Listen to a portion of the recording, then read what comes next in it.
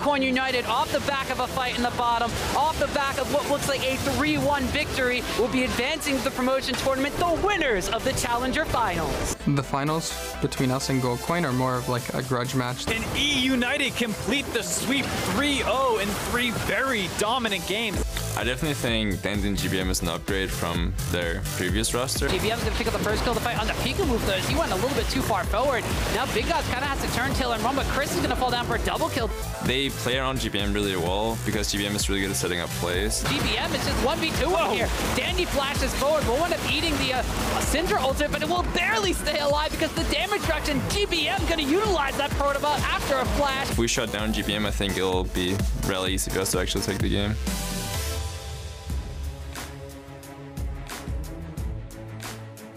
Welcome, League fans, to the 2017 North American Challenger Summer Finals. 6 weeks of online competition have led us to tonight's match, where the top 2 teams face off live from our studio in Los Angeles to earn the title of Summer Champions. Hello, everyone. Thanks for joining us tonight. I'm Daniel Digon Gonzalez, and I've got a double AD bot lane helping me break down tonight's games with David Freak Turley and special guest Freeze of Tempo Storm. Gentlemen, how are you guys doing tonight? I'm okay, thank you. I'm doing great. However, I am now a Ziggs one trick, so it's not a double AD bot lane. Well, you're a bot lane. It's bot lane. Yeah, but it's an AP bot lane. I mean, you got to get it right. All right, we're off to a great start today. Tonight's matches are a showdown between top challenger squads, eUnited and Gold Coin United. So to kick off our discussion, let's take one last look at the bracket. eUnited finished the regular season in first place, taking down 4-seed Big Gods Jackals in the semifinals. Then second and third seeds Gold Coin United and Tempo Storm faced off, with Gold Coin United ultimately claiming victory after an intense 5-game series. So Freeze, you were in that series. Sorry to say that you lost, but why don't you go ahead and break down kind of what happened there? It was brilliant best of 5. It was one of my longest best of 5s. It was amazing. Honestly, it could have gone any way. There have been so many mistakes that both teams did.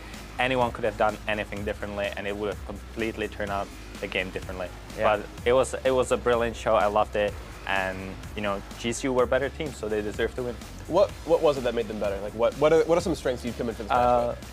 So the GCU team is very late game centric team where they play champions that scale very well, and if you're not very comfortable on stage, or if you're like doing mistakes in early game, mid game, you get punished by it, because when like when Oriana or Corki gets to late game, they will scale, they will carry the late game team fight. So they're very good at getting to the late game, and then once they get in the late game, they know how to close out the games, how to play, and how to punish the mistakes we did. Yeah, and throughout the season, Gold Coin United has been known to play set plays, figure out how to set the trap, and then pull the trigger. And at the late game, with the late game death timers, I'm sure that's kind of what happened there at the end. Let's go ahead and switch our focus to the other semifinal series, eUnited's big sweep over Big Gods Jackals. And honestly, this was a complete stomp, and they're the first seed versus the 4th seed. It's exactly what you kind of expect here. The new pickups, as you kind of heard in the tease, certainly some very, very good players here with GBM and Dandy running around, the Kazakhs leaping around, killing everyone. I think they were pretty quick to adapt to 714. St. Patrick paying on right now. So, you know, yes, lethality is quite a bit better now, and Kazakhs is great. And overall, I think this was a quick to adapt team. But now that we're another week down the line, teams got to watch LCK, they got to watch NALCS. I think both teams should be ready with proper champions for this one. Yeah, GBM popping off in that one with a 32 KDA. So for more on the games, let's go ahead and send it over to the casters to get us in. Thanks a lot, Digon, and welcome, Challenger fans. I am Optimist Tom Tierfoss, and help me make history for tonight for the final Challenger broadcast ever is Mark Zimmerman. I gotta say, when I came in today, I forgot that this was gonna be the final broadcast, so I'm not sure I'm ready for the pressure of the moment. Well, I hope you're ready to sing the swan song of the Challenger series with me. No one wants me singing. All right, well, okay, well, we've learned from that mistake already, but I hope you're here to talk through the swan song as we're in store for an exciting night of games as the best Challenger teams of 2017 face off in a rematch of the spring finals. Gold Coin United, previous champions, defending their title against eUnited. Before we get into the game, we're going to break down the strengths of these teams lane by lane. So first, let's introduce the players and get you familiar. Starting on the blue side, for game number 1, it's eUnited. Top lane is FLICKR, in the jungle it's Dandy, mid lane GBM, their bot lane duo of Deftly and Zazel with their coach Herman. And loading in on the red side are the defending champs, Gold Coin United. In the top lane, Solo, jungle Santorn. In the mid lane, we got Fly. In the bot lane, Rakara, supported by Madlife, coached by Loco Doco. These two teams have been neck and neck all split long. Last year, it was GoldCoin United taking second place, much as they are coming into this final here. But two players that really stepped up and are facing off tonight in the top lane are FLICKR and Solo. And FLICKR was able to shine a lot this split when he was no longer on Maokai duty. That might change, you know, given the fact that 714 just came around. But he had a really impressive showing considering, you know, in his first split, he was known as a great tank player, and then he showed great carry performances this split. Solo, on the other hand, is someone who's always been on the cusp of making it into the LCS, and he's done a good job on a lot of those carry champions as well. He's particularly proficient at Rumble and Gnar, and that's a pretty common matchup, so he could play both sides very well. The question is, though, with 714 coming into the meta, will this kind of change how the top lane plays out and really influence the story of this matchup? And 714 might not be the only influence, because, of course, you can't talk about top lane without moving down the roster to the jungle, where there are two veteran players facing off in Dandy and Santorin. And both these players are very integral to their victories in the semifinals and also the overall team play styles. So Dandy took that lethality Kha'Zix, went into the enemy jungle, invaded like crazy, super aggressive, hard carried the games. Santorin plays a much more patient, controlled style, wants to set up vision for his team to play around small advantages, and you heard them saying that they're a late game focused team, and he really plays to that style. Yeah, and Santorin's strengths lie in a bit more vision control, and Dandy maybe a little bit more of a hard carry, but despite Dandy's success, Santorin thinks that their stylistic differences tip the scales in his favor. I think Dandy has been actually really exciting to watch because he's a very aggressive player coming from LPL, I believe. So like when he was playing for LPL, obviously like all those jungles are really, really aggressive and all they care about is skirmishes. But I do think in this meta where tanks are actually like really strong, when I was watching the semifinals, he was still playing these aggressive junglers. He's not really playing Cinderhawk junglers, and I think that's where we have a huge edge on him. You might be able to see him coming, but the question is, can you actually stop Dandy from going in and blowing you up? Because he had some really early things going on. Level 3, catching someone out with the help of Hawkshot on his wolves and stuff like that. Very intelligent, but also very aggressive. So it's not just pick a tanky jungler and ward for him. You also have to stop Dandy. Yeah, it's going to be a very difficult force to be reckoned with coming out of the jungle. But in the mid lane, we have another set of veteran players. No, they have some experience. They've only joined the Challenger Series this summer split. Right, two veterans of the LCK. GBM was a huge pickup for eUnited, and he's a big upgrade over Fox, who was able to play very well when he got snowballed with his jungler, and they were very mid-jungle focused, but that was kind of like the one play style that they would go for. He's much more diverse. Fly, a very similar story in that regard, where he's not nearly as much of a lane threat as Phoenix, a player who would intentionally take on 1v2 situations and often win them. You know, that's really not his style. He's working with the team, working with Santorin, getting on the map and trying to play for everybody, not just getting himself ahead. You know, while both these mid laners may be a focal point of the map, since they're in the thick of things, we have, of course, on the bottom side, a pair of NACS KDA Kings facing off. The two standout scouting round stars, Deftly and Rikara. Right, and Deftly has been playing with his support Zeyzal for a really long time, and that synergy is clear all of last split. Generally speaking, both relatively on the safer side. Deftly plays a lot of those utility AD carries. We saw him doing super well on Varus, Ashe, those kinds of things. Can play the Caitlyn as well and kind of play more the range, but he's hardly ever the star focus of his team. Rikara, on the other hand, has been stepping up a lot and getting more playtime. Previously, last split, he was splitting it with Mashme, who ended up getting the nod in a lot of their games at the end of the season. This time, it's all on Rikara, and the team put him in a position to carry last week. Game 5, super high pressure situation. He pulls out a 12-1 Kog'Maw performance. Huge game out of him. A lot of carry potential. An absolutely massive game coming out from the bot lane and that. But of course, the marksmen are not the only ones down there. We have the supports, of course, where one of the lesser-known players in the Challenger Series, Zeyzal, goes up against one of the, well, the most famous players ever in League of Legends, MadLife. It's crazy every time you hear that, and it's obviously scary to play against MadLife, especially when his signature champions are meta. So we see a lot of Thresh, a lot of Blitzcrank. He loves picking those, and especially roaming around the map and influencing other people. Zeyzal, on the other hand, was a bit of an unsung hero, just given the fact that last split was all about the triple rookies all coming out together, and we saw a lot more attention paid to FLICKR and Deftly, as well as having the EU mid laners and stuff. Now it's the Korean support in jungle. He often gets overlooked, but at the last week of the regular season, we saw a monster performance out of him on Morgana, and he's starting to turn heads a little bit more as a lot more playmaking supports are falling into the meta. Yeah, and of course, these players matched up in the spring finals as well, and Zeyzal's more concerned about MadLife's map presence. This final, I think we have to watch out for how MadLife roams around the map, because a lot of the time we play through mid lane, and MadLife can impact mid lane a lot better than any other support and challenger. I mean, that's what we're talking about. Just super scary to play up against Mad Life. Anytime he gets his hands on a playmaking support, he can go over there and make something happen. And like we were saying, a lot more of those around in the meta right now. There's also a lot of diversity in the bot lane with the gold coin getting buffed a fair amount. It's something that's super strong. You see Janna being played a little bit now. And so Mad Life is a player that, while known for that kind of playmaking style, can play everything. He has a great Zyra as well and those kinds of champions. Yeah, so there's definitely a lot of different styles, and we kind of go by lane. Every single lane pretty much has its own kind of carry story in this matchup. So we could potentially see any single one of these areas of the map blowing it open in this final series. Although we are in Champion Select for game number 1, it is eUnited starting on the blue side, while GCU taking the red side this time around. And the ban phase may be a little bit more specialized. We are still going to see the Zac ban coming out from Gold Coin United on the red side, but already some playmaking supports being banned away with, well, you don't want Mad Life ever getting Thresh. Yeah, a little telegraph strategy out of eUnited there, saying we're scared of Mad Life a little bit. Let's take away that Thresh right away. Corki, another champion that's banned out. We talk about Fly playing more for the mid and late game, going for that kind of strategy. Corki's great for that. Early game control, gets the package, can start making map plays with the team, and then scales extremely well into late game, going for that crit heavy build, even though he is mostly magic damage. And we saw Tempo Storm towards the end of the series against Gold Coin United, banning out 4 or 5 different mid lane champions against Fly, but he still bust a couple of champions out of his wide champion pool bag of tricks. We are going to see the Maokai being banned away, so we said, hey, no, they're not stuck on Maokai duty. It's because it's so strong, it's banned away. And I'm surprised to see GCU not ban the Cho'Gath. I mean, it's one of those patches we're talking about where on red side, it still feels like people are not 100% sure what you want to ban.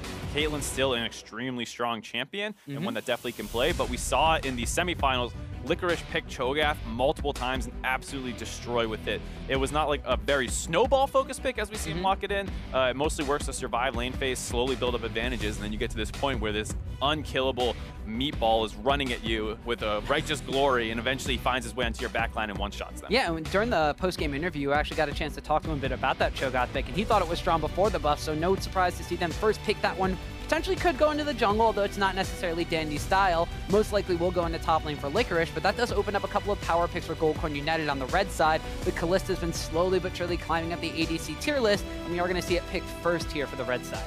Not too much of a surprise, just the sheer amount of utility that comes with that champion right now. When it's able to find strong laning phases, it's extremely powerful. Right now with the Caitlyn ban, it's almost inarguably the top 80 carry pick. You do see a lot of Tristana in response, so maybe we'll see eUnited respond with that. And then we see a Trundle locked in very quickly here. That's a little bit surprising. We talk about the rise of the tank meta. Trundle is always someone whose popularity goes up when that happens, just due to his ultimate being able to steal resistances and health.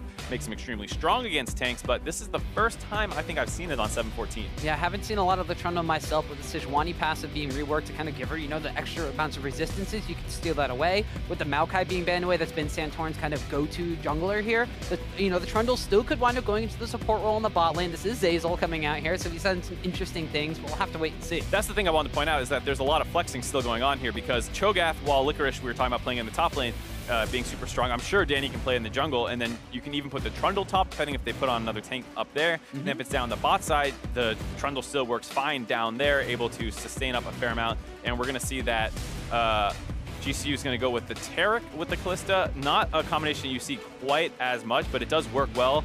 You can throw the Taric in. He has his ultimate to keep him safe with the invulnerability, and then it puts him closer in range to use his E. Usually you just throw that on a tank anyways, using your W to bind a frontline member to use him as, like, you know, kind of the second conduit for your spells.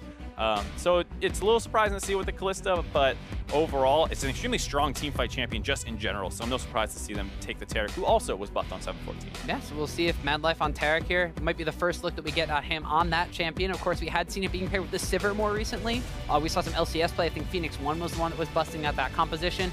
Though that was a little bit more of a run at UComp, and this time with the Callista, maybe a little bit more about the protection and, like you said, the initiation potential for GCU. Lulu and Bard, however, going to be banned out for the side of Gold Coin United, so they may not be entirely buying the fact that this could be a support Trundle, and maybe even just shoehorning it into that role specifically by banning away some of the rest of Zeyzal's champion pool, but it is going to be a lot more mid lane focused. It was 4 bans from Tempo Storm in the last series, 3 bans here from eUnited. The Talia and the Kassadin get banned away from Fly. And it's worth noting, too, that way back in the day, the last time Cho'Gath was seeing much competitive play was actually played in the mid lane, able to become very hard to push out in mid lane, was able to get a lot of lane priority. Not great at roamer, obviously not a great late game team fighter, but very, very powerful in the early game, and then transitioned into just a tank later, similar to what Galio does these days. So we'll have to see. Always keep in mind Cho'Gath could always go mid, but not sure yet. Shen is something we've seen a decent amount into Cho'Gath recently, and I've talked to a lot of people about it because to me, when I watch this matchup, it feels like it's one that Cho'Gath should actually win. Yep. And then what always happens is level 1, the Cho'Gath fight to the death versus the Shen. They lose the trays because Shen's level 1 Q damage is nuts, and then they're playing on the back foot the whole time. So I'll have to see. FLICKR was one of the first people I saw break out the Cho'Gath. I want to see if he has a little bit more mastery of it, or maybe this matchup really is just Shen favored. Well, we'll have to wait and see for that one, as it does look like LeBlanc is being locked in for GBM. So we said that GBM may be a make or break factor here for the mid lane of eUnited. You're going to be putting him on a champion that once he gets an advantage in that mid lane can just transition and spill that to all over the map. Yep, and definitely a champion that benefits from a bit of a 4-1 strategy. Oftentimes you see it in the 1-3-1 back when carries were more common in the top lane, with the Cho'Gath ending up in the top lane most likely, and that Trundle flexing down to the bot lane, and Gragas moving to the jungle. The most likely orientation of all these counter picks. You'll see LeBlanc splitting in the big beefy front line trying to protect that Tristana. And the last lock in here for Gold Coin United is going to be Cassiopeia, one of the later game scaling mages in the mid lane. Of course, she will also be able to just wail away on this very beefy front line that eUnited has assembled. You have a Cho'Gath, their last lock in was a Gragas, and it does look like, at least for the time being, the Trundle will end up going into that bottom side of the map. So there's kind of 2 damage threats and a huge front line for eUnited, but a lot to kind of poke it down on the front side for GCU. This is going to be a very fun game to watch. You'll see a lot of team fighting most likely. GCU's comp is almost 100% focused on 5v5 team fighting and really, really strong objective control. When you pair Cassiopeia with Callista, not only do you have the amount of DPS to burn down neutral objectives, you can also have those Ren stacks built up to make sure it's almost 100% guaranteed secure. So they'll probably be forcing a lot around neutral objectives, whereas on the side of eUnited, with that LeBlanc being able to split push, hopefully they get it going in the early game, and then it becomes too much of a menace to match in the side lane, and then that's kind of forcing GCU into these difficult neutral objective decisions. Well, we heard from Freeze on the analyst desk that Gold Coin United likes playing the later game team fight style. They have some scaling options available to themselves, with specifically Cassiopeia out of that mid lane matchup. We'll see if they wind up taking that objective control that they seemingly have a better composition for and pushing it into the late game, or if it's going to be the big beefy tanks from eUnited barreling down on them in the early game. eUnited throughout the Challenger split has been a little bit of the faster team, or Gold Coin United are a little bit more slow and steady, but it was GCU that came out ahead of them 3-1 last split here in the finals. You see once again GCU drafting to that slow and steady style, while Callista can play aggressive in the early game, and Rikara statistically is the best AD carry in Challenger. My favorite way to prove it. Yeah, you're right. Who needs to actually have an opinion when you can just look at some numbers? But he will be kind of the pressure point early on for GCU most likely. It is a matchup that probably should go in their favor. I have to admit, I haven't seen a ton of support Trundle recently, but it's generally speaking not very strong at harassing in lane, and Tarek does have some ways of contributing with the stun at range. So we'll have to see. Both bot lanes have a little bit of sustain. Trundle's passive healing him up. So as we hop into game number 1 of this 2017 North American Challenger Series Summer Final. Not back in spring. Both of these teams have made it once again. eUnited coming in as the #1 seed. Gold Coin United hot on their heels at #2. eUnited are coming off a bit more of a momentum-spurring victory, though. Their semifinal against Big Gods Jackals was a 3-0 sweep in their favor, whereas Gold Coin United had a much tougher full 5-game series against Tempo Storm. Right, so even though we have the run back a little bit of the spring finals, it is, like you said, very different, where eUnited was the best team in the regular season, whereas last split, that was GCU. This time around, eUnited has a very easy victory in their semifinals over Big Gods Jackals, who were pretty clearly the 4th place team, whereas Tempo Storm was hanging around GCU and eUnited the entire regular season. Those were the only teams that they lost to. They actually beat everyone else. So Tempo Storm was a pretty staunch opponent for GCU to beat, but they definitely are coming into this with a very different overall season compared to spring. Both of these teams have made a lot of changes throughout the offseason, made a lot of changes on the Rift as well. We saw Gold Coin United, their later game team fighting scaling style, kind of coming online a little bit earlier than we saw during the spring split. Have been able to take a little bit quicker victories, whether that's a symptom of them gelling a little bit more as a team, with Fly opening up so many more options for their team compositions out of the mid lane, or if it's something with 7-14 being a little bit of a faster patch, we'll have to wait and see. But on eUnited's side, they have kind of stuck with the same core of now their rookies turned into sophomores, as we have FLICKR, Deathly, and Zeyzal on the map, but also a lot more contribution out of their mid-jungle synergy. Danny this time around is not on that kind of hard carry style jungler, so I'm very interested to see where his pathing actually takes him compared to Santorin, who is content to sit back and farm away. It'll also be interesting to see if that kind of influences GCU's prep a little bit, because you heard them talking about having 2 very different styles. While the Gragas can turn a lot of early ganks, you can obviously play aggressive with it. it is not necessarily what GCU might have been predicting if they're saying, okay, well, we expect some Kha'Zix priority and things like that. You see both of these junglers starting on the bottom side of the map and finishing up on the top side. Santorin taking a little bit more damage from his red buff, but he will be smiting that one down, finishing just a couple steps behind his opponent in Dandy in the jungle, whereas on the top side of the map, the Shen and the Cho'Gath matchup not going entirely in favor of the Shen early on, but Dandy's going to be the first that makes a move in the mid lane. Flash body slam. Fly going to flash forward, though. He winds up picking up first blood. He gets a trade kill in this situation, almost takes down Dandy as well, but on the top side of the map, Santorin strikes at his own jungle gank, and they take down FLICKR. Nice early game advantage out of GCU here. They turn the 1v2 in the mid lane. We're saying that's something that was Phoenix's kind of play. Fly showing he can pull that one off as well. Gets the kill on the GBM, goes down for it in the end. And meanwhile, on the top side, this gank was happening. FLICKR winning this 1v1 early on. We were talking about maybe Cho'Gath does actually win this matchup, showing like it should. But Santorin gets a nice gank up to the top side, punishes the all-in that Solo was, frankly, kind of baiting out of FLICKR there. And they're able to grab that kill as well. And while both junglers finished on the top side, I wasn't expecting so much action in the middle lane, although Dandy making his appearance over there first kind of speaks to the strengths that eUnited mentioned. We heard Zeyzal saying that they wanted to defend GBM in that matchup. They want to make him, you know, have an open lane pretty much where he can move around the map and influence those side lanes, but he's the one who gets down for first blood. Right, and the Cassiopeia-LeBlanc matchup is Cassio favored just in terms of his trading potential early on. You can bully that LeBlanc pretty hard, but what happens is the LeBlanc does have a fair amount of gank setup, and right now, Fly has no summoner, so you're probably going to see eUnited make repeated roams around the mid lane, and GCU are going to have to work very hard to keep vision control up around there to make sure Fly is safe until his summoners come back up. And you see already, right there, Zeyzal made a quick pass at it, probably saying, feels like he backed off a little bit. They might have some vision down there. And this is something GCU is very good at, so they might be able to weather this. It's very true. When you think vision control in the Challenger Series, you think of GoldCoin United. Not specifically because they put the most wards down on the map, because they control vision and deny enemy vision. We see the trading power of that support trundle coming into full effect here is definitely on the Tristana. A-okay to just rain down the pain with that explosive satchel, or sorry, explosive charge. Satchel's the Ziggs one. Getting confused at Freak on the desk now. But the Tristana trading power coming out slightly ahead. And we'll see both supports probably heal up slowly. Like we said, Trundle has that passive, getting health anytime something around him dies. And then on the same time, Tarek has his Q, which, like we were saying, was changed on 7.14 to build up charges a little bit differently. Overall, a buff in terms of how quickly he can get those back up after using a heal. So, as you see, both supports being the main targets in those trades, also the two easiest ones to sustain back up. Yeah. Kind of the symptom of being a melee support in the bottom lane here, but also potentially why they went with the Tarek into the Trundle matchup specifically, and then kind of shoehorned Zeyzal into picking that melee support. Although this isn't the first time in recent weeks that we've seen him play something a little bit more melee. He played 3 straight games of Alistar in their series against Big God's Jackal, was able to be a big, beefy frontline threat in those matches. This time around, he might be the one taking away the resistances from the opposing big, beefy frontline. Right, I mean, Alistair saw some patches on buffs on 7.14 as well. Not super significant considering the big problem is that pre-6, his laning phase is relatively weak. And he almost got exploited in one of those games, I believe it was game 2, where they should have lost bot lane a little bit harder. Didn't quite happen, and they got out just fine, but it seems like maybe they cooled off the Alistair pick a little bit. Yeah, we see FLICKR very quickly blowing his flash to Santorin, charge forward on the Sejuani.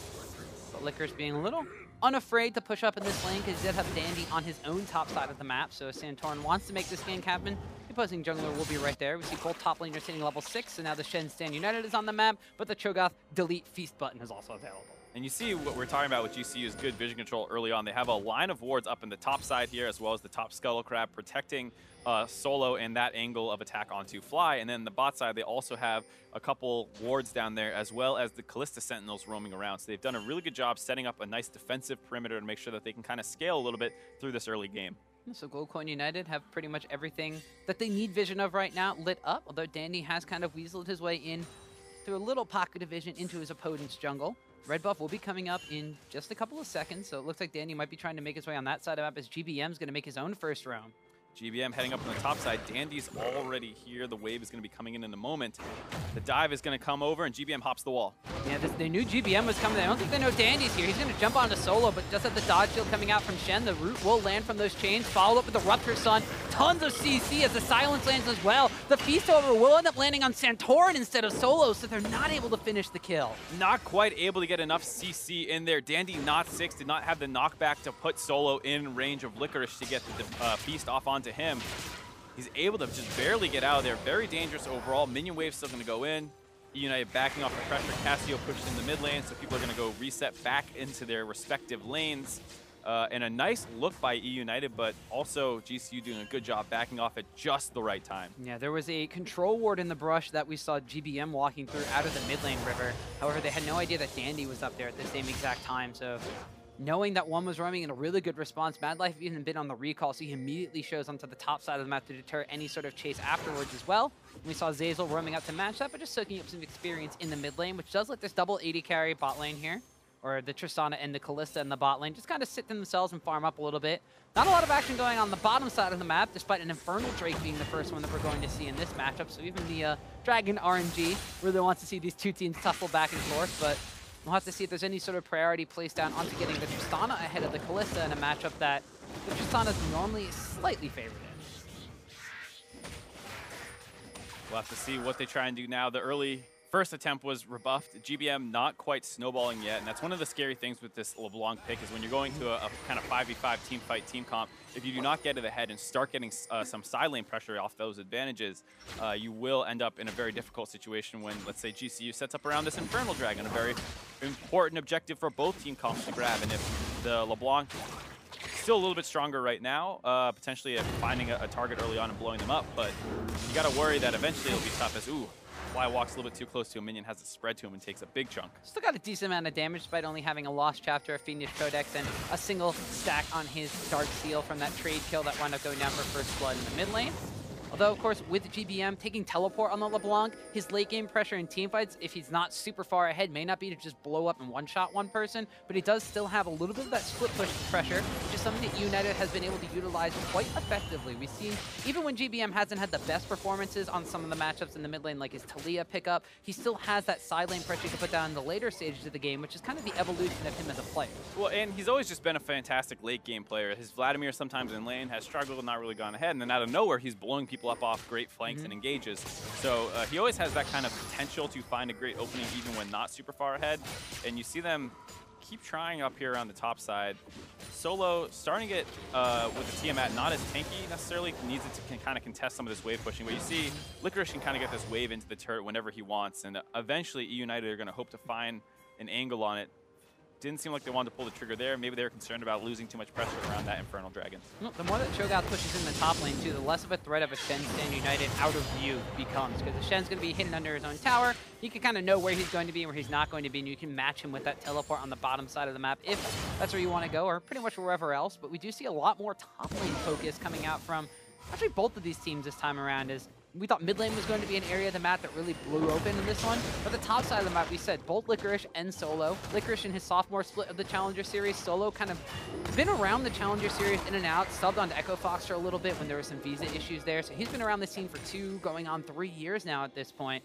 And one of the things that we always talk about is when he's on his comfort champions, he looks really good. But he's not known as a Shen player, so this may be some of the top lane focus from both of these teams.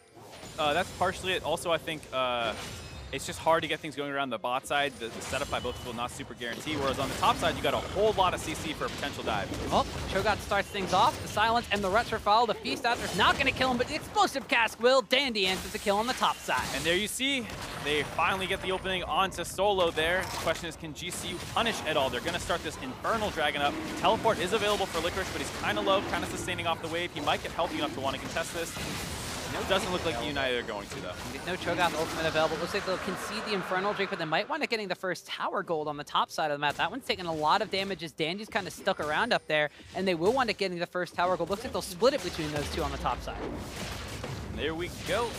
Pretty common objective trade. We'll take another look at this dive, and it's just so easy in a sense to pull this off. You put the Rupture down, body slam right into it to make sure he can't get out. The flash late, you probably need to flash that Rupture just right away because that body slam is coming in, but it's so hard to play around all of that. I think the silence might have gone down as well, so you don't even have the option to flash necessarily. And There you see that kind of monstrous chain CC combo that comes out of a Cho'Gath. A champion that does require a little bit of setup to make it work really well. But if you do have that, it's an absolutely insane amount of crowd control that comes out, on top of the fact that you're going to be doing damage with his ultimate. Yeah, he had him pinned up against a wall pretty much underneath his own tower, so it's going to be a little bit easier to hit those skill shots, and then you basically have 2 directions or 3 directions to wind up walking. The bottom side of the map, though, Gold Coin United getting a little bit more aggressive onto Zeyzal's Trundle here. Akar and definitely level 6, whereas Mad Life level 7, Zeyzal not quite available to hit that yet. May hit it after this wave goes down. But one of the things that we haven't necessarily touched upon in this one is the fact that the Infernal Drake was traded for the top side of the map, Gold Coin United being the kind of slower and steadier scaling team. You have the Cassiopeia, you have the Callista, a lot of sustained damage in these team fights. The Infernal Drake's going to be a great option for them. Yeah, the Infernal Dragon obviously helps with their kind of win conditions in almost every single way. They want to team fight a lot. Great, you have more damage coming in on everybody. You want to force around objectives, while Mountain Dragon is, you know, the better of the 2 dragons at doing that. Having higher stats as well is just beneficial for forcing. You start winning trades in situations.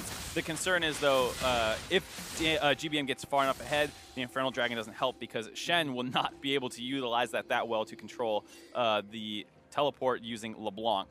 Now that said, like we were hinting at, LeBlanc from ahead, very scary. From even, not quite as bad. No, finisher Merle Namicon, whereas on the opposite side, Fly on Cassiopeia has finished a Rod of Ages for himself and has his tier stacking up and ready to go for a little bit of time after that first blood went down in his favor. So while GCU's on a little bit of the scaling plan, United's on a bit of a timer. As you mentioned, GBM on this LeBlanc pickup kind of wanted to make things happen on different parts of the map. Well, it was Dandy this time around that on a tankier pick, instead of being the hard carry out of the jungle, despite having 2 kills to his name himself, so I guess he's still kind of in that mentality. Still going in. He's been the one to really influence the other sides of the map, and now we'll see without Licorice has been freed up, are they going to start utilize some of that eUnited teleport usage that we've seen out of them during the regular split? That's a big thing about why I feel like Santorin's been struggling to find an opening a little bit this game. After that one, the top side is just, you have to worry about the teleport coming in from the mid laner, so if you try and force around that bot side, they probably will have a numbers advantage unless Cassiopeia is already on the roam, or is containing the LeBlanc, who, for the most part, has had pressure in this matchup ever since that initial gank attempt came in when she did not have any summoners available. So it's been a tough look for Santorin here. As we see, hold on, Fly makes a big play. Yeah, just a petrifying gaze goes off immediately. He had the backup from Mad Life, and Fly pretty much getting a solo kill on GBM. GBM was making repeated dashes forward, and eventually Fly just kind of caught onto that pattern Red when it was coming and called it out. Stuns him up, puts down that W, burns him low, and the poison is enough to finish him off. Doesn't even cost him any summoners to make that solo kill happen. Yeah, maybe just a little bit too much confidence coming out from GBM here, as Fly is able to not only do that, but he gets a blue buff transfer onto himself. So the catalyst for the game for eUnited has actually just not been lit in this one. It's been Fly containing GBM and just keeping him in place, or in this case, turning him to stone. And here you see, catches him trying to put the chain out, gets the stun, has Mad Life in vision as well, so they're willing to take that risk in case the jungler is there. They don't have to worry about the 2v2 turning out too terribly because they already have backup available. And overall, yeah, Fly just sees the W coming in, knows that E's going to be following it, sends his ult out and catches GBM. Well, despite losing their mid laner, eUnited will be the ones to take your friend and ours, Mark, the Rift Herald, because they're going to be battling that one down. They could wind up using that to try to open up this map, utilizing the Rift Herald split pressure to take down towers rather than using GBM, who has fallen behind at this point in time. So good on them to take that objective while they are struggling a little bit to kind of get their game plan online.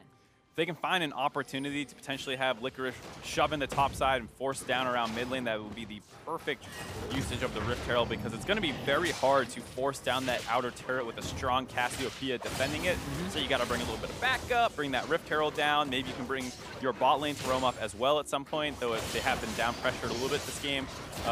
Overall, though, they need to find a way to keep getting gold leads, because right now, with an even, GCU having a stronger scaling team fight with an Infernal Dragon already, off to a great start in this game. There's going to be another one spawning for them in about a minute on the bottom side of the map. As Santorin makes his way down here, he will blast gun over the wall, finds himself Dandy, farming away in his own jungle. Says, fancy seeing you here. Says to Arctic assaults himself back over the wall. GBM wanted to make a motion down to join the rest of his team, but Fly's already there cutting him off, saying, no way. A level down as the LeBlanc. It is a Cassio favorite matchup in a lot of people's minds. You see the immense trading potential that comes in. And then the scary thing is, if LeBlanc is now in a position where she can't even follow roams for fear of getting all in, which is something Casio is great at denying roams with being able to halt people when they try and face check rushes. It's going to be very hard for GBM to start finding openings here. They probably want to accelerate the pace of this game a little bit, start trading objectives out if possible, and then once the map opens up, hopefully GBM can find some space to work. And the bottom side seems to be where Goldcorn United want to really kind of hammer their focus down at this point. Goldcorn United have yet to take a tower on the map, and the bottom side has been pretty much even so far throughout the majority of this game. Both of the supports have been making moves around the map, but we haven't really seen much of Ricard and Definitely in this matchup because they've just been sitting there going pretty much even in CS as there's still a wave for Definitely to catch up on. It is a little funny to see both bot lane have kind of ignored for the most part. Second Infernal Dragon spawn, so GCU going to try and put that stronger neutral objective control to work right away, but eUnited's going to teleport in. Yep, we got GBM coming in for a teleport. The Rift Herald's actually being used at the same time from Dandy, so looks like that was actually being used on the bottom side of the map to try to get them to a split division here. Fly's going to flash over the walls. FLICKR came in with a Rupture, so although Goldcorn United get the Infernal Drake, they had to burn some flashes and get out of there as Rift Herald's moseying down on the bottom side and the rest of eUnited moving towards the mid lane. Feels like eUnited was just a little bit slow. GCU wanted to burn that Infernal Dragon down right away. They started off, and you see how quickly they can do it. eUnited was not quite prepared for that. They wanted to contest it. You saw the teleports get channeled to come in, but they did not have a good angle onto GCU, and the flanking Licorice, while it was nice that he got the flash out of Flyer, I think GCU will take that trade any day of the week. Well, meantime, Solo's going to find Dandy in his own jungle here. At the same time, GCU are going to be forcing away Zeyzal and Definitely in the mid lane. Dandy's still taking a lot of damage from Solo, going for that Titanic Hydra first, ripping through the lack of resistances coming out from Dandy. Forces him out of the jungle aggressively. As in the meantime, GCU is just 1v2ing this mid lane. Definitely and Zeyzal are having a hard time containing Fly. This is kind of the fear that when you start setting up this 1-3-1, your duo lane in the mid side can't actually bully out the enemy team's mid laner. So usually the concern is that your two-man bot lane in the mid lane is too strong for the enemy team's mid laner, so they have to go into the side lane where they don't really want to be, and they're open to more ganks. But it looks like Fly is doing a fine job contesting the 2v1 by himself, at least for now. We'll have to see if GCU chooses to keep this lane set up. They are resetting after grabbing that dragon, and kind of losing a little bit of pressure while doing so, but we'll have to see what they're actually able to do with their lane setups. They might be losing pressure now that they've gone back, but they did a heck of a good job defending the pressure that eUnited was putting on the map. Even though there was no big team fight around that Infernal Drake, the Rift Herald went to the bottom side, and we saw the duo lane plus Dandy rotate into the mid lane. Fly, I believe, Fly and Mad Life together stopped that push in the mid lane pretty much by themselves, whereas just left the bottom side of the map. It was Rift Herald and GBM, who GBM can't threaten a dive onto somebody sitting under that tower in wave clearing, so the Rift Herald just wound up going down. It took a lot of damage on that tower, however, didn't get anything for it, and despite the gold count being slightly in favor of eUnited right now, just by a couple hundred gold, Goldcorn United have all the advantages they need on those very, very key members, specifically their mid lane. Yep, up 600 gold as the Cassiopeia. Got to feel pretty good as arguably the strongest scaling champion in the game. Maybe contested a little bit by Tristana in terms of damage. But overall, whereas normally as Cassiopeia is scared to be in a side lane with how far ahead she is over her counterpart in GBM, as well as the fact that Santorin is playing down around that side, she feels very safe pushing up in there, trying to catch Dandy out in his own jungle to get the flash out of him. Yeah, they blew the flash from Gragas already, and now it looks like they might be trying to take a bottom lane tower of their own. You mentioned that Santorin's just hovering around this area, shadowing Fly.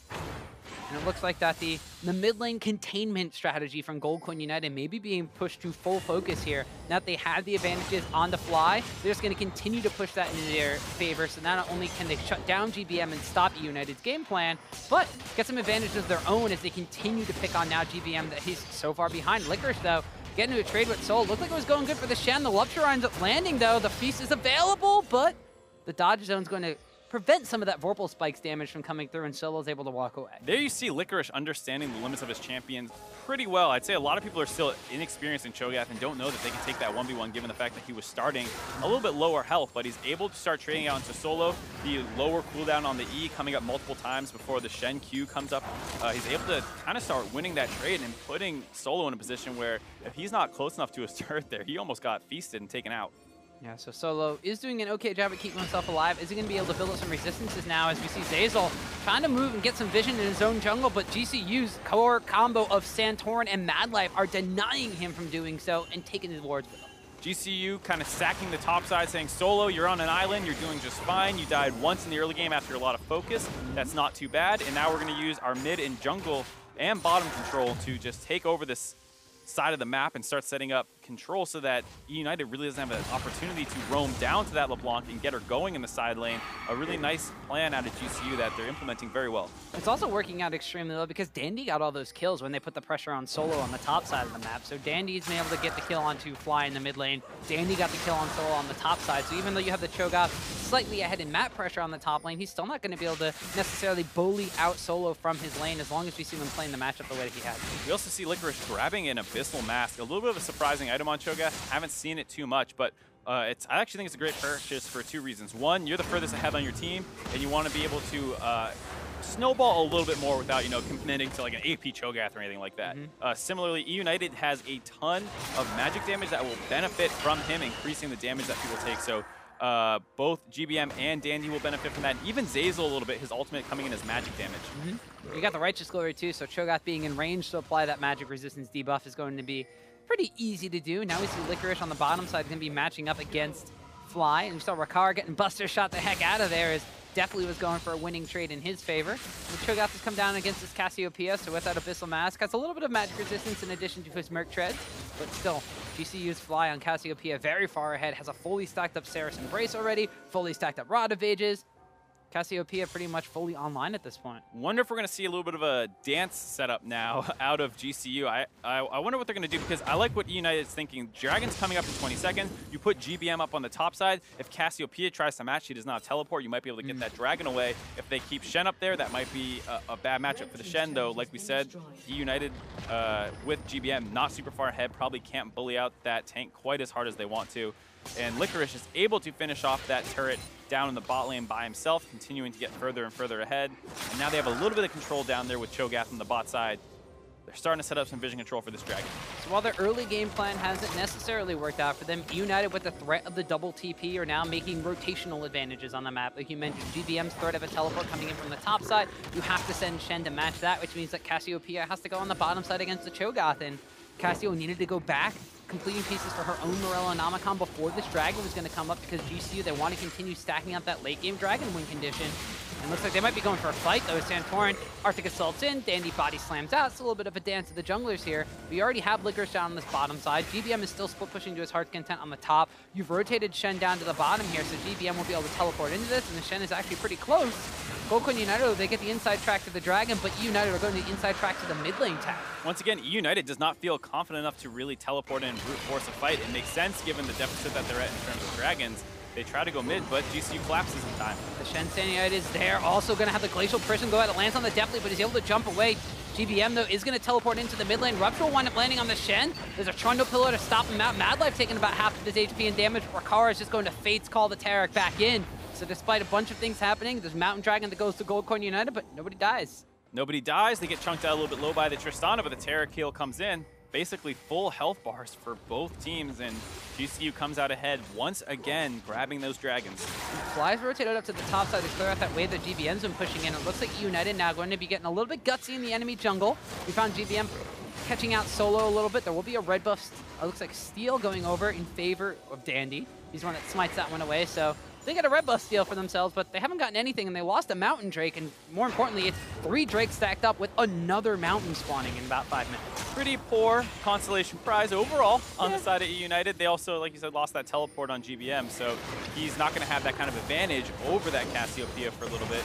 They're trying to set up that siege with the long-range Tristana, not able to find anything as Fly pushes in the top side.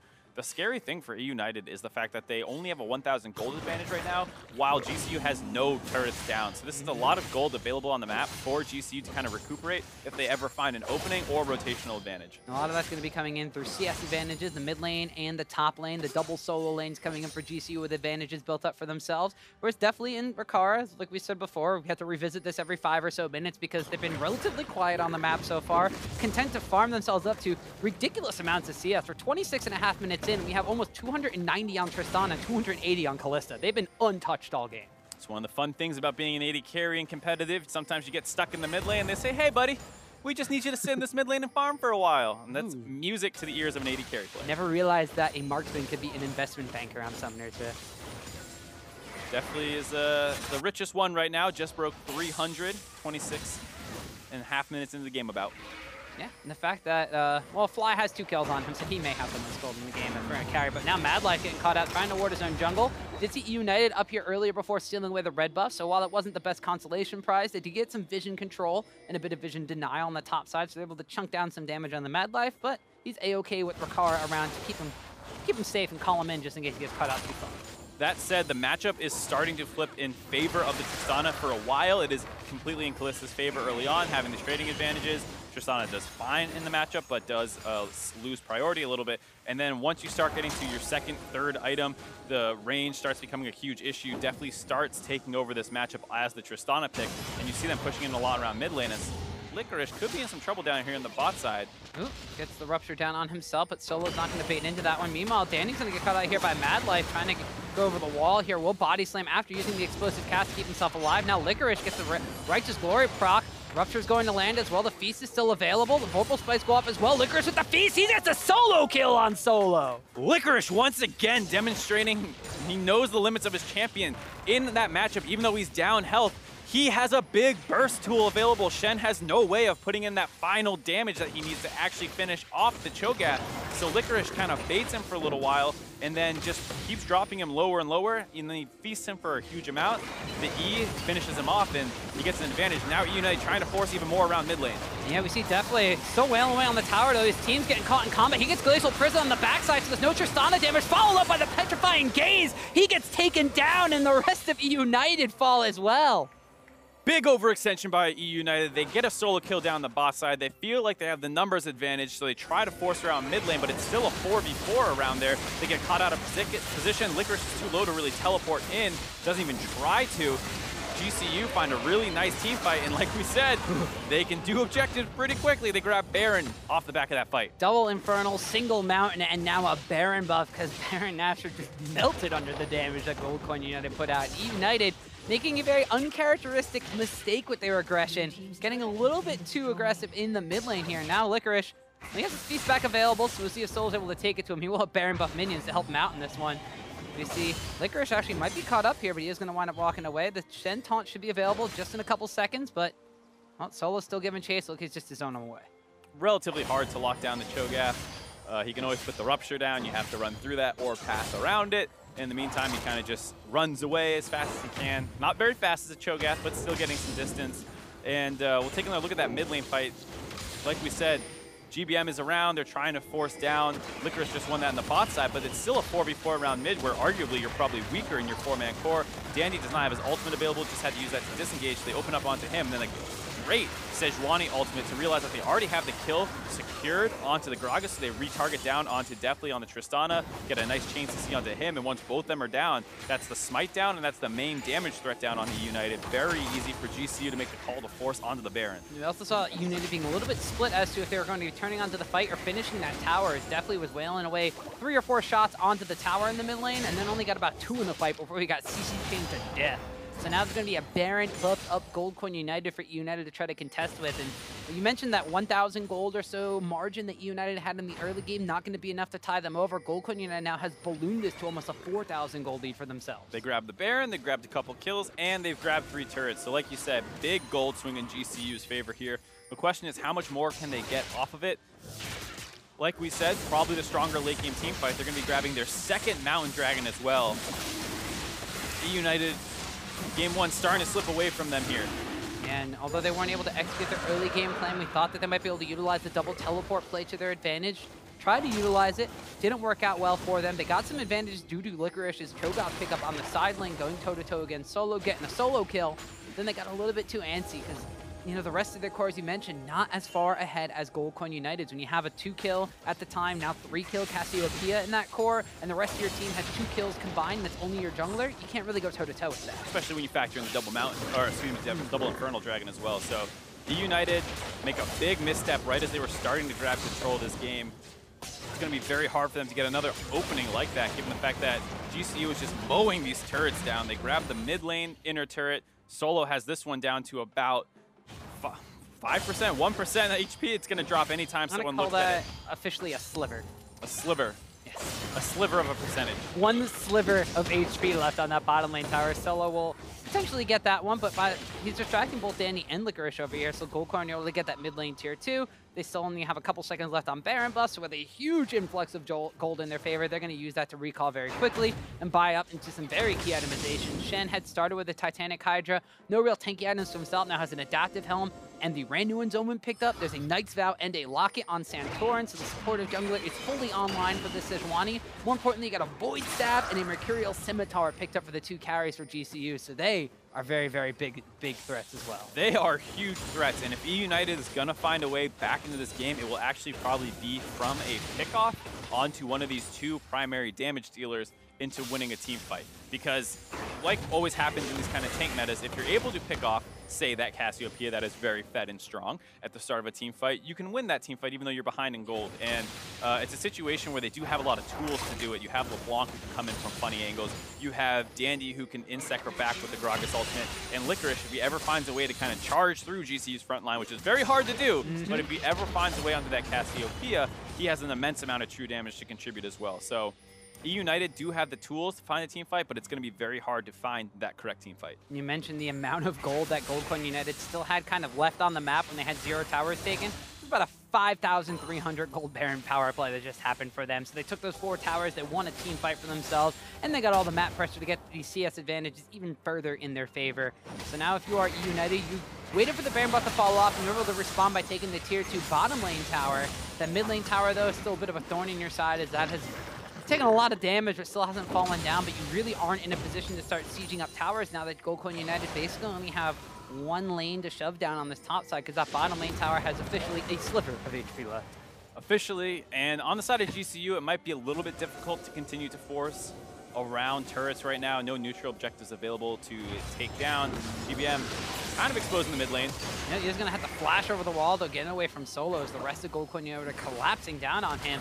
So now United are a little bit scattered and a little bit torn apart. Goldcorn United, though, are just going to use this advantage that they got to ward up this top side, the blue side of their opponent's jungle, because Baron's going to be spawning in about 1 minute and 45 seconds. You're going to want to play around this top tower anyway. You have complete vision control. This is GCU's style. This is where they thrive. This is exactly where they thrive. These slow, grind you out kind of games. They have the advantage. You see them very willing to spend the next 1.5 minutes sitting in this topside jungle and denying eUnited from even being able to farm some of these lanes. And then eventually, the scary thing for eUnited is that Baron will come back up, and you will have to face check that. And then you are not heading in from funny angles. You're not looking for flanks. You are running through their vision. They're going to see you coming a mile away, and it's going to be very difficult to win a team fight. GCU's comp is not great overall at sieging, so they're playing this right. You don't want to force any more around that top turret, even around that bot turret, despite how low it is. Don't get greedy for it.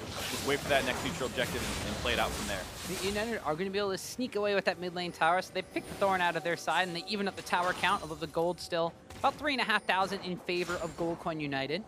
Even though these teams are looking a little bit different, this final series is playing out very eerily similar to the way that the spring finals did. Is actually GBM going down.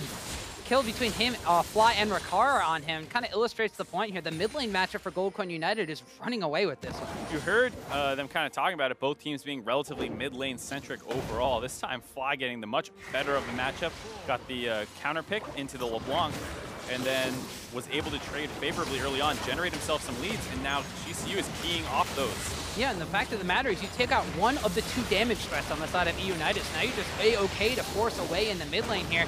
You wind up catching down onto FLICKR, but the QSS flash away from that. The Shen Stand United coming in as well. Now definitely is the one that has to bounce the heck out of there. The mid lane inhibitor almost goes down, but Goldcorn United very wisely back away.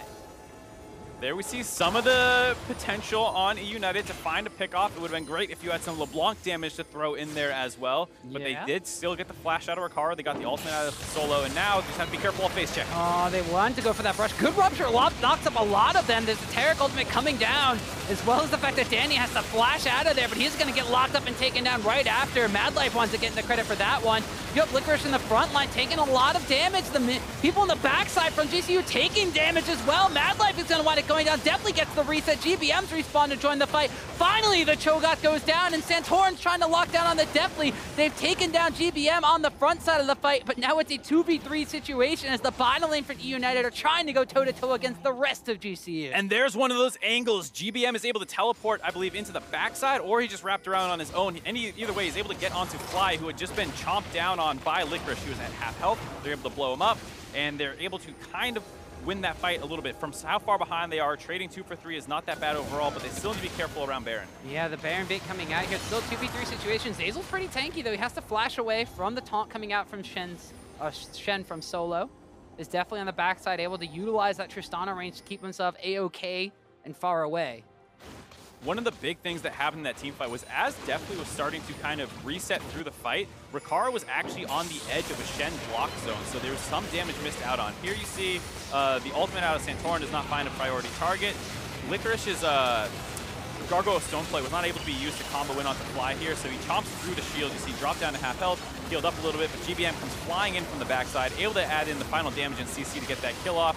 Licorice is trying his best to frontline while GBM goes. But there you see 2 or 3 auto attacks blocked out by the Shen on Rikara. That was actually huge from stopping Deathly from potentially being able to win that fight, because if they drop Rikara, they definitely win that 2v2 from then on, because there's no way for GCU to really get onto the long-range Tristana from there.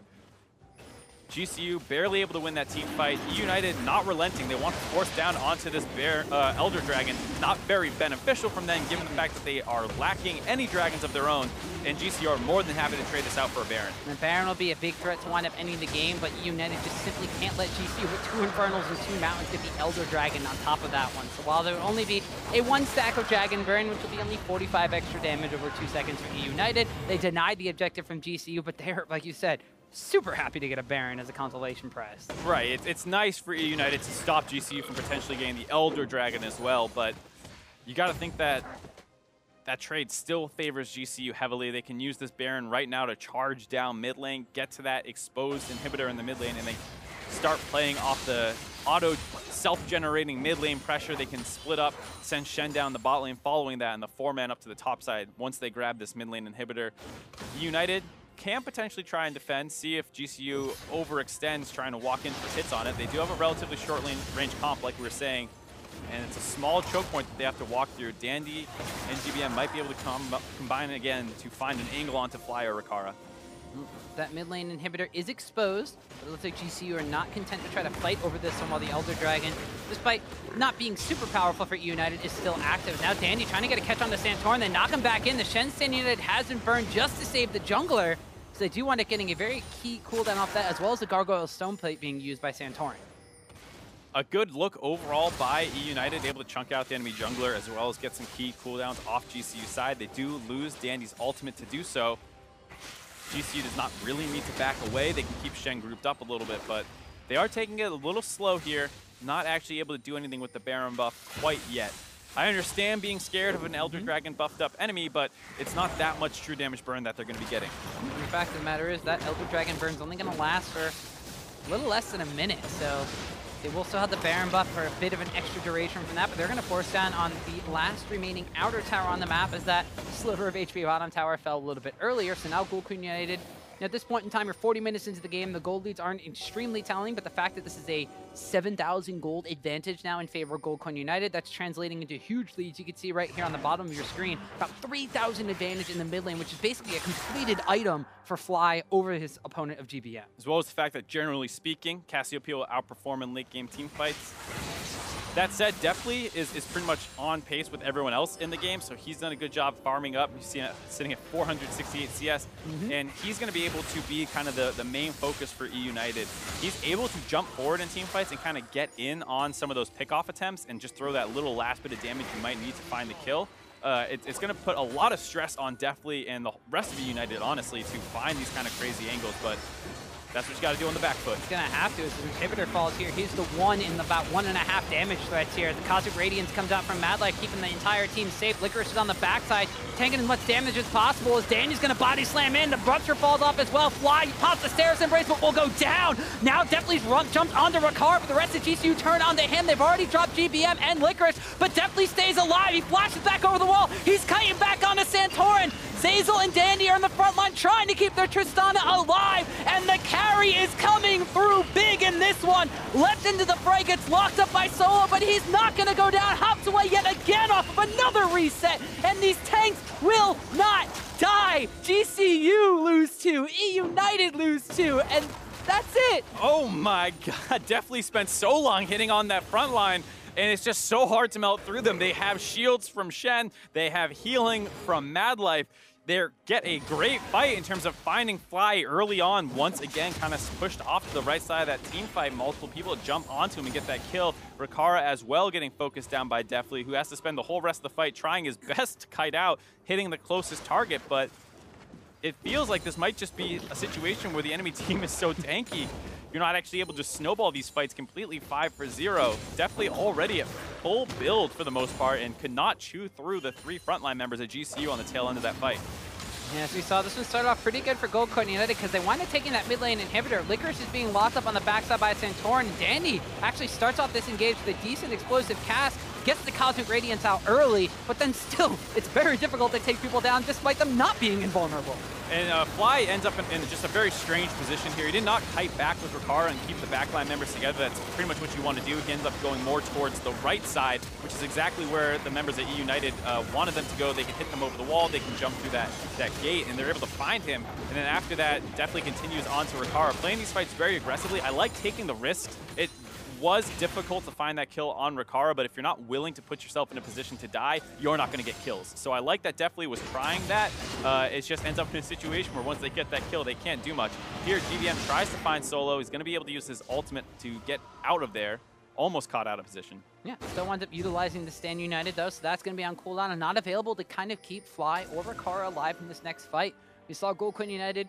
They traded the Baron buff for the Elder Dragon. They were able to take 1 tower, but basically that was all the gold they got. About half of that 1 tower they took down, plus the 1525 from the Baron buff going down. This was about 1.9k Baron power play for Gold Coin United. So eUnited are doing good at hanging tight with Gold Coin United in the part of the game that they really shine in. It's really kind of become the Deathly versus Fly show at this point. The late game Tristana is fully online. Fly is at late game Cassiopeia and basically has been for the past 13 minutes or so because he got so many advantages in the early game. But the big question mark is going to be, can GBM get those flanks? How tanky is Licorice? And what does Ricard add to this comp? As he himself is 3-1-6 now on this Ballista. I think the big thing is just those double Infernal Dragons. You saw if you had a little bit of bonus damage to try and punch through some of those tanks, for how long Deathly was hitting them would have been super beneficial, but it's on the side of Fly, so even if he goes down, he luckily, the side of eUnited does not have any of those extra bonus stats coming in. And like you said, Ricard, how does he fit into this team comp? Well, he just needs to kind of survive and keep peppering in that damage. Even though he does not have a super crit-focused late game scaling build, he will still do a fair amount to most members on eUnited. Sure, Licorice, Dandy, and Zazel have a fair amount of armor, but he does have the armor pen. He can just keep those stacks up, and then if they're actually in a position where they're just focusing down frontline, the frontline will never be able to do enough damage to Ricard, most likely to cut through all that life stealing that he's going to have with 3 items overall that can give him more health back. We also have a lot of loyalties being pledged in this game. There's a Knight's Vow on both junglers and a top laner and a support. So the support for eUnited Zazel is bound to his ADC and Deathly. We see Dandy, I believe, being bound to GBM.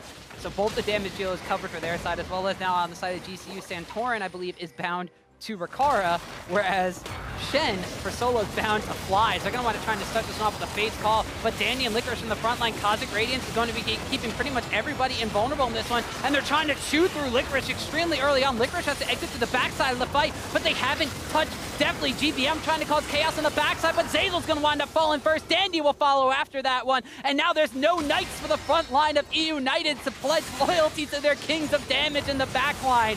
Gold Coin United with 5 members strong are going to be pushing down this mid lane. They turn around to try to catch GBM. He tries to flash away, but he gets locked up by the Taric Dazzle. He's going to get stunned up by Santorin, and he's going to barely fall down there as Solo finally gets the kill. Another nice attempt by eUnited. You saw FLICKR get his feast off again onto Fly, but he did a great job kiting to the right side.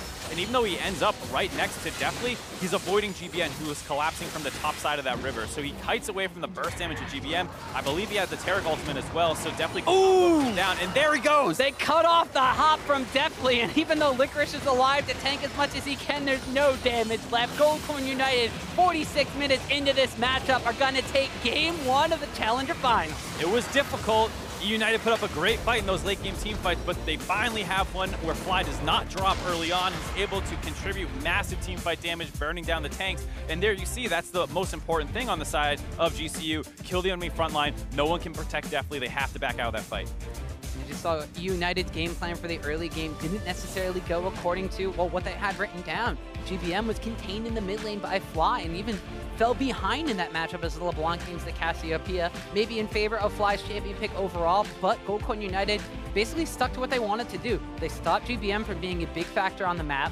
They lost a little bit of pressure on their top side by giving Solo a tank versus tank matchup, and one that we saw that Licorice is very well versed in with the Cho'Gath pickup against the Shen, but they waited for the late game. They scaled up accordingly. They prioritized the dragons very well, considering they got so many late game great scaling dragons, and they eventually came out ahead in the later game team fights. I feel like this is going to be a great series overall, though, just because so many things went in one team's favor, but not the other teams. You can talk about all the dragons and early kills that worked out for GCU, despite it was eUnited kind of looking for some of those plays. They got those early game advantages kind of snowballed through dragons, but despite that, eUnited still did a great job finding openings in team fights, getting onto Fly 2 fights in a row that kind of kept them in this game and stalled it out for a long time.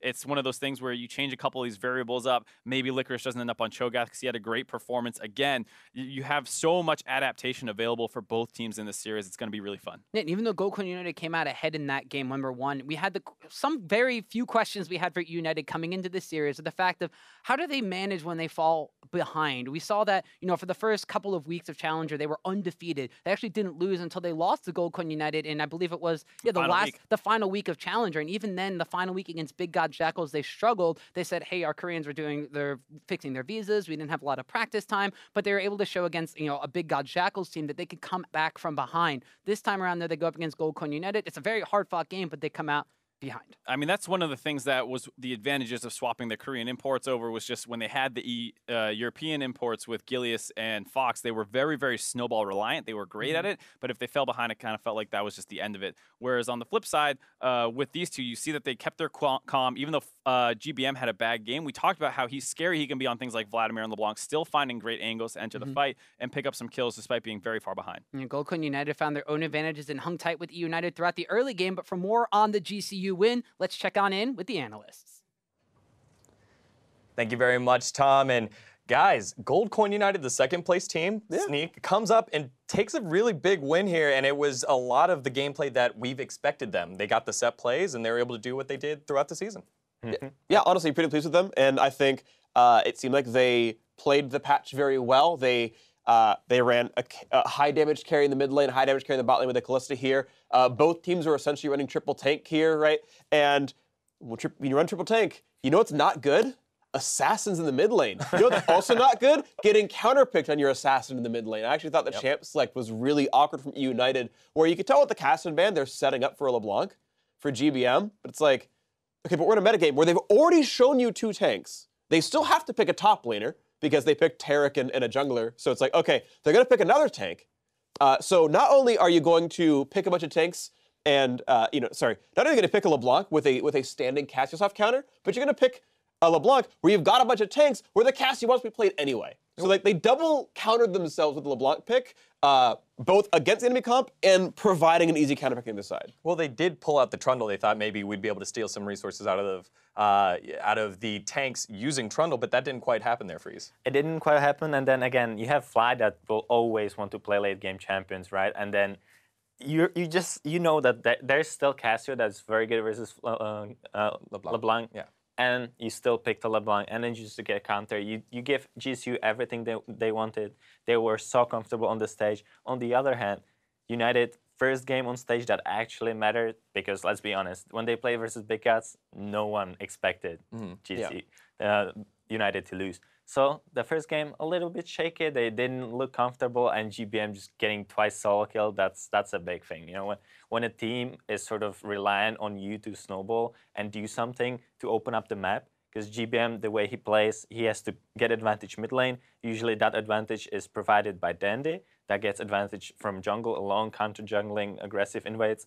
Then they gank together mid lane, and then GBM runs to side lanes where he puts pressure on the side lanes, ganks them or dives them, and opens up the map by taking the turrets. If your mid laner solo dies, that's not gonna happen. That's pretty rough. That's right. And it was very difficult for GBM to get going. And we have a couple of replays here showing Fly just taking it to GBM, and he wasn't. It was all by himself, especially this first one right here. That was a bit most miscommunication by their jungler Dandy and GBM. Yeah. He was baiting sort of, he was playing aggressively. He always plays like this aggressively, but then it backfired. And here, this is just Casio playing versus LeBlanc. You can't jump at this stage. Where at level 6, he can always stun you. She can always 1v1 you. At this point, when GBM gets shut down like that, United were lost for a long time. They didn't know what to do. They gave a lot of pressure up. All the dragons went to GCU, Santorin secured them. And eventually, GCU is pretty bad at closing the games. You know, like they were scared doing solid 50-minute. Yeah, they're usually scared of doing barons. They don't wanna risk it. So it takes a long time for them to close out the games. Where actually the Tristana from United came back, they started team fighting. But then again, if GBM had anything else, then LeBlanc, it would have been such a different story. Because LeBlanc late game versus triple tank.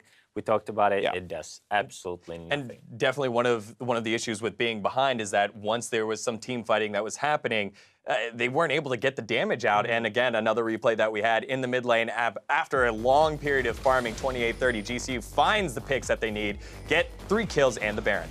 Yeah, I was surprised here that Tristana didn't have QSs at this point of the game, where they have such easy CSs. Right there. Yeah, right there, Sejuani ult. You have to flash away from it into Casio ult. That means just solid 4 seconds of CC. You have to flash away from it or QSS. The QSS there, ADCs don't like it because they're like, I'm losing damage when I build it, right? But in this case, it will give you so much damage because you would just instantly QSS the CC that's coming at you, and you would continue doing damage. So that was surprising for me as an ADC that he didn't opt for the QSS where he needed to do. And talking a little bit about item build, you're talking about the QSS there. Freak, you were also talking about the fact that there just wasn't a lot of damage coming out of the AD carry role in this meta. Right, so to be fair to, not Zazel, sorry, to Definitely here, he did do the most damage in the game on Tristana. He played really well. And he played really well. But the thing is, you're playing against triple take. You absolutely, and you have LeBlanc in the mid lane. You absolutely must, capital M must, do optimal damage on Tristana because you have to break through like 15,000 effective health, which does not happen without having good item build. And look, his choices made sense. We know double Energizer is very popular. We know, you know, that you need a QSS somewhere. There's like 3 different healers in the opposing team, so you want a reminder. But you need to kill the tank somehow. And Lord Dominus regards Hurricane instead of both Zeal items, and an Essence Reaver so you can get Rapid Fire back up are all going to be DPS upgrades. When you're hitting 3 tank level Hurricane bolts, it's all going to be more damage. Yeah, and look at Definitely here, great positioning, but he just doesn't have enough damage to get out there. Exactly, this team fight is like, he played the best he could. He couldn't have played this team fight better, but then you look at this. He kills both the carries, and then he has no damage versus tank. And that's attributed to that they have a LeBlanc that's very far behind, no damage, she dies instantly. But then again, the item builds. Usually a lot of players opt to the same item builds every game because they're just comfortable with it, and they're very used to it, and they don't even think about building it. But that's very wrong mentality. As an ADC, you have 2 things you have to take care about: position and item builds. That's legit the 2 things that you can you can influence your game by these 2 items. There's nothing else that you influence the game. So if you do the position correctly that we saw there, where he just 1v9 the team fight, killed both the carries, but then had no damage to kill the tanks, there comes the second part, right? Item builds. And if he had the proper item builds, he could have opted, I think, like going to Fervor instead of Warlords this game, because if you play versus triple tank, going versus Fervor is very efficient. It gives you a lot of damage.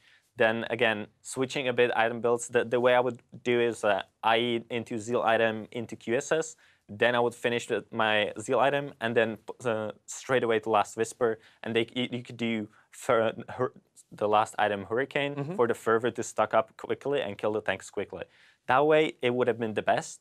But then again, Def did play super well. The game, he was the main factor. They were in the game. They stayed in the game that long. And the 2 team fights we saw here, he just 1v9.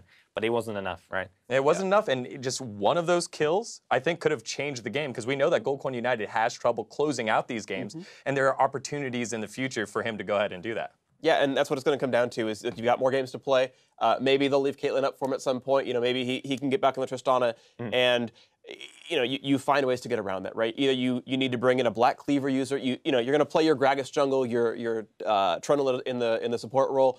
Look, maybe you bring out a Kled or a Jarvan, and the armor shreds enough to make the difference. But you know, clearly it feels like, especially the way these teams are playing, they're playing slow, they're playing team fight based. Finding ways to properly kill tanks is going to be, I think, a very important hallmark of champs-like adaptation and gameplay adaptation. And I think if we see that, I think we see a stronger team and the team that wins. I mean, if you can beat them, join them. Yeah, I mean, stop playing. I mean, they're both playing triple tank, just one team picking an assassin. But then I think you go a step further and you find tank shredding. You have to play a mid laner that scales very well into late game. Usually that has a lot of AoE. Victor is very strong. Orianna is very strong in these scenarios, and that will help you a lot. Because if you take assassin like LeBlanc in this meta, it puts so much pressure on you. Even before, you sort of felt with these champions that you have to kill people and you have to win the game through killing and snowballing, right?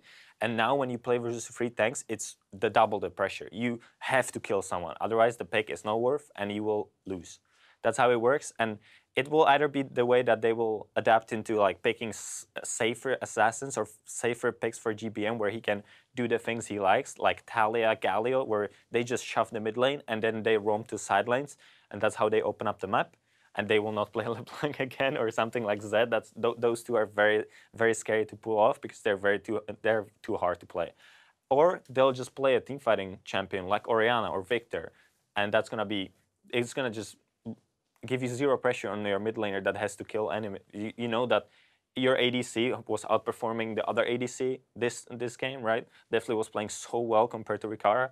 And then if you add on top of that a late game mid laner, you know that's the key for victory. If that doesn't work, you know, obviously, like it depends what their coaching staff wants to do, but depends. If they want to play aggressively, they'll try something new again, or they'll play something safer. Right, so we'll get to see what's going to happen in this second game. We're headed for a break, but there's more Challenger action around the corner. When we return, we'll see if eUnited can tie the series or if GCU jumps out to a 2-game lead. Don't touch that browser. Dandy's gonna be the first that makes a move in the mid lane. Flash body slam. Fly gonna flash forward though. He winds up picking up first blood. Cho'Gath starts things off. The silence and the rest are follow. The feast after's not gonna kill him, but the explosive cast will. The petrifying gaze goes off immediately. He had the backup from Mad Life, and Fly pretty much getting a solo kill on GBM. Feast is still available. The Vorpal spikes go off as well. Lickers with the feast. He gets a solo kill on solo. I hold the Trist. You guys fight. Keep going. Listen to Sam. You guys win. Kalista no flash. Run. Definitely GBM trying to cause chaos on the backside, but Zazel's going to wind up falling first. Dandy will follow after that one. And now there's no knights for the front line of eUnited.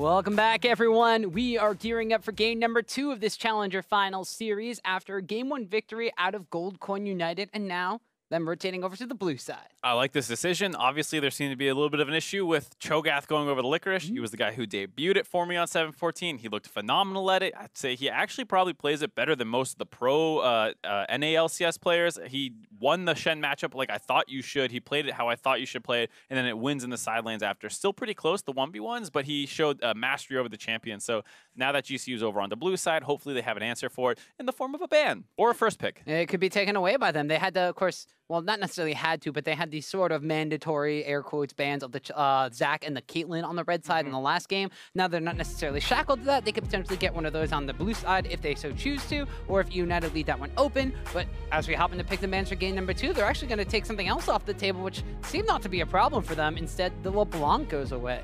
A little surprising to see it. I mean, GBM did play it decently well in the late game, still finding some opportunities, and maybe they're just saying that based off everything we saw out of that game, the one thing that seems like it could be an issue if the game went differently is LeBlanc, because if that first gank works out, doesn't get solo killed, starts going off in the side lane split push, and that becomes a very difficult game for GCU to win. We'll have to see though, because eUnited is going for a very different ban strategy over here on the blue side, leaving a lot of quote-unquote OPs up. Zach is going to make it through. Caitlyn and Thresh banned out, 2 things that make sense. But the question is Maokai going to get through? Is Zach going to get through? How many of these kind of super strong tanks are going to make it through? Yeah, with the Elise being banned away from Gold Coin United, at least one of those 2 tanky, potentially top lane or junglers is going to be wanting getting through in the form of Zach or Maokai. Maokai's been the one that we see Torn playing a lot more. Yes, Cho'Gath is still on the table, so that could be a first pick away by Gold Coin United. Is eUnited now taking a lot of time, and they will ban the Zach away. That's something that a couple teams have started doing on red side, is leaving Zach towards the last ban. It gets some panic sometimes out of blue side teams, making them get that ban themselves. GCU not kind of falling for that bluff.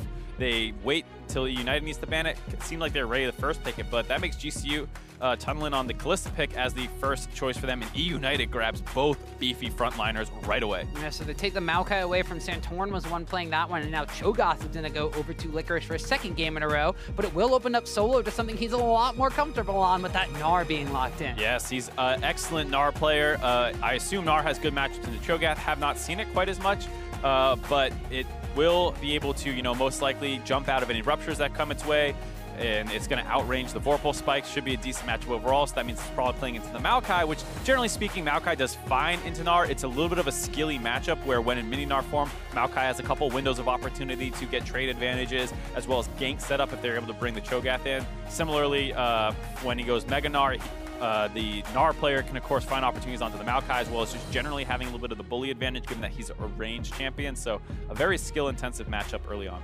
No, you see, actually, the Ashe will be what eUnited settle on for their last pick of the first pick phase here of Champ Select. And that's going to be something that definitely is very accustomed to playing. The Ashe has kind of been one of his go-to stable champions. Of course, you know him for the Ashe, the Varus, the Caitlyn coming out of the Spring Split. Still continuing to play those utility or just kind of safe backline kinds of threats. This time, the Tristana's been banned away from him. He's going to go with that cross map. Not only that, but the vision control coming out from the Ashe. I like GCU's plan overall so far, which is they kind of double down on their strategy of saying eUnited can have these tanks, will outperform you in late game team fighting situations. They grab the Taric again, they have the Gnar, they grab the Kalista, and they ban out the Tristana, something that was also giving them issues when it came to those late game team fights. Tristana found the first kill onto Fly often and was just impossible to deal with once she has that range advantage and kind of kite out the tanks. So GCU targeted those 2 carries from the previous game and said, all right, let's run it back, mostly the same otherwise in terms of the Kalista Taric bot lane and a tankier style champion on the top side. We have the Cassiopeia and the Taliyah, so the double Shurian mid lane bans coming out from eUnited, as those are the first mid lane bans coming out from them of this champion select. And Xerath, a respect ban coming out against GBM. I mean, we saw Bjergsen play it not that long ago in NALCS just last week. It didn't go very well, but Bjergsen Xerath is not GBM Xerath, so they could be potentially sniffing something out here that eUnited may be trying to set up. What's funny is overall, Fly was known as a fantastic Xerath player as well. Both GBM and Fly had great showings on that champion. GBM probably a little bit more well known for it, as Fly kind of really made his name with Aurelion Silva. He's been playing forever as well. We'll see United continue to kind of double down on the beefy frontline strategy. They pick up the Alistar. They played that a lot in their series win over Big God's Jackals, and it looked very good if it can avoid getting bullied early on.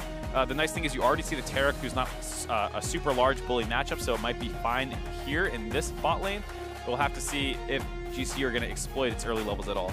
And we see Gragas being picked up here for Gold Coin United jungle lock-in. The Sejuani was still available on the table, but they decided to go for the Gragas this time around. Instead, they got a little bit more AoE and a little bit more team fight potential now coming out of the Orianna. Less damage overall than the Cassiopeia, but more targets to get that one. Now eUnited maybe looking to go with something a little bit more assassiny in the mid lane, Whoa. but instead, it is going to be a Karthus pickup.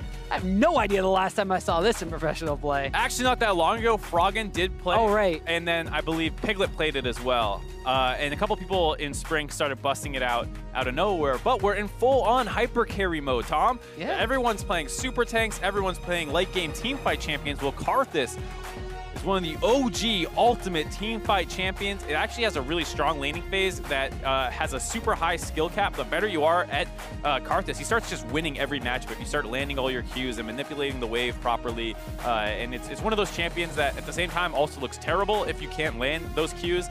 So a lot of people consider it a very skillful champion. GBN grabs that one, and you just see this dedication to front-to-back team fighting out of both teams so far.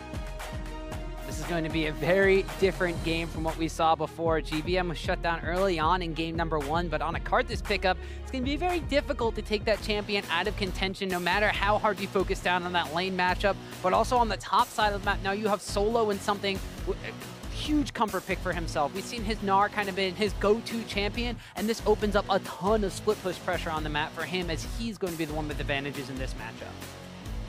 Oh boy. So they do actually, like we said, end up with the Cho'Gath in the top side. Not quite what was expected, because we were talking about how each of those might have advantages. Licorice is, like I said, maybe the best Cho'Gath I've seen in North America so far. And it looks like they're going to say that they think they know this matchup maybe better against the Gnar with the Cho'Gath. So we'll have to see and keep our eye on that one, because at least initially I would have assumed that Maokai has the superior matchup. We've seen it a couple times in NALCS, and it does just fine as long as you make sure to use your Ws when he's in mini form and get some favorable trades. But either way, we're going to see the Cho'Gath instead. And then, of course, we have to talk about this Karthus. This is going to be very difficult to peel my eyes away from the Karthus. I mean, you said Licorice may be the best Cho'Gath you've seen in the North American scene. I mean, I think GBM, if his company is Froggen, which is a very difficult company to contend with, but Piglet out of the mid lane, he may be trying to make his own case for being one of the best Karthus in North America. I'm just more interested to kind of see how this factors into cross-map decision-making. Normally when you have something like a Soraka or like a Shen, which have been a little bit more meta kind of call, when you have that level 6 and you have the global pressure available, you wind up seeing teams play a little bit safer, but the Karthus damage coming up from that Requiem is massive, especially once he starts scaling into the later stages of the game. I want to see, does he go for something like we saw the Cassiopeia build, where he goes both Rod of Ages and tier stacking, so 50-minute team fights like last game? He could be a massive threat no matter how hard he gets shut down. There's a lot of potential for GBM to play around with here. I think overall as well, eUnited probably has the team fight advantage in the late game. Not only is their frontline arguably superior with the Cho'Gath, Maokai, and Alistar all having huge defensive tools available to them, they have true damage spikes on the enemy frontliner if the Cho'Gath times his feast properly, as well as the fact that GBM's Karthus should be able to DPS down frontliners faster than the Orianna. Now they do have bigger wombo potential, arguably, with the Orianna pick, and the Tarek can negate some team fighting pressure early on with his ultimate usage. But the question is, can they actually melt down eUnited's frontline before that wears off, and then eUnited can re-aggress onto GCU's frontline? It's going to be a very crazy team fight. But we have to wait till we get there, starting with laning phase, of course. That's very true. And we have to see how they survive throughout the laning phase as well, because you mentioned Karthus can spam wave clear to his heart's content, but the Orianna is kind of the quintessential safe pickup in the mid lane matchup. We'll have to see how that comes down into. And I actually just had to kind of check for myself. In the later game team fights, I have to bring it back to that point. But the Tarek Cosmic Radiance could be a huge factor in deciding how these things wind up going. You mentioned Karthus having a massive amount of damage and then dying and then being able to use the Requiem in addition to having his Defile and just his lay waste deal additional damage. Tarek Cosmic Radiance is a 2-second channel. Karthus Ultimate has a 3-second channel. Well, could be a big I would be point. pretty disappointed in GBM if he started channeling with the Cosmic Radiance still up. Early on, what eUnited's probably going to do in those kind of team fights is run in, bait out the Cosmic Radiance, pop their Gargoyle Stone Plate, end up in a situation where neither front line's taking much damage, and then look to reinitiate and hopefully melt front line faster. That said, there's a lot of outplay potential for both teams with the Gragas ultimate being able to knock people in. Like we said, the Orianna ultimate maybe grouping people up for big chain follow-up CCs from the Gnar. Both teams have a lot of tools like that, and it really will mostly come down to execution. You got a lot of ways for the Orianna ball to get into somebody in the late game too, but in the lane phase here, it looks like Dandy might be the one trying to get some early advantages for his own top lane. FLICKR looks like he's content to keep Solo kind of in the middle of the area of the map here, as Dandy is waiting in the brush. Flash and Twisted Advance are available. We'll see if they try to capitalize on the Solo. The Rupture winds up landing first. The ward is in the brush. There's the Twisted Advance to follow.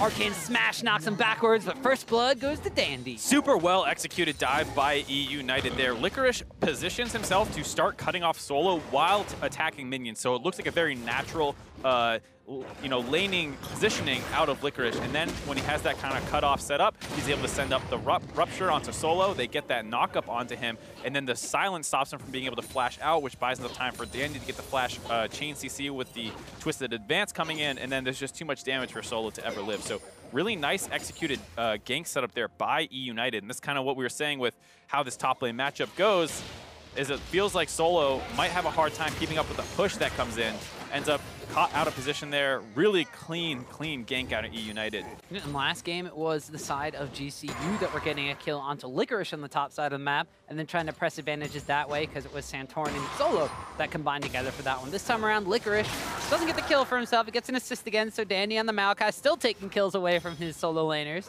But this time around, it's going to be A-OK, as FLICKR will be able to shove his way away with that Glacial Shroud now picked up. Already some very nice early armor pickups. Cho'Gath is also one of these champions that from ahead against squishier opponents, it becomes a complete nightmare because he ends up picking up the Righteous Glory early on, and then he just runs at you with that, applies a slow, you try and hop away as the Gnar, don't get enough distance, then he chain CCs the slow with his E, gets the W, the Q, and then after he gets you down low enough, is able to just chomp down on you and get that kill. So it's probably not enough to snowball that hard just off that one kill, especially since the first blood bonus did go over to Dandy. But at the same time, Solo will have to be careful, as FLICKR has shown that he got the better of him in the Shen matchup. Might be able to do it again in the Gnar matchup. Yeah, but Solo, of course, is on a little bit more of a comfort pick champion for himself in the Gnar. As you see, bottom side of the map, definitely getting shut out by Madlife and Ricard. It looks like Zeyzal was nowhere to be found. Looks like he's on warding duty in the river. Had to take a long way back around as Scuttle Crab is in control of eUnited to try to keep track of where Santorin's going to be in these early stages of the game. He has gone back to prepare boots for himself after his first little jungle clear, whereas now Dandy coming out of the jungle already has the Bammy Cinder acquired on the Maokai. Overall, GCU doing fine. Still only 300 gold down, not the end of the world. Karthus has been farming out. I know we wanted to watch him a little bit, but too much action up in the top side. That's true. But overall, you gotta say this looks pretty good for eUnited.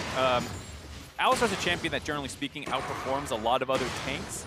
Come team fighting phase, Tarek might be one of the ones that can actually match up fairly well. His ultimate is just so high impact overall. And while the Headbutt Pulverize combo out of an Alistar can instantly change fights, especially when you throw the flash in there and maybe reposition by punting someone into your team, Tarek can potentially cancel some of that out by getting the ultimate onto your target. We see Santorin waiting in the top side. Looks like he was trying to dissuade a gank, or maybe going for a lane gank of his own. Is now FLICKR is going to wind up getting stunned forward on by Solo. Just got walloped into place. The Rupture goes out. A flash away as he tries to flash toward Dandy, but he will wind up going down as Santorin flashes after, and Solo gets the kill. Now Dandy's going to be turned on here, slowed out by the barrel, but he will be able to walk away. A little bit of a ring around the rosy there as Dandy was up on the top side, and GCU pull the trigger first. They find the better angle, and Licorice almost able to kite that one out and maybe get away to his supporting Maokai, but not quite able to do so. Goes down and loses his flash as a result. So there you see Dandy in the river, potentially trying to set up around topside. GCU just pulls the trigger first. There, the Gnar knocks the Cho'Gath back, and that's one of the problems with Cho'Gath is the complete lack of mobility in his kit. Almost able to get out of there, not quite. They answer back. Gnar is able to pick up that kill. And you see him going for early Merc treads, realizing that kind of chain CC that can come in on the other side, equally terrifying. Does not want to have to worry about that, and hopefully finds himself with some opportunities where he gets that silence off a little bit faster, or the root, and can get his flash away. He also has the range advantage over the Cho'Gath, so going to be content just to build a little bit more of the resistances. As a hawk shot from Deftly sails across the mid lane and sees, well, pretty much everybody from the side of GCU. It sees Solo walking back in, sees Santorin moving to the bottom side of his jungle, and of course sees Fly on the Orianna moving down from mid lane. Speaking of that mid lane matchup, although there hasn't been nothing but farm going down right now, we see Fly pick up a Catalyst very early on this Orianna. So we'll see if he wants to go in for Rod of Ages or maybe something more along the lines of the Hextech GLP. Uncertain as to that, but GBM going for a lesser scaling kind of style of build. Picked up the Fiendish Codex extremely early on, signaling potentially a Morello Namakon rush. Feels like he definitely missed the back timing compared to Fly, where, you know, Fly already has that completed, whereas he's just went for that, like I said, early Fiendish Codex. Does not have any mana items right now. You know, Karthus does have some mana regen built into his kit with his E. But it's still something where if he was going to go tier early on, you think he would have wanted to gone back and pick that up as fast as he could. The fact that he has not done so maybe indicates that he's not going to go for that much of a you know, super mana scaling build. And also, the addition of the Karthus pickup here, we forget a lot of times they go for the exhaust because they can get jumped on, but they also want to be able to keep people kind of within their defile and within their casting range of their abilities. So that opens up Zeyzal to go for this Ignite pickup, which will cut down on some of the healing and some of the, you know, sustain provided by that Mad Life Turret pick this time around. So now with a bit of an aggressive summoner spell on the bottom side, we still haven't seen much change in the actual dual lane matchup though. It's also very useful into the Callista, because late game you grab so much of that lifesteal. Obviously Bramble Vest is great now that it has the Grievous Wounds passive attached to it, but sometimes Callista can work around that maybe. If there's a frontline member who doesn't have it, you focus him down if possible. And the Ignite just guarantees you're going to cut into that healing, as well as adding some potential all-in threat, because you do have a Headbutt Pulve combo into an Ash Arrow. That can be very frustrating to deal with for Callista, especially if the gank's coming in as well. So it just adds a little bit more pressure in the laning phase. And there's not really a great exhaust target on the side of GCU. The only one could really be the Callista, but then in that case, you only really need one, and then she's done. So now eUnited, they got the first blood of the game, but they fall behind ever so slightly in gold count now, as that second kill in the game on the top side of the map going to Solo has propelled him to a early CS advantage, whereas eUnited will be the ones that try to go for the objective control this game, as they are going to be taking the Infernal Drake for themselves. No real vision control from the side of Gold Coin United, but there are some suspect pings coming out from eUnited in response. They get the Infernal Drake, but they might trade away the Rift Herald. Pretty interesting decision by eUnited there. They sent the Hawkshot over to the Rift Herald, anticipating that it was going to be being done in response, but actually GCU had not started it off yet. And then you can see the Hawkshot go there, and you say, oh, they were scouting for this, let's go force it, and then you hear the Dragon go down. They're able to grab that one in response. Infernal Dragon probably still more worth it overall. We saw how important those were in the previous game where you're getting into late game 5v5 team fights. Karthus as well, a champion that does neutral objectives super fast, getting the bonus damage from only hitting a single target when choosing to melt that down, as well as having the Cho'Gath for securing those maybe come late game if they are forcing down an Infernal Dragon. We talked about the Callista pick being great for securing objectives when you have a lot of Ren stacks in. Cho'Gath, much the same way. Yep, you just pop that Feast, and there's an extra amount of true damage on top of the Smite that you can combine with Dandy's Maokai. But now it's up to GCU to try to utilize this Rift Herald a little bit more effectively than eUnited did in game number 1. They tried to force it around a Dragon Pit fight and provide pressure across the bottom side of the map while they rotated towards the mid lane to try to push that tower down. And Gold Coin United stopped them on all sorts of fronts. So we'll see where Santorin winds up utilizing that Eye of the Herald and where they actually wind up putting pressure down on the map. Is no early towers this game so far, but there's a roam from Zeyzal. Gets the punt back in, gets the pulverize. And he actually flash afterwards too, just to secure that one, but Fly is going to be A-okay. The Nature's Grass comes out from Danny on the opposite side, but everybody from GCU is there and ready to respond.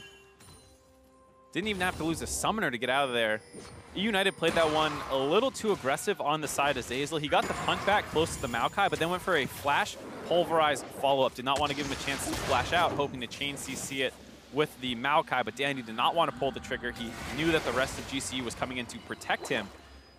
So Fly is able to just walk away, doesn't burn his cleanse, doesn't burn his flash, and there Zeyzal loses his. Small over-aggression on their side. I like the idea overall because it kind of felt like GCU wants to use that Rift Herald around the mid lane, where that Karthus is, make his lane a lot longer, expose him a little bit. Like you said, he is prone to ganks potentially. And if you can use the Rift Herald to force down that turret, that would have been great.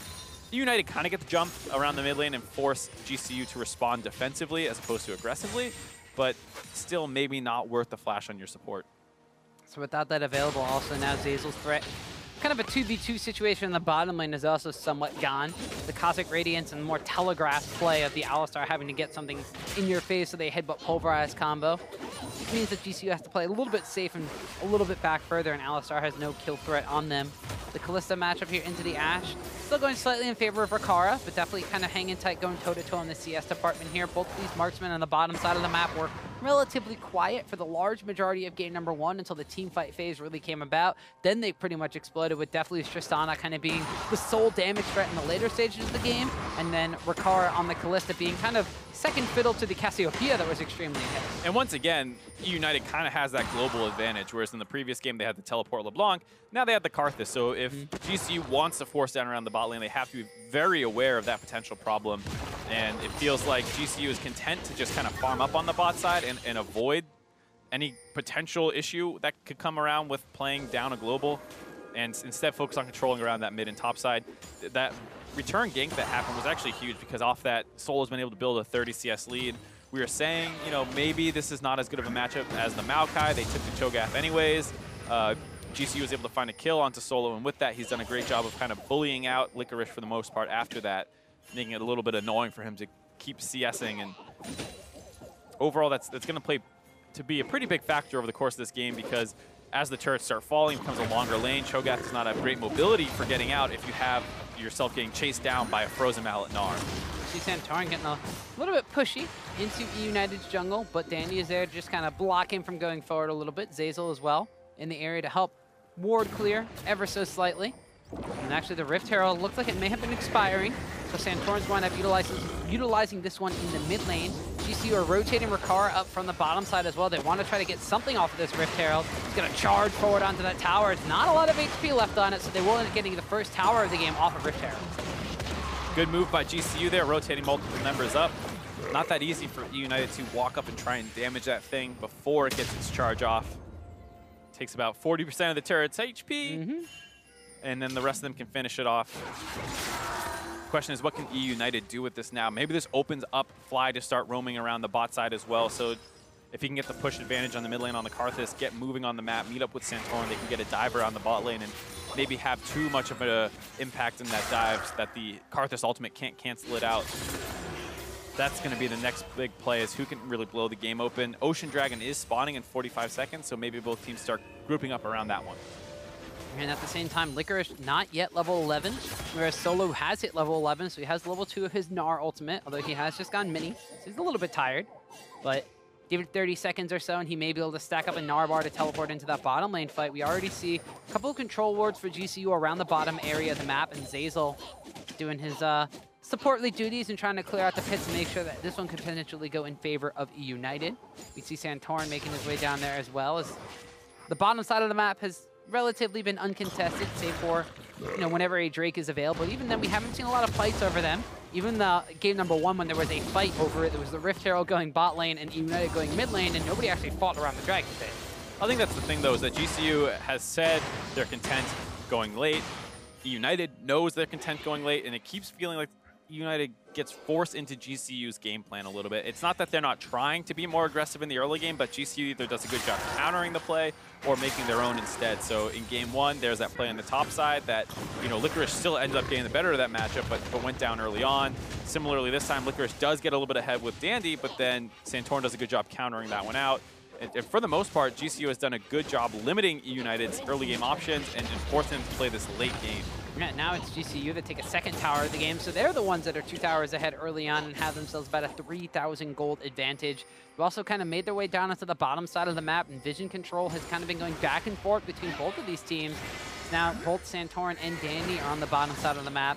Now I want to see what the big factor is in this game. Is actually, I'm going to stop myself for a second as Dandy wants it going in. A headbutt over the wall from Zazel. The Enchanted Crystal arrow goes wide. The Nature's Grasp doesn't quite land as well. There was a flash forward there coming out as well from Santorin, as now the teleport one coming in. Solo's joined the fray, but he's a little teeny tiny Gnar, and GBM has joined the fight as well as the cart just locks up. The Orianna commands Shockwave, winds up getting 2 as it's a double kill, but the cart just Requiem is channeled, and it's not going to find a kill on anybody. In fact, it's Solo that picks up a 3rd, this time on the Deathly. Now Licorice is coming to the fray, but there's no one else left to play with him. A double kill for Solo. eUnited try to force down around that bot lane. They use so many of their engage tools early on in that fight for very little return. Eventually, the teleport finishes by Licorice, and he has a great Righteous Glory Rush to force down onto Rikara and able to blow him up, but they had blown so many other resources already that they had a hard time picking this fight. You'll see the war go over. They say Mad Life's a little bit too far forward. Let's force this fight onto him.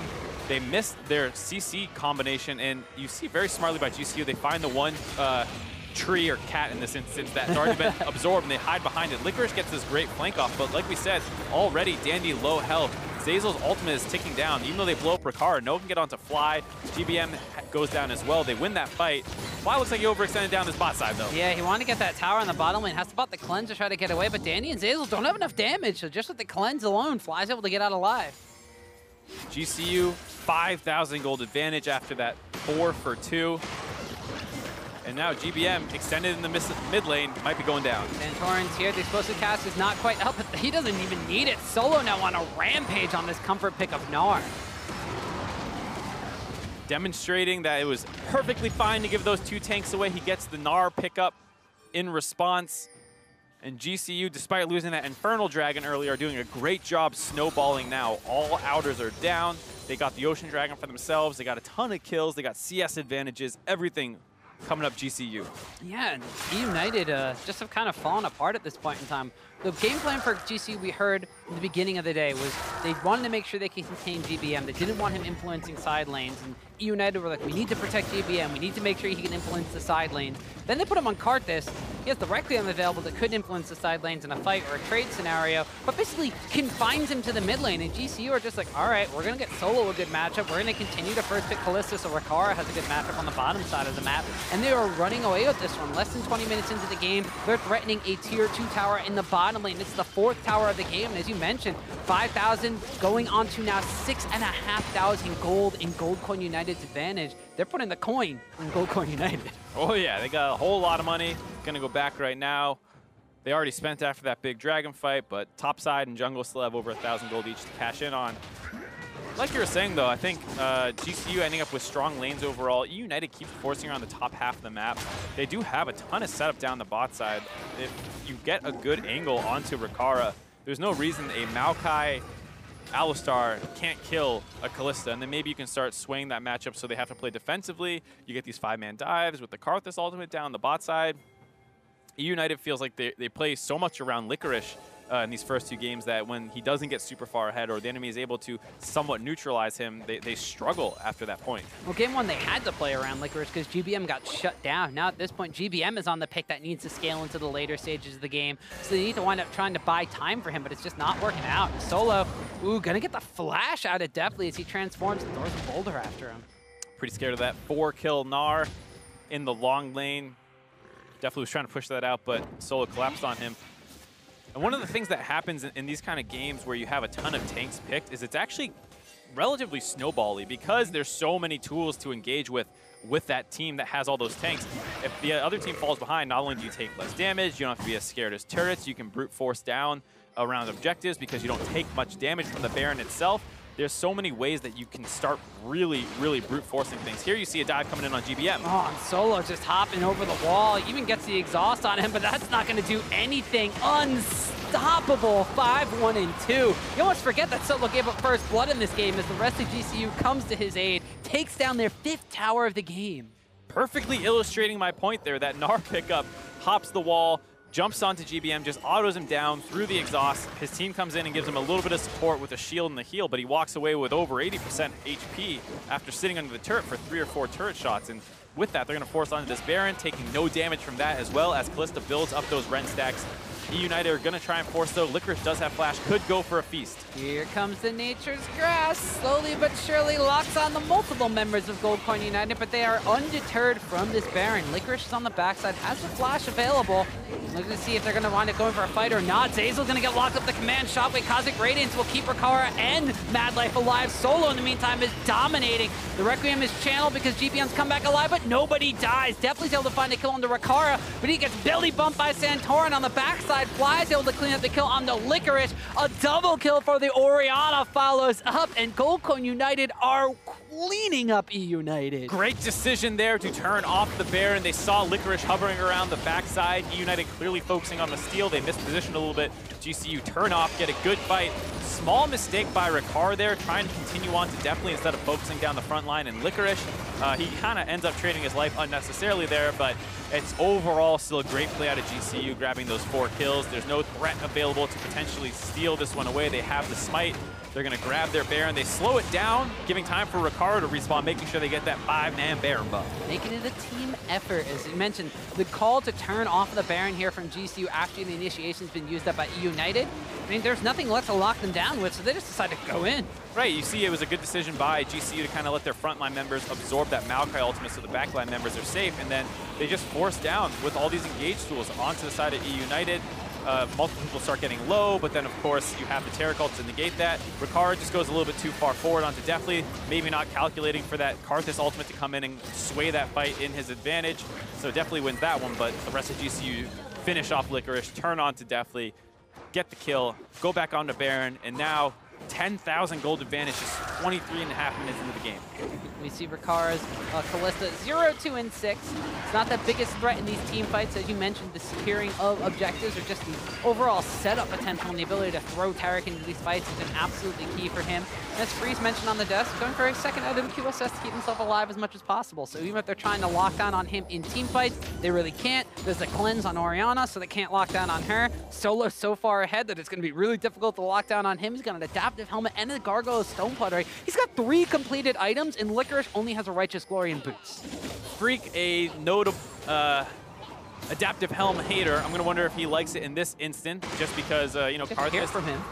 What? We'll get to hear from him about it. Yeah, that's what I'm saying. I hope he's listening, because, you know, you do have Karthus, who has a lot of repeated damage on some spells with his Q and E. See if he's a fan of it this time. I personally think it's not too bad. GCU have the Baron buff, though. All outer turrets down, aside for the inner turret on the top side, so a little bit more to grab there, but they're probably going to be looking to try and take one of these base turrets pretty quickly. Yeah, I mean, Baron buff still taken away for about 1 minute and 40 seconds. They have multiple lanes already pushed up, and Solo's going into the top side of the map, where the only remaining outer tower is for United. So Gold Coin United with the 1-1-3 setup here. They have the Baron buff minions acting as kind of a half an extra member. United are still struggling to clear out waves. Ashe has an Infinity Edge and a Static Shift to her aid, so she will be the main source of wave clear, as Karthus with the magic damage won't be content to wave clear against Baron buffed up minions, and nobody can really touch Solo, as he did have a little bit of help from Fly, shadowing up towards the top side. That's the 6th tower of the game going down in favor of GCU. 11,000 gold advantage for them. This is only game number 2. There's still a couple games left to play, maybe only 1 at this point. Yeah, I mean, this is shaping up to be a much more dominant game out of GCU than I was predicting. I was saying I thought this series could be very close based off game 1, where a couple things didn't go eUnited's way, but GCU adapting very well to the series so far, have a monstrous game 2 on their hands. Saw Santorin dancing on the fact that there was a ward over there waiting for a super to come up so they can continue to deny vision outside of eUnited's base. Still only have 30 seconds left on this Baron buff. They've been able to get some crucial outer towers and advantages with that one. Solo, in the meantime, has also been wearing away on both Licorice and the top lane tower at the same time, so it seems. Fly has to back away from the mid lane, though, so the rest of GCU's core and the bottom side of the map needs to be a little bit careful. Looks like they might be trying to get a little bit of damage. They are still very low range, as Kalista's the longest range champion in that mix up there. Solo takes a little bit of tower damage, trying to get a little too gutsy to dive down on Licorice. Licorice just has the feast available, so Solo has to be careful. but GCU at this point in time, their Baron buff is running out. They're trying to take pot shots left at the towers as long as they can. They actually get a chunk down to the Zeyzal in this mid lane as well. They may be trying to force at least one tower down, but eUnited, the Baron buff is gone, and that's the trigger to go in. Cosmic Radiance will keep Santorn and Mad Life alive. The Nature's Grass comes out. Now they're trying to lock down on the Licorice. Dazzle will land as Solo comes back into the fray here. Red buff was taken, so he's able to heal himself back up A-OK off of that one in addition to the Ocean Drake, but nobody from either side winds up going down. Fly had a really nice... Oh, never mind.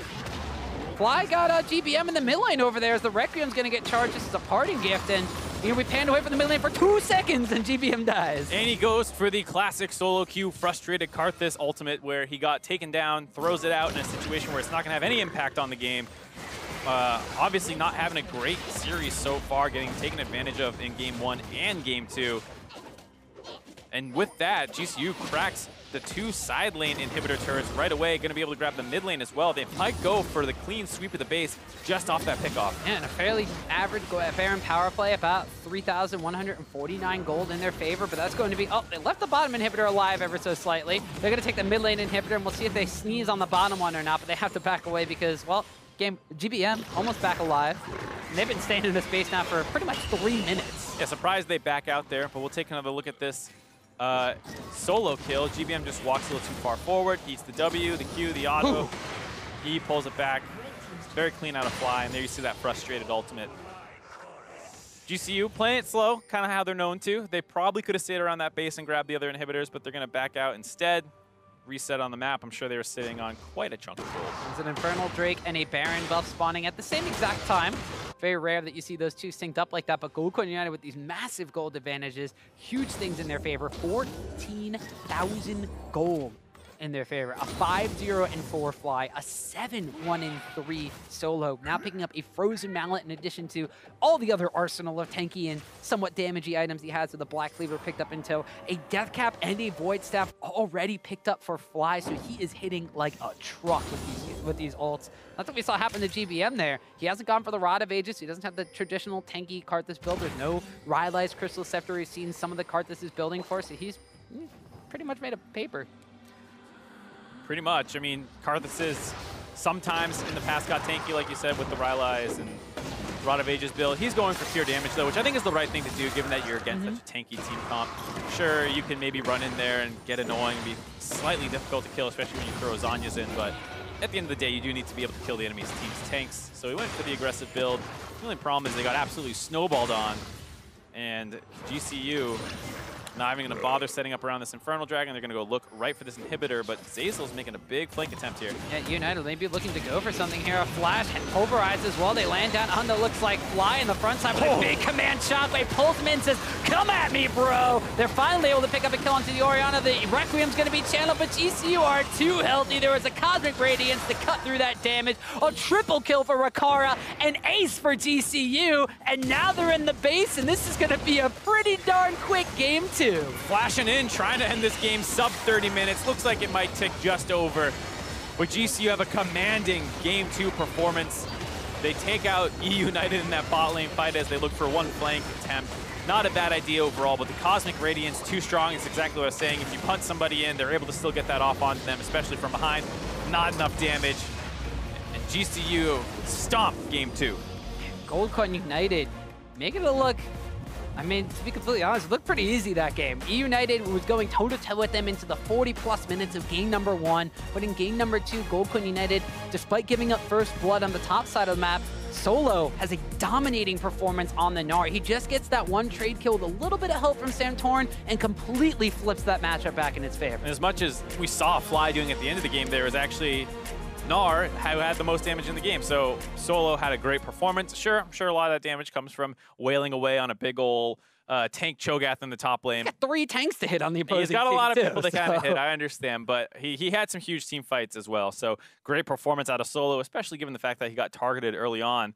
And yeah, that's the scary thing, is we haven't seen much out of this early game from eUnited. Both times, Dandy tried to make a play, level 3, first round mid side. That didn't work out that well in game 1, where it ends up being a 1-for-1 trade. This time, targets top side. They do get that kill, but it shows Santorin knows how to control a game, as much as some people kind of bag him for that he's only a control jungler. That can be exactly what your team needs sometimes. The fact that he says, oh, my top side might be getting a little unstable, I'll go up there and influence that, and that's exactly what his team needed. You hear people mentioning the likes of junglers like Reignover now that we're in a tank meta. This is like his style of play and the way that he's going to be able to take over games. This just lends extremely well to the way Santorin wants to play the map as well. I mean, we heard from him in the beginning here that the fact of the matter is that even though Dandy's more of a hard carry jungler, the meta's kind of gone back in his favor, and this might tip the scales in the matchup in his way. And even though he hasn't been straight stomping his jungle opponent, his team is coming out ahead because of advantages he's able to either get for them in the early game or negate the fact that Dandy's trying to do anything whatsoever on the map. The big thing, of course, as well is just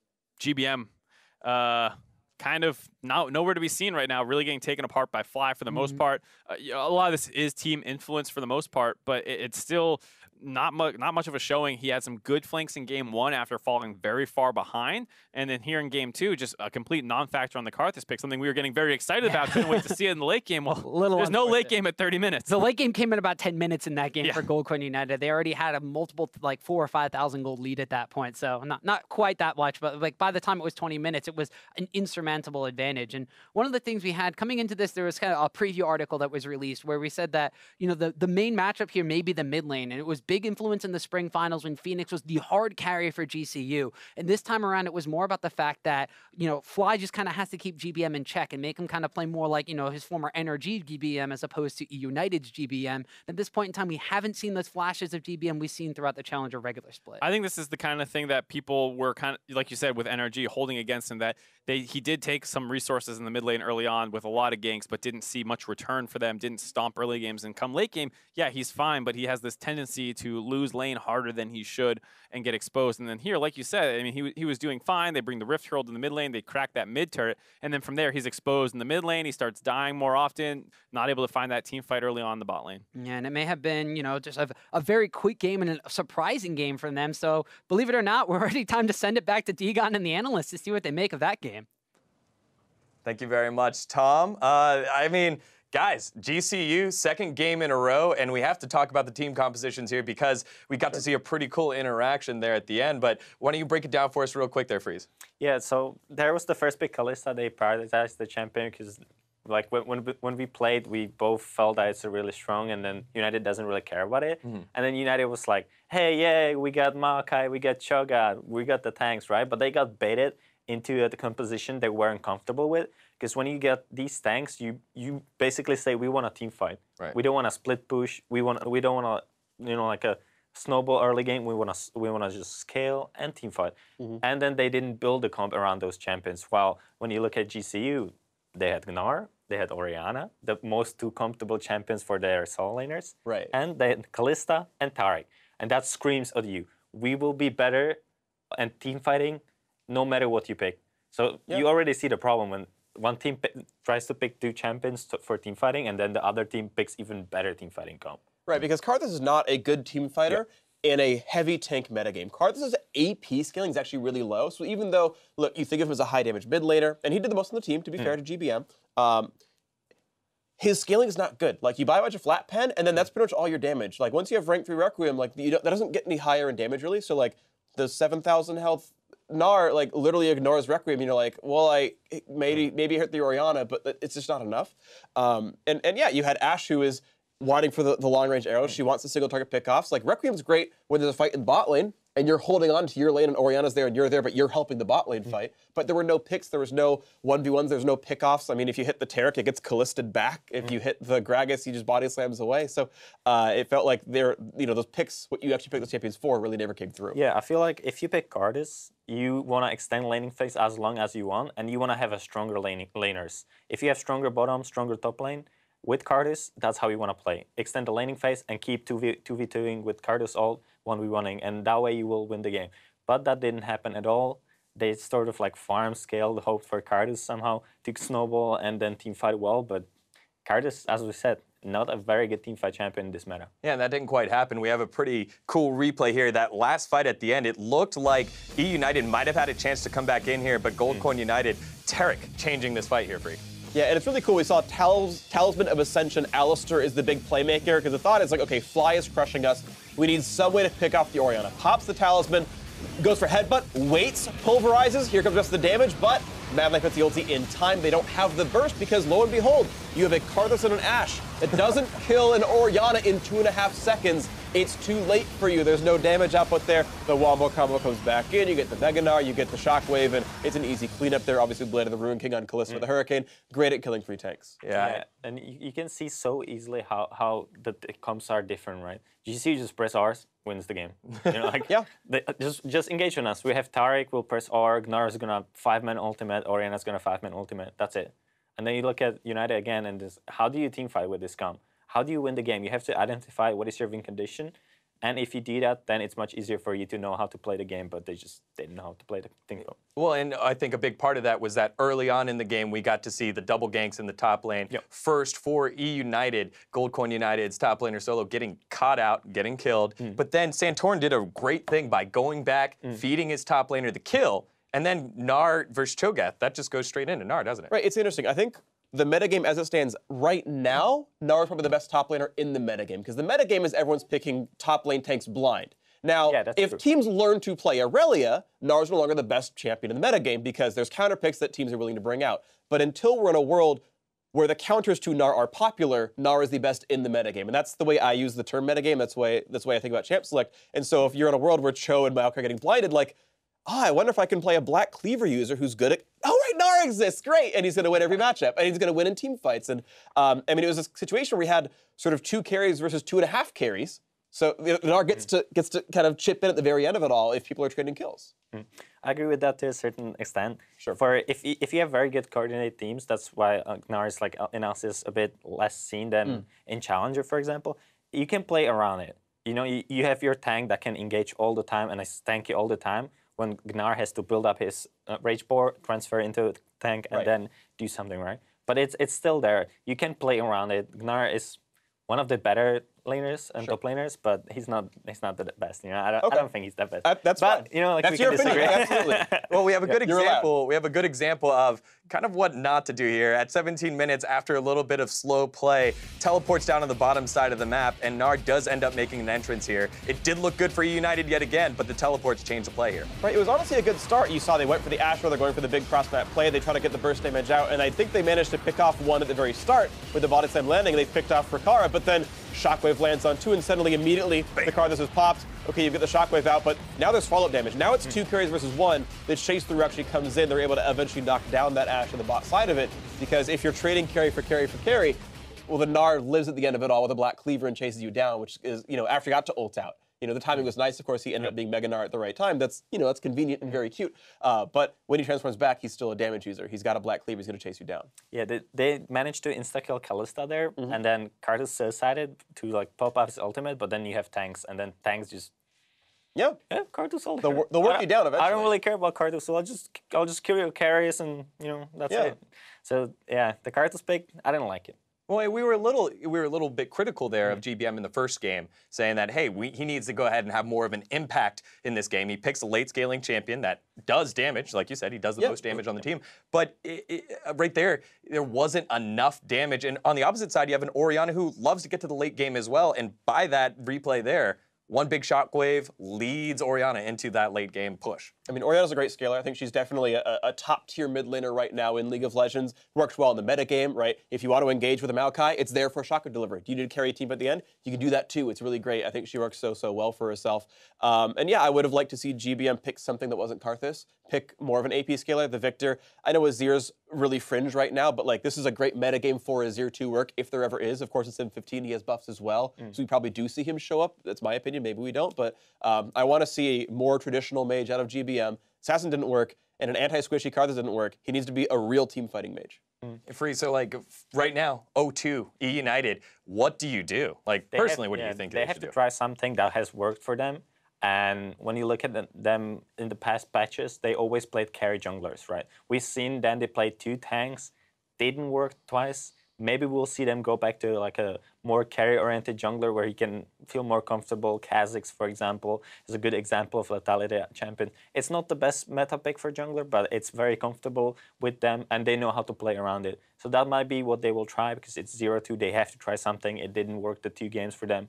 So we'll see. Well, we'll get to see what eUnited's going to pull out. We're going to step away while these teams gear up for Game 3, and it's already match point for Gold Coin United. Stick around to see if they claim victory in a 3-0 sweep or if eUnited's able to strike back and give us Game 4. Don't touch that browser.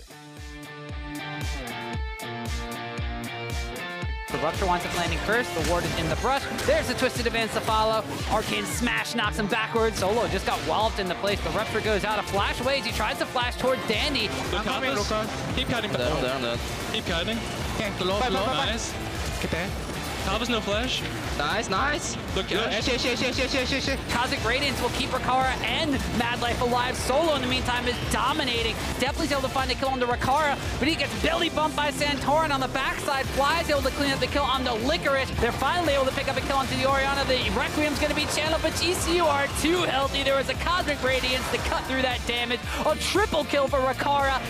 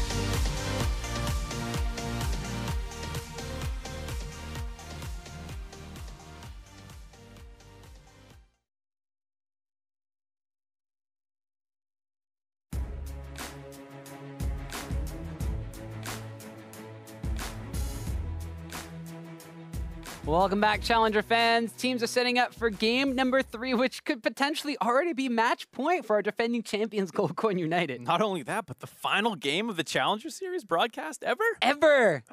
We talked about that at the beginning, too, so it could potentially be that the Challenger Series ends in a 3-0 sweep, but Gold Coin United, you know, for the fact that we're saying it could be a sweep, it's because of the fact that they came out so dominant in game number 2 and ended it within 30 minutes, almost on the nose. It was very surprising to see, and a lot of people consider Blue Side stronger on this patch for a variety of reasons. You saw the this or that with Jat and Kobe, they were talking about it, and it's just overall very strong on Blue Side. This time, GCU will be back on red side, so you saw they struggled a little bit more there in game 1. Maybe they can't go for that same exact strategy. Now that they have to pick up that Thresh ban again, we'll have to see.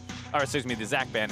Thresh ban came in there for eUnited. So GCU on the red side going to be forced a little bit more into some standard bans. Yeah, we've already seen them being quite comfortable to play a couple of different things. Well, the Kalista has been their first pick on, was the first pick on blue side in game number 2, and the thing they picked up in the first rotation on red side. So we'll see if that gets targeted down by eUnited. Of course, the Kalista Taric has kind of been the go-to so far for both games for Gold Coin United, whereas eUnited have been trying to really hamper down on that Cho'Gath priority, as they are going to wind up banning away the Thresh away from Mad like they have been, and the Cassiopeia gets banned away from Fly this time around. So we'll have to see what United ends up first picking. Wouldn't it be bad to see the Kalista taken away, just because GCU has not shown an immense priority on Cho'Gath. The Maokai taken out this time by eUnited. Don't want to give that one over. Here's that final ban. Last time we saw them targeting more of the carries with the LeBlanc ban. This time they're going back to their game 1 bans completely. Don't want to give that Caitlyn over either. And eUnited does adapt and does take that Kalista away. So they're going to deny that one from Rikara, so potentially getting themselves a better lane matchup on the bottom side of the map, and maybe playing through the fact that definitely Zazel now can be the one to pull the trigger and initiate some team fights. Gives a little bit of oomph to their melee support style that they wind up picking up. This time around, though, it's going to be Gold Coin United that finally gets their hands on Cho'Gath for the first time in this series. We'll have to see if they're happy with that trade, considering for a while was eUnited taking the Cho'Gath side and GCU was getting the Kalista. Won those 2 games, so maybe this time eUnited will be able to swing it back.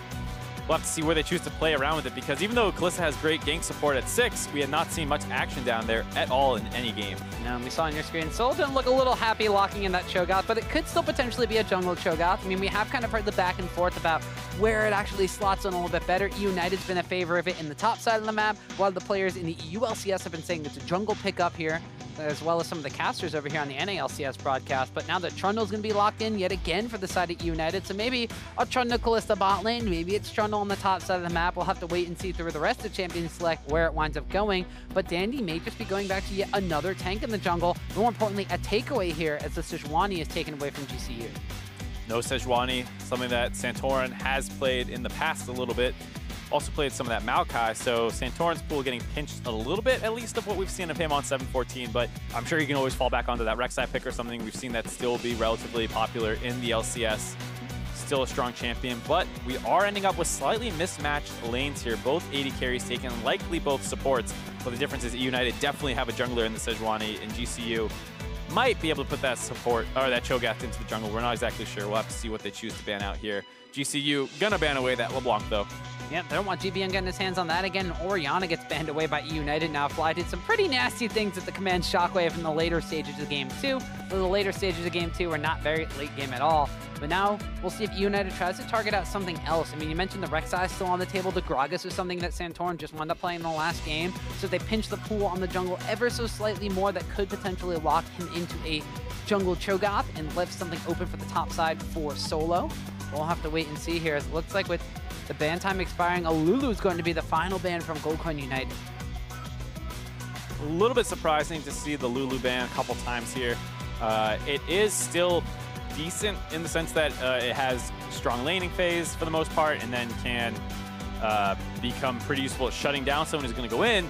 GC doesn't really have that right now. A polymorph onto a Cho'Gath is not the end of the world, so to speak. So it's more of a lane focused thing where they think that's a bad matchup for the Taric, supposedly. And here we actually see the Jarvan taking. And this can still go jungle. Yeah, once again, got a lot of flex. Feels like at this point, jungle and top lane are pretty much interchangeable. I would expect that to be a top lane Jarvan, though, just because we've seen Solo bust that one out a couple times. eUnited look like they might answer with the Renekton, though. Yeah, and that's something that FLICKR has used to great effect himself. With the Gnar banned away, that means that Solo's not going to be able to take his range into melee champion in that matchup here. We'll see what eUnited are going to be picking up for their last pick overall. It does cement the fact that it's Jungle Sejuani and Trundle as the support role once again. It looks like with the Galio has gone through both games. Not picked, not banned. Makes his appearance here and potentially match deciding game number 3. eUnited, problem was they only had 3 tanks last game. Gotta up it to 4. Get that mid laner on a tank. There's not a lot of damage, you're right, coming out from eUnited. No, this is one of those comps that if it falls behind, ends up completely unable to really kill the enemy's backline. GCU gonna end up taking some hyper carry. The Victor gets locked in here. We saw them hovering kind of between the Corki, the Victor. They decided to go with the more AP-centric threat, though Corki himself, that more 80-20 as far as magic damage is concerned. They're going to supplement the fact that they now have the Jarvan on the top side of the map, which could potentially still want to go into the jungle, but they have a Jarvan and a Cho'Gath, so either mix of those, they're balancing out the overall damage flex on the side of GCU, as it looks like that now the fact that they have a lot more damage than eUnited, they have a somewhat beefy front line no matter what orientation their champions wind up going into. They have wave clear coming out from Victor, they have late game security in the Tristana, whereas on the side of eUnited, it kind of seems like once again with all these tanks on their side and specifically Renekton on the top side of the map, they got to get those early game advantages, otherwise it's not going to work out for them. Once again, they also have the global advantage coming out of the mid lane 3 games in a row, but in the first 2, they had not really been able to use that to snowball any of the side lanes. Ganks really only were focused on top side. Bot lane was completely ignored for the large majority of the series in the laning phase at least. And here in game 3, with the Kalista pick finally on eUnited's side, maybe they'll be able to start forcing down around there, but Trundle is not known for the best gank setup. Could be a little bit of a struggle. And they can always go topside, try and snowball that Renekton. Yeah, that's very true. The Renekton pickup for FLICKR on the top side of the map puts a little bit more threat into that lane matchup. A little bit more of a snowball potential too, as whichever one of these kind of hybrid carry tanks on the top side gets early game advantages could influence the rest of the map if they utilize the teleport usage quite effectively. In the mid lane matchup now for GBM, something he just kind of has to survive as opposed to get advantages in and try to, snowball his own advantages. So game number 3 here for eUnited, a little bit of even more of a tanky approach, a little more of a safer bet here, whereas Goldcoin United, they've had to change things up a little bit, but they're definitely more high damage, high octane on their side. Fly will be the guy to see if he can keep up his good performance so far. He's been doing a good job controlling GBM, getting the better of him. This time around, Victor does have a hard time really controlling the laning phase versus the Galio. GBM will have a pretty easy time trading onto him, potential gank setup, as well as at 6 with that ultimate unlock, can roam much easier. And we really need to see that out of GBM, because if there's one person who has really been underperforming thus far, you would kind of have to point to GBM. He's been dying a lot in some situations where maybe he shouldn't be dying, falling behind. Whereas in the top side, very jungler influence heavy. Both junglers have been finding ganks in the games. Both bot lanes have been farming even for the most part. And it really does feel like that mid lane has been what has been breaking the game open for GCU. Well, we said that GBM, we want to see some side lane influence out of him. So he picked up the Galio in the mid lane. He could hero his entrance at a moment's notice to either side of Summoner's Rift. We'll see if Fly's able to keep him in check this game on the Victor. The thing is, a lot of the side lane stuff does come down to, your jungler and one of those side laners actually making the play and you follow up. If you're Karthus, you can't just ult randomly in a fight. You need to force around that bot lane or force around that top side. And it feels like they haven't done a good job doing that. And that's what we're saying. Hopefully we see it more this time with the Kalista. And GBM can start following up on some of these engages. But he also needs to make sure he's not falling apart to ganks or the 1v1. You see that FLICKR on the Renekton poked his head into the enemy jungle and saw that Santorum was starting on his rafters. Danny, in the meantime, started on the opposite side of the map at his own rafters and is going to be going for a red buff afterwards. Both of these games, Danny has had a slightly faster jungle clear than Santorin has, although that may be extremely pick-dependent in the jungle, but game number 1, it was Santorin getting the first jungle action on the map that was an advantage. Game number 2 went into Dandy's favor, and they got turned around by Santorin right after that one. But as you mentioned, both of them have been focusing down on the top side of the map. This time around, because they're starting at, mirroring their sides, both starting on the red buff side. It could be Santorin going down to the bottom side first, where it will be Dandy making his appearance first on the top side, where FLICKR is already getting an early level 2 and advantages on solo. FLICKR has been pretty good so far in this series. Game 1, received a little bit of help, even though he got ganked early on. They eventually got a dive off on the top side, found some solo kills onto solo. And in game 2, For the most part, it was the solo show. Once again, early kill onto solo, got answered back with the help of Santorin, and then he was off to the races on that Gnar pick. Once again, we see a potential level 3 dive coming in. Did just use that call to meet. Cooldown will be up. Does have Fury for an empowered stun here. We'll see who winds up taking tower aggro first. Looks like it will wind up being FLICKR, who gets a slice. Dice out of tower range. Is not going to wind up going down, but neither will Solo, as now Dandy takes an extra tower shot as well. Both of these eUnited members on the top side extremely low. Very, very low, and Solo not only survives, but with how low they got, is safe to continue farming this wave underneath the turret. Very well played by him. Didn't even lose his flash. eUnited did not commit any flashes. Bit of posturing set up with that dive there, but they're able to survive it. And Licorice already teleports back in. Solo's going to get his recall off and do the same, but Solo once again trying to get exploited on the top side. eUnited focusing there. And so eUnited unable to get advantages from Dandy's slightly faster jungle pathing, or Santorin and on the bottom side, and is going to be another Infernal Drake spawning first. I think it's Infernal Drake spawning first every single game so far in this best of 3. Is the trades on the bottom side of the map getting a little bit more aggressive this time around. Zeyzal taking a lot of damage from Madlife following up as well. The explosive charge of the heal comes through. Dandy's on the bottom side. Arctic is sold forward. There's actually a teleport being channeled by GBM that gets canceled because Dandy's already got first blood. And there we see GCU getting aggressive down the bot side, something we have not seen that much of as small gank in the mid lane. Well, GBM going to get silenced after being ruptured up, but he's A-okay just to walk away. Very hard to kill a Galio, generally speaking, but that's what we were saying is the aggression down the bot lane had not been too prevalent, and this is one of the few times we saw an all-in really come in. Dandy was able to get down there and influence it. They also had the teleport coming in as well. There's basically no chance for GCU to really win that all-in, not respecting the extra teleport advantage. It did look good at the start. They had level 3, whereas Zeyzal was still level 2 from his early roam. Starts getting dropped down low, but Sejuani's able to come in to get the flash follow-ups. Just a little too aggressive down that bot side. Yeah, and it looked like they didn't exactly know where Dandy was going to be because there was the Scuttle Crab taken in the river, and Santorin had passed down there and gotten some early vision on the bottom side of the map. Dandy finding a pocket basically in his own jungle because Santorin couldn't cross across the river there. Was a little surprising still, just given the fact that there was aggression on the top side not too long ago. He's going to reset, probably going to end up in the bot side. Maybe a small oversight on GCU's bot lane, just not really calculating where they think the jungler will be. eUnited make the first moves on the bottom side of the map, and this is opening up an area of the map that we haven't necessarily seen a lot of early game aggression around, which is the bottom side. We mentioned coming into this best of 5 series that both of these marksmen, both of these bot laners here, Deathly and Rakara, had some of the highest KDAs in the entire NA Challenger series, and a lot of them were dealing large majority amounts of the damage and the kills for both of their teams. It looks like, ooh, good double dazzle stun coming out from Madlife, but it's a lot of spears in him, and the Rend is going to hold true. Definitely finds another kill as Madlife gets a little bit too aggressive for some ward control. We're saying it's sometimes difficult for Tarek to set up some ganks. Hold on. Skirmish on the top side. Yeah, looks like this time around it's GCU focusing the top side a little bit more now. Licorice is going to pop his own Dominus here, turns back around. There's a little bit of the AoE damage, but Solo and Santorin should shut him down, and the goal goes to Solo. Good answer by Santorin. Bot side was starting to get a little out of control. You need to find something somewhere. Does get Jarvan a kill, but eUnited looks like they want to punish the jungler showing up on the top side. Dandy makes his way down bottom.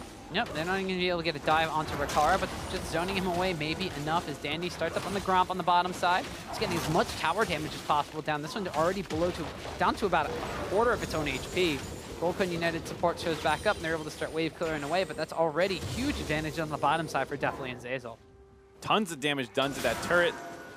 Might be able to push in and force a play later with GBM. Slightly behind in CS with that early gank that kind of came in, forced him out of there.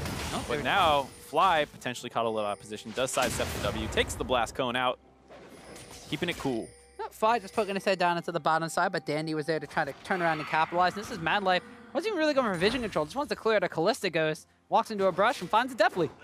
Just not great pathing on the side of Madlife, has no summoners available. Still in range of that pillar, so still getting slowed. The Ren stacks continue to stack up and gets taken down really in a situation where he probably shouldn't have been in river. The bot wave was just pushed in by the side of eUnited. And here on the same side, Licorice just trying to get a little bit aggressive, push the wave in, but GCU get a nice wraparound gank. Get a kill off onto him. GCU may have lost that on the bottom side, but get a good response on the top side. Get the snowball going for Solo, who had a heck of a performance on the Gnar last game. not necessarily known as a driven player like he was for his Gnar play, but we'll see if he's actually able to transition those advantages over FLICKR, who was one of the standout players on eUnited for the majority of this split, was kind of like the standout rookie of the spring split in general. So now Solo's able to contain that side and Fly's able to contain GBM. It's really going to be about, can eUnited put all of their advantages they're getting on the early game into Deathly, and is he going to be able to carry? That's the big question mark, just because he has such a good position here to kind of take this game over. They have all the tools to dive around the bot side. He is ahead already on that recurve bow.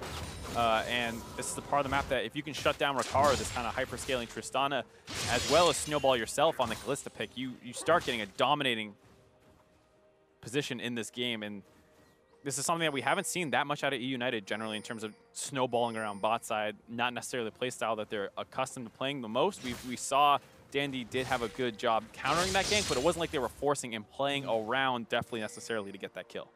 We see Fly trying to inch towards the top side of the map. There's a Scuttle crowd that will spot him out, but Santorin's already making his way over here. The flag and drag combo comes out, a flash away from FLICKR and the Dominus being popped already, trying to keep himself as safe as can be. We do see that Dandy's wrapped around on Sejuani to try to thwart any sort of dive, but Santorin is stepping forward. They want to go for this, and he gets locked up, and he's going to get taken down. Licorice finds himself a kill. Big mistake out of Santorin there. Just kind of walked through on his own to get a ward down to spot a potential dive opportunity. Solo was not necessarily on the same page, as well as the fact that he managed to take turret aggro during all of that. So he had the turret beating down on him as well.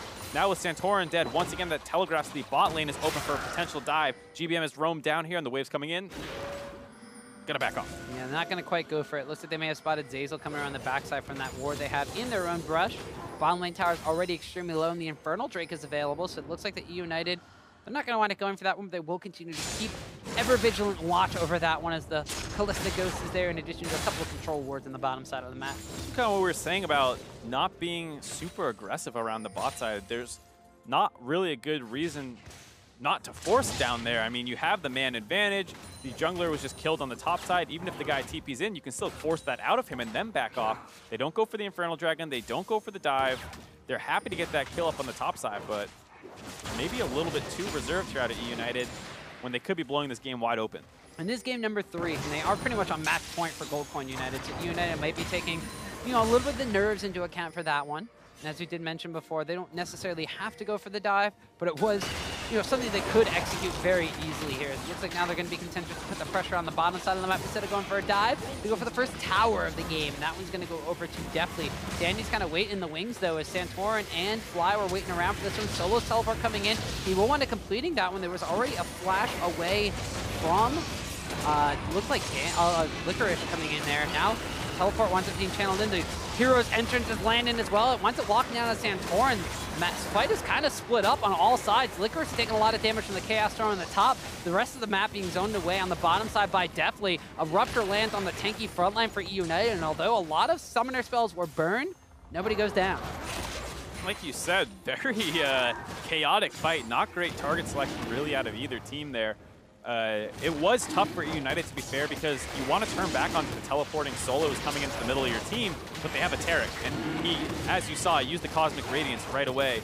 GCU, after winning that, will get the Infernal Dragon, so a nice victory, but eUnited doesn't want to let that go unpunished. Well, they don't have Solo available, and there's no teleport here, but GBM going to flash taunt, locks down on the 2 members. Solo's going to have to flag and drag himself out of this one. Mad Life, though, on the opposite side from the rest of his team. Is he going to get locked up? No, has the flash available, so GCU will be able to steal themselves an Infernal Drake. Very nice out of GCU. They do lose a ton of summoners to make that one work for them, but if this game stalls out, if they can hold on, stop the snowball of this very tanky team comp from eUnited, this will benefit them in the long run pretty heavily. eUnited don't want to let that go unpunished, though. With the low health bars, they're going to be looking at this Rift Herald. eUnited be trading objectives on the map. Rift Herald will go into their favor as everyone from GCU is backing off.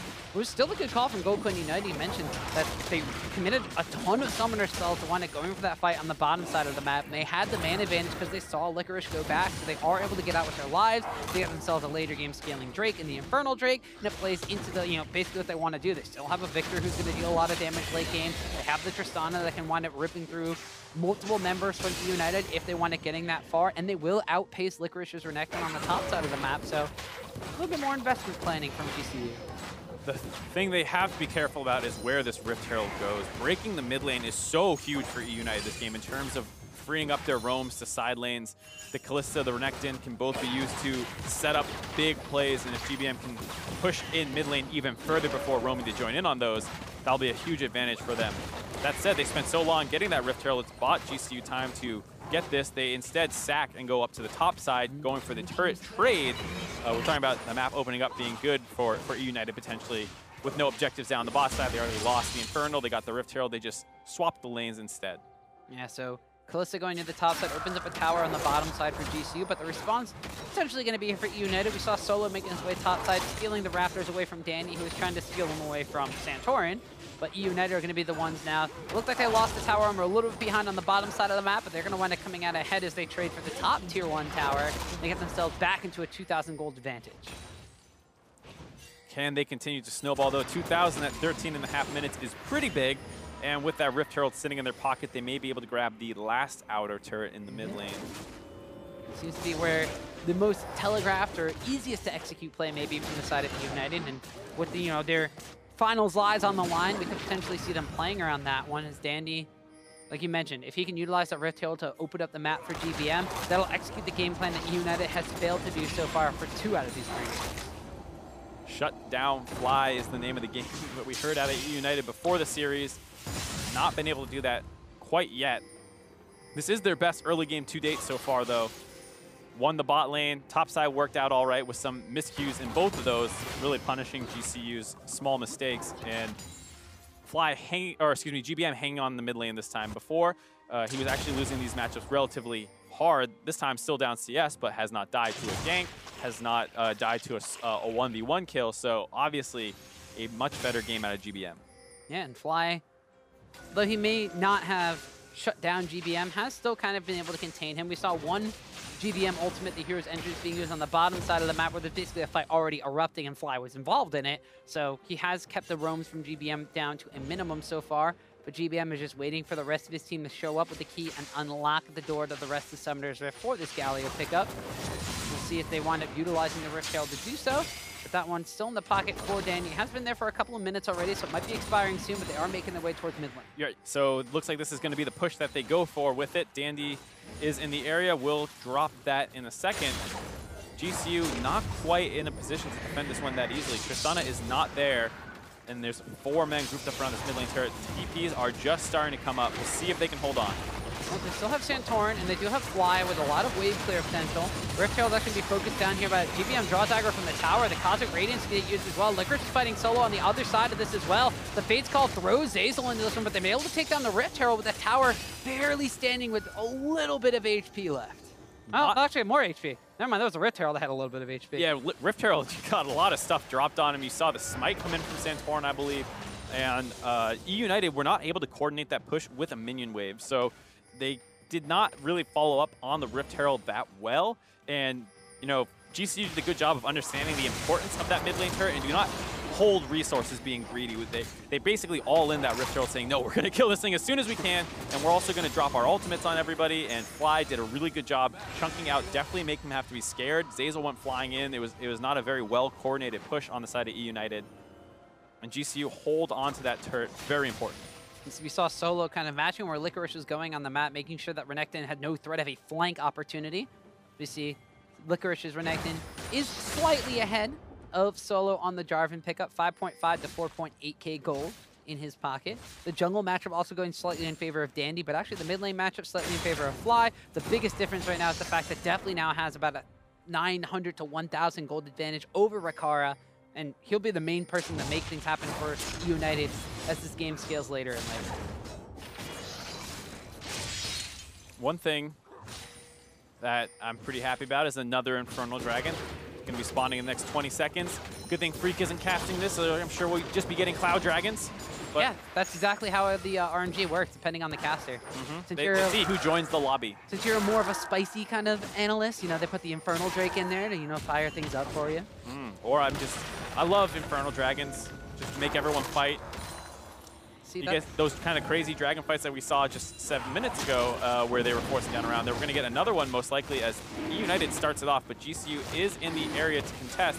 Solo backing off, looking for a potential place to teleport. Both top laners focus more on that, but the objective is getting low with a lot of Ren stacks in there. Yep, we're going to see the face calls. They decide to go for the turn. They don't actually land that onto FLICKR, and Zay's already about half HP from taking out that tower. Solo teleports in on one side, Lickers teleports in on the other, and GBM's going to get buster shot backwards. But Dandy's in the back line here. He's going to wind up going down early, but the hero's entrance when GBM was there, but he has to just try to run away from this one. Now they're kiting back towards Deftly. GBM picks up a kill on Rakara, so Tristana's already down. Deftly's still pretty healthy. Flash forward from GBM, locks down on the 3 members, and Deftly's able to execute Fly.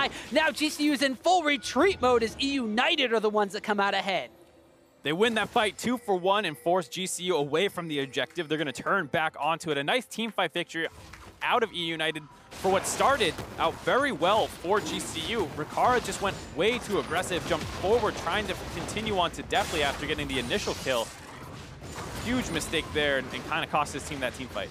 So GCU, a little bit of missteps in that fight will result in them not only losing the second Infernal Dragon, but then the last outer tower on the map, as well as the tier 1 mid lane tower that Rift Herald failed to take a little bit earlier. Will go down in favor of eUnited, and just to add a little sting, they steal the blue buff. So good job just matching the teleports, trying to get in and provide that front line. A lot of that is going on to Santorn early on. Then when they see the GBM flank, it's a nice buster shot and ultimate to make sure that this engage does not work out well. So they take most of this damage. They finish out very early on onto Santorn, but then Rakara jumps forward, exposing himself completely to the enemy team. They're able to get those kills, and then once that's down, even though it's a 4v4, they are not in a great position. Excellent flash taunt there by GBM, who was sitting in the brush channeling it where there was no vision. Gets it onto Fly, and they finish him off. That's both backline carries down on the side of GCU. But you see how touch and go these fights can get. A great Cosmic Radiance out of Mad Life shut down that initial engage attempt by eUnited. The front line drops to that huge damage that can come in from a Victor and a Tristana. But Tristana needs to play these fights slow. Can't just jump instantly onto the back line. They have so many other big, beefy frontline tanks that just because you chew through one does not mean you're free to go forward. And we've seen the team fighting prowess of both of these Challenger Series teams on full display here, as they've been able to both cases was with Tristana. In game number 1, it was definitely hitting the tower and stepping out a little too far, and we saw the CC chain from Gold Coin United locking him down. This time around, it's eUnited. As soon as Tristana jumps a little bit too far forward, they immediately turn and burn her down, and then the follow-up flash taunt that was being set up by GBM immediately locks down the Fly, and they take out the other high damage threat. So very good team fighting skill overall from both of these teams on Showcase. It's also worth knowing that GBM is going for a little bit of that higher Galio damage build, working in that Proto Belt, understands that they are very beefy, wants extra mobility for these team fightings, trying to snowball as effectively as he can, and bringing in a little bit more damage to boot. So he understands this game, that if it goes super late, the enemy team does have better champions for melting frontline, and eUnited is basically one giant frontline with a Kalista to throw extra people in. Yeah, we did see GBM utilizing that Protobelt build effectively in their series. It was against Big God Shackles. He was able to utilize the Protobelt and the Justice Punch to close a lot of distance and pretty much almost assassinate targets at some point in time, as well as Licorice. Getting a little bit of the worst of the trade here from Soul as the Flag and Drag and the Slice and Dice go opposite directions. So when two top laners meet, they just kind of bounce off of each other for now. We are approaching the kind of wet noodle status that comes in the top lane. Both have their Black Cleavers, and Tiamat's done. They'll probably round those out with Titanic Hydras and then into Resist. Pretty much completely matching the build, but Licorice does kind of have that insurmountable advantage of the extra Doran's Blade. Oh, the insurmountable Doran's advantage. I thought you were going to mention the Dominus ultimate, which is a bonus amount of health and, you know, a decent amount of drain coming out from the AoE as well, but I'll go with the Doran's advantage. Yeah, that's the much bigger thing here. I mean, there's a lot of small things. If you pointed out, he has the sustain advantage with the Q. Is this your Infernal Drake level analysis coming through? What is Matt referencing? No, because you just mentioned that you bring the spiciness to the cast. That's why they You bring the mentioned Infernal that. Drakes in. You mentioned that. All right, well, I'm just going to keep doing the play-by-play then and leave the analysis to you, as now it looks like eUnited are trying to rotate up to the top side of the map, put some pressure down on that tier 2 outer tower, or inner tower, but also at the same time, going for a bit of Baron pressure. There's a lot of wards from GCU around the area, though. Danny and Zazel getting a little bit too far forward here as GCU's going to lock down on them. Solo wrapping around for a flank. Looks like they're just going to dissuade eUnited from that interesting Baron call. It's one of those relatively low-risk Baron calls. You're not completely tunnel on it. You're getting it low, and with Kalista, if they do end up getting vision on it and you already have it low enough, there's no real chance of a smite steal. They do have the true damage that comes in from Santorin, but Kalista will out-damage that if you have enough Ren stacks set up. So it's relatively low commitment. They turned off, potentially looking for a pick if they could find one. Good control out of GCU to not panic when they turned off and just kite that one out. Mad Life held on to his ultimate, and eUnited realizes from there that they can't continue to force the back off. eUnited continuing to put pressure on multiple sides of the map. We see pings once again going down around the Baron Pit area. There are still some control wards from GCU over there. So they're going to wind up putting a little bit of darkness on the map on the top side there as FLICKR continues to split push away on this bottom side. Infernal Drake will be coming out in about a minute and a half, so still a little bit of time to buy over there. Actually trying to catch down to Rikara, but he winds up utilizing that Buster Truck just to knock Kalista backwards. Is now definitely utilizing the advantage kind of in the interesting 1v1 wave clear situations that we'll see Tristana and Kalista getting into on the top side. I like Dandy's purchase of the Warmogs here, kind of playing into that repeated baits around Baron idea. The Kalista starts building up Ren stacks. You might start getting low from the Baron damage, but if they spot you out and you need to back off, you just take a couple moments out of combat, you will get that regen to kick in, get back up to full, and then you can kind of go into that pattern over and over, and hopefully eventually you find an opening with an engage or a lapse in vision control out of GCU where you can actually finish off that Baron. As you mentioned, United starting up the Baron again. Danny on zoning duties. There's a scrying trinket in the pit, but is being disabled by a control ward, so they can't really see anything, but another one will be thrown down, so that little vision reveal will reveal that United is on it. GVM, though, does not have a Warmog's armor, so he will not be able to sustain himself up equally as fast as Dandy will be able to, so they decide to back away as Goldcoin Nanda continues a bit of a dance back and forth between the top, mid, and Baron areas of the map. Dance will continue, but probably more down on that bot side with the Dragon spawning in 20 seconds. GCU starting to work their way down there. Both front lines bumping into each other, but Zeyzal takes a big chunk of damage. Takes a large amount of his HP and damage. The Victor lasers now has a fully upgraded Hex Core. Does have the Lich Bane in addition to that, so he's going to start hitting with like a truck on some of those auto attacks after just landing a Q. It's going to be massive amounts of damage coming through from the single target here. And as our third Infernal Drake is spawned on the map, it's Goldcoin United that take pole position of this one. We'll see if there's a fight that breaks out. Teleport coming in the mid lane for Fly. The Santor, or the Dandy ultimate missing wide. Yeah, the Glacial Prison doesn't lock down onto anybody. It's more of a Glacial Zone as now the Cosmic Radiance lands from Tarek. A good Cataclysm locks people up in the front line, but eUnited get the first kills of this one. Licorice is the one to get that. Kalista executes on the Jarvan, and actually the Dragon goes down in the middle of all that as well. eUnited don't lose anybody, and they're cleaning up kills in the fight. eUnited's able to hop onto Rikara and somewhat confuse GCU's front line on exactly what their plan was there. They weren't sure if they wanted to peel, they wanted to go for the Dragon, or they just wanted to bump front lines into each other and try and focus them down one at a time. Rikara ends up getting away off the back of Fly getting CC'd. He was up on the top side on the ramp, relatively untouched for a large portion of that fight, but eventually gets focused down. And with that victory, eUnited's going to be able to grab their Baron 25.5 minutes into the game.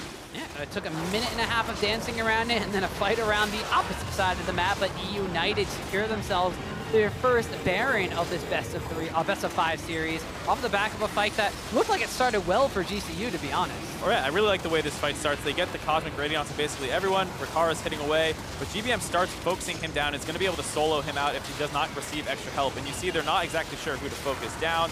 And eventually Fly ends up in the middle of the team as multiple people started getting low.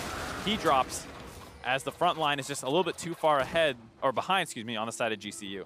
And so a 4-0 result into eUnited getting a huge advantage in this game. 26.5 minutes in. Not nearly as far into as far ahead as GCU were in game number 2. They still find themselves at about a 7,000 gold lead. There's still multiple towers stick on the map as well. There's only 3 that have fallen in their favor. These double Infernal Drakes, in addition to that, they have a very beefy Renekton now on the top side of the map. Titanic Hydra and Black Cleaver finished for Licorice. Their Kalista Gambit as the first pick overall for Depley, and the first focus of these ganks on the bottom side of the map has paid off in dividends right now as he is 3-0-5. Definitely having a huge game this time around. Has a lot of people to fight in front of him. He's able to build up Ren stacks over the course of these fights and then start ripping them out, picking up kills. Overall, GCU's comp does stack up decently well. You see how effective that Tarek ultimate can be, but they've just fallen a little bit too far behind. eUnited now with a big gold lead and the extra Infernal Dragon. And the Baron buff. so many things in their favor as they're just going into a 1-3-1 split push set up as the 3 core in the mid lane takes down that at inner tower. GBM on the bottom side is going toe-to-toe with Jarvan, whereas FLICKR is no answer, no equal on the top side of the map as Renekton's going to be pushing that one down. And GCU hard pressed back into their own base, down 9 kills to 2. Now the 3 will rotate up and become a 4-1 split push. Or unless Definitely doesn't want to join. FLICKR is like, nah guys, I got this one. 2 towers have fallen so far with this Baron buff and still 2 minutes left on it. So Fly getting caught out in the mid lane, he gets blown up. Definitely found himself a nice target. He just ran to bits right there. As now without wave clear potential from the Victor, this mid lane inhibitor tower is going to be threatened.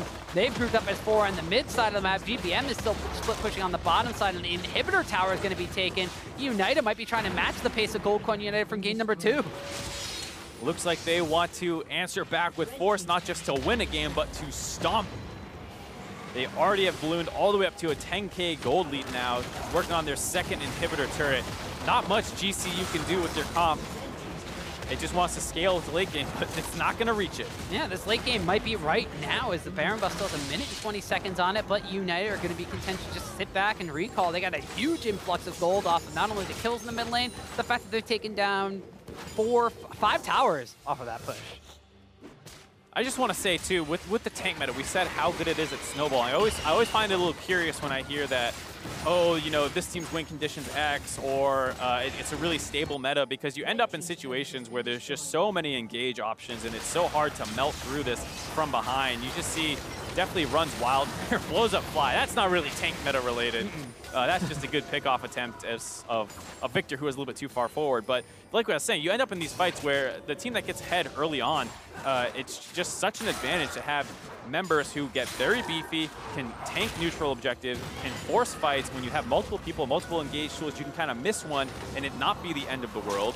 You're not, you know, squishy, so the enemy team can't pick you off easily if they catch you caught out of position.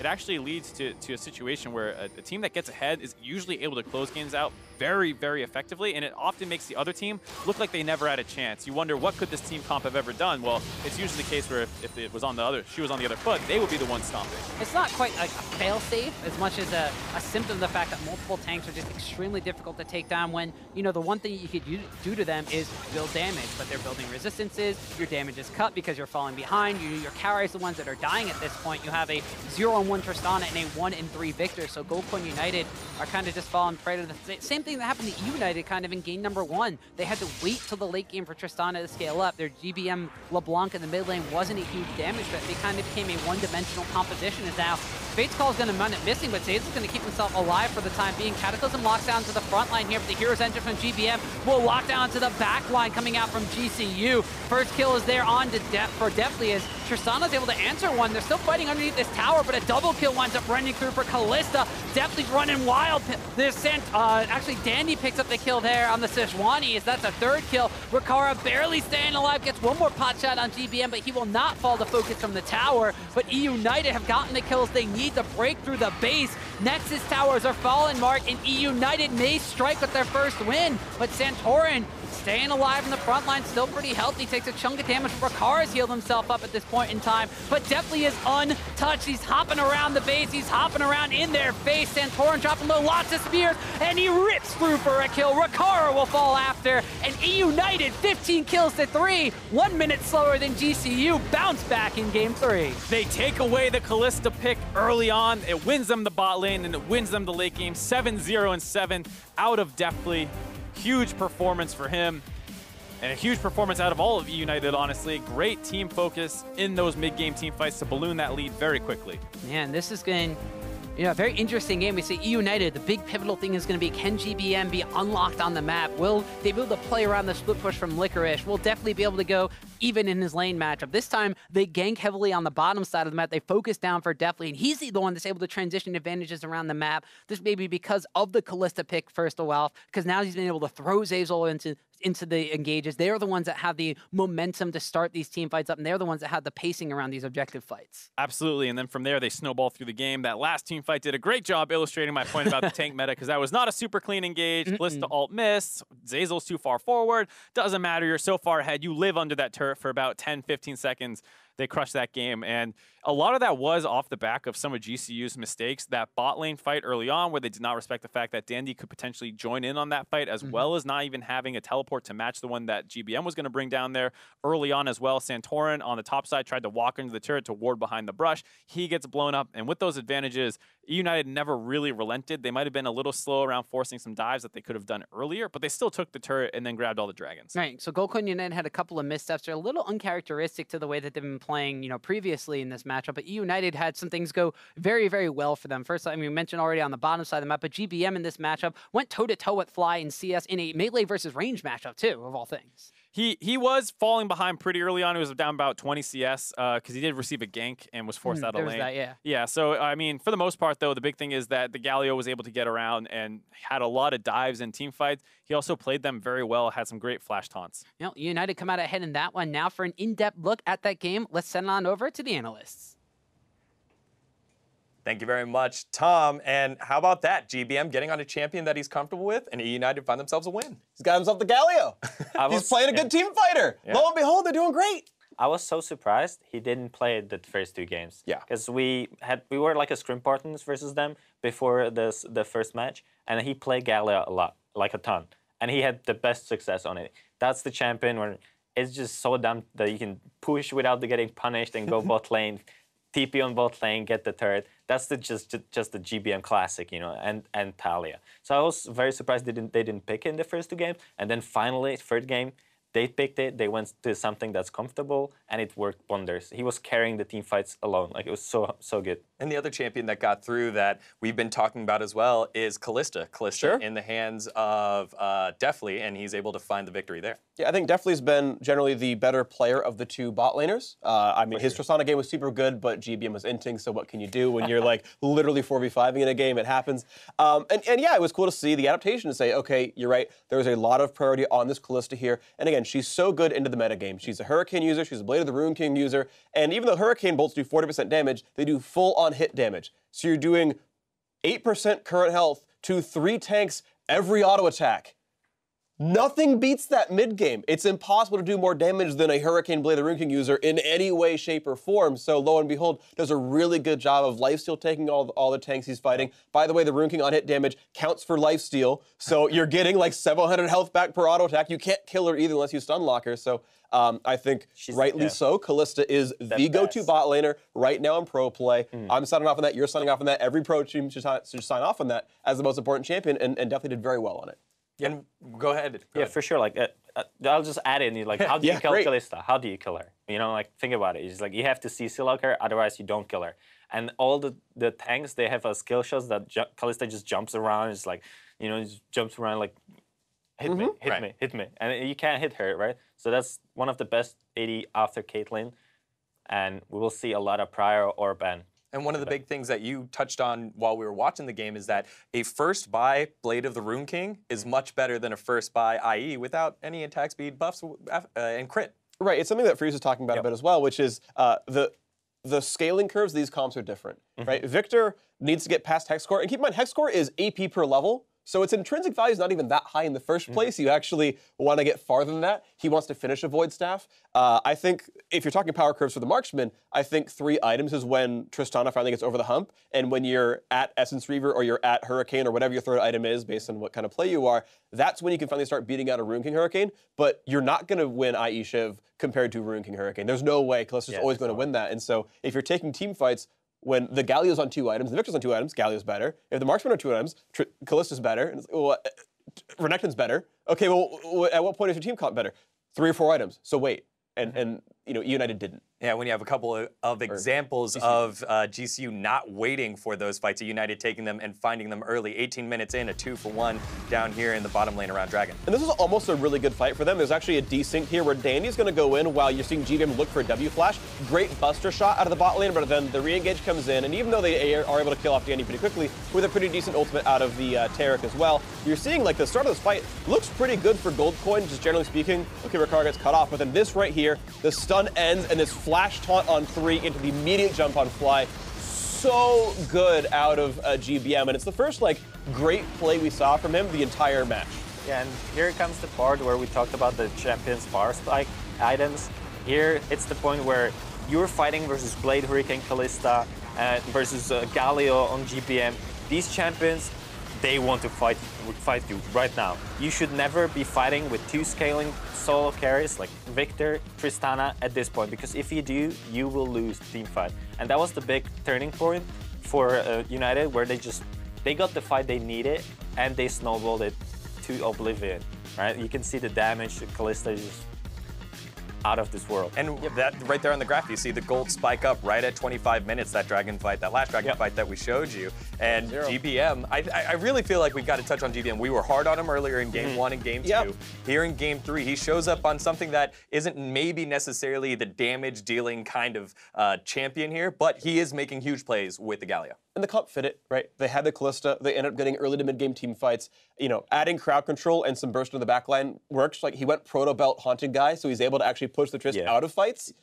Solo by himself. I mean, I know you were complaining about that earlier. I agree, it looked a little disgusting. I cringed a bit as a Trist player myself, but it worked out, right? And you know, there's one that's taking the top lane. There's a Jarvan instead of like a Maokai up there. So like all the pieces fell into place. Yeah.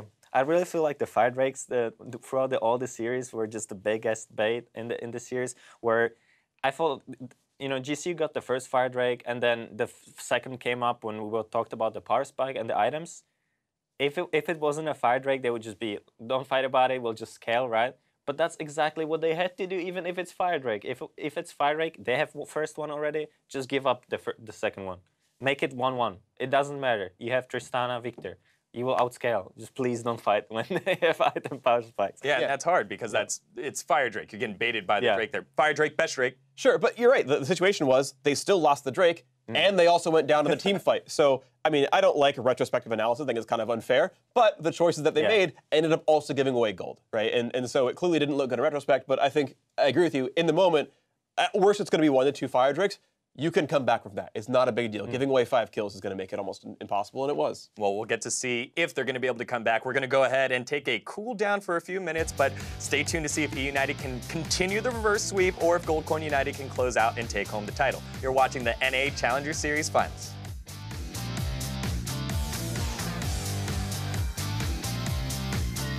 Danny's on the bottom side. Arctic is sold forward. There's actually a teleport being channeled by GBM that gets canceled. Santorin is stepping forward. They want to go for this, but he gets locked up and he's going to get taken down. Twist that. Let's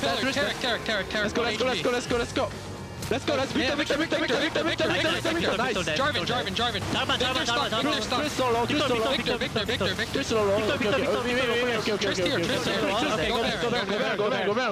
First kill is there on to for Deathly as Tristana's able to answer one. They're still fighting underneath this tower, but a double kill winds up running through for Kalista. Deathly's running wild.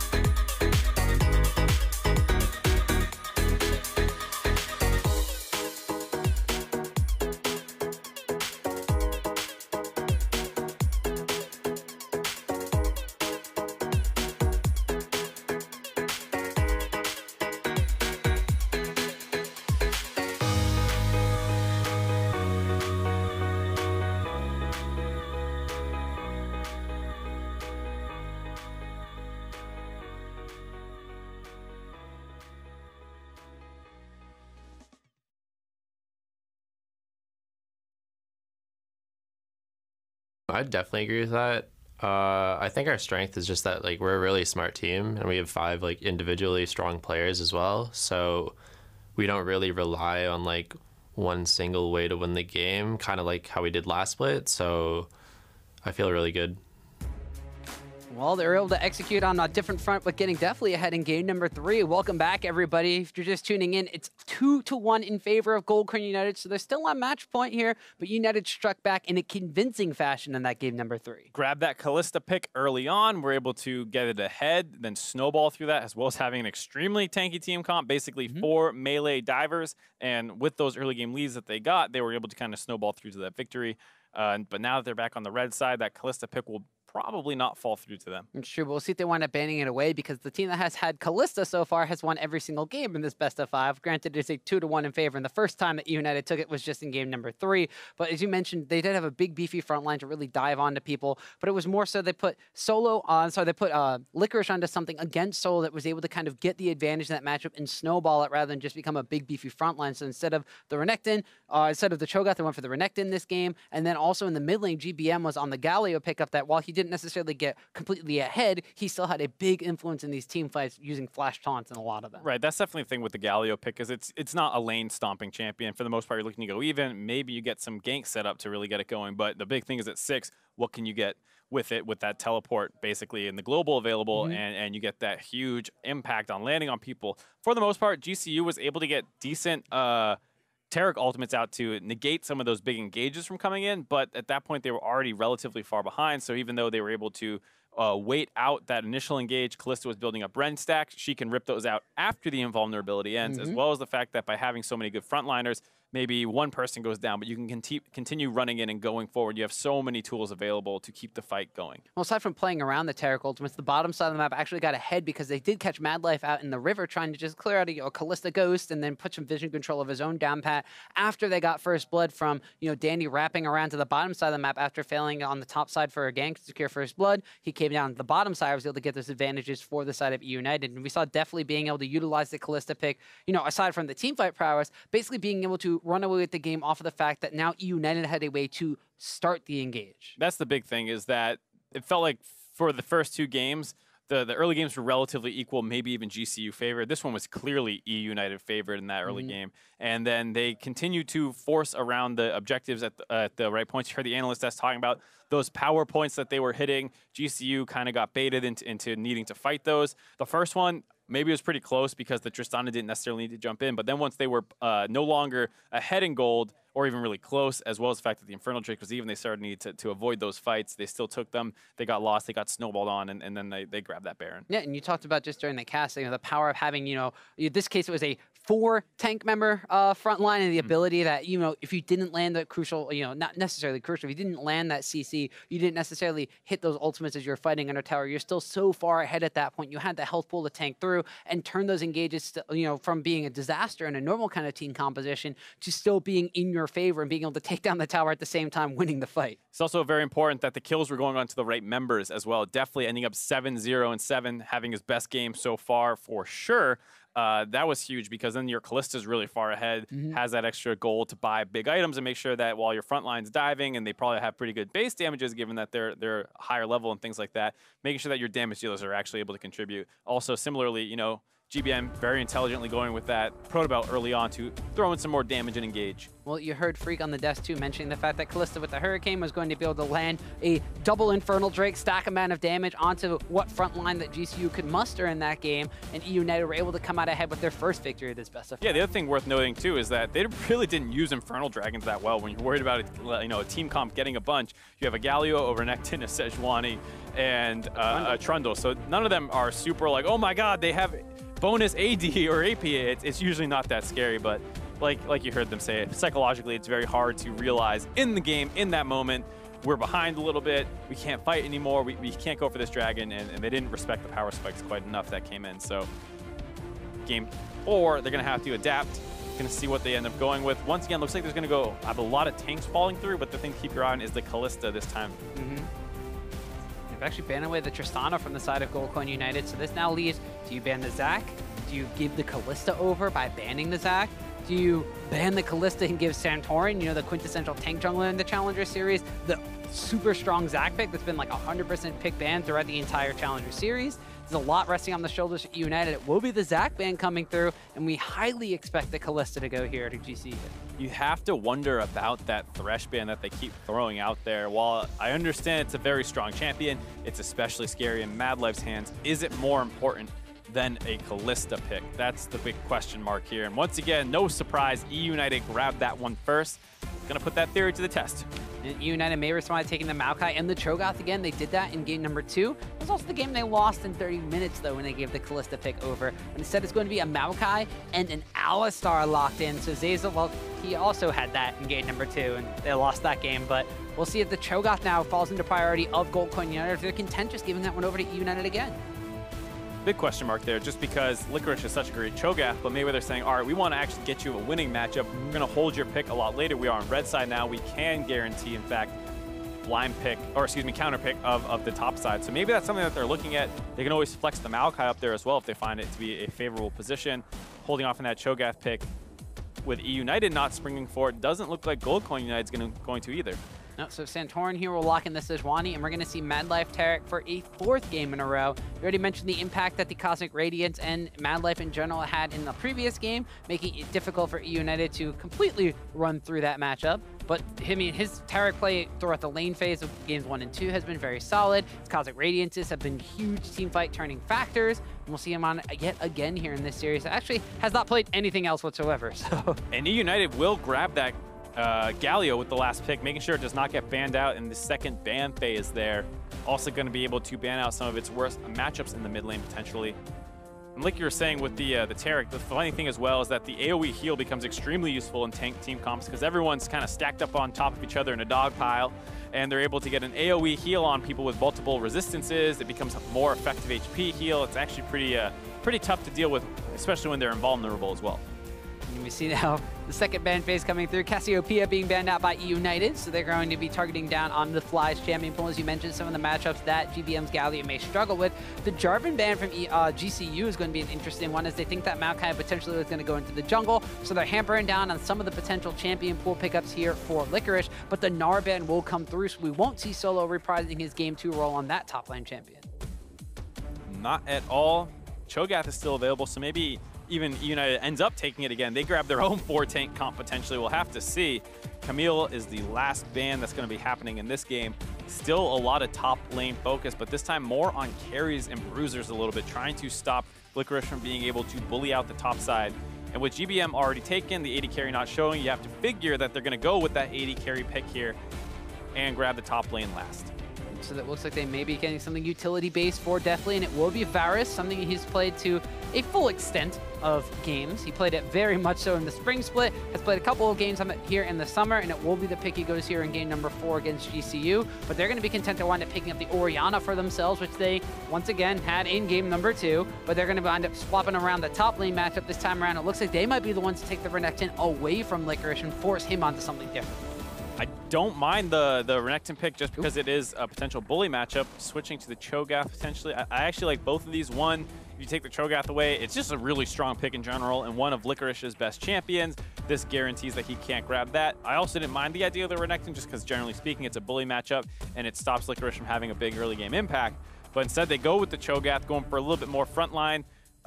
Being able to follow up on some potential CC that's going to be coming in from that Sejuani first, maybe the Kalista throws somebody in, and then we do actually see that last pick Renekton. So the Renekton comes in here for eUnited. Licorice will have a little bit more damage out of his tanky top laner this time around. It'll be the first time we see Solo taking the Cho'Gath into the top lane in this entire best-of-5 series. So Licorice may know the Cho'Gath versus Shen matchup very well from the Cho'Gath side. We'll see how he fares with his quote-unquote counter pick into the top lane Cho'Gath this time with the Renekton. We also see Dandy once again on a more utility-based jungler. The second time we're going to see him as a look on this Maokai. It's still a very kind of two-threat style composition from eUnited. Is going to wind up being the Varus and kind of the Renekton this time around, as GBM's Galio doesn't put out the most damage in the game. But you still kind of have that coming from the opposite side of Gold Coin United, where they basically just have their mid lane and their marksman of their own.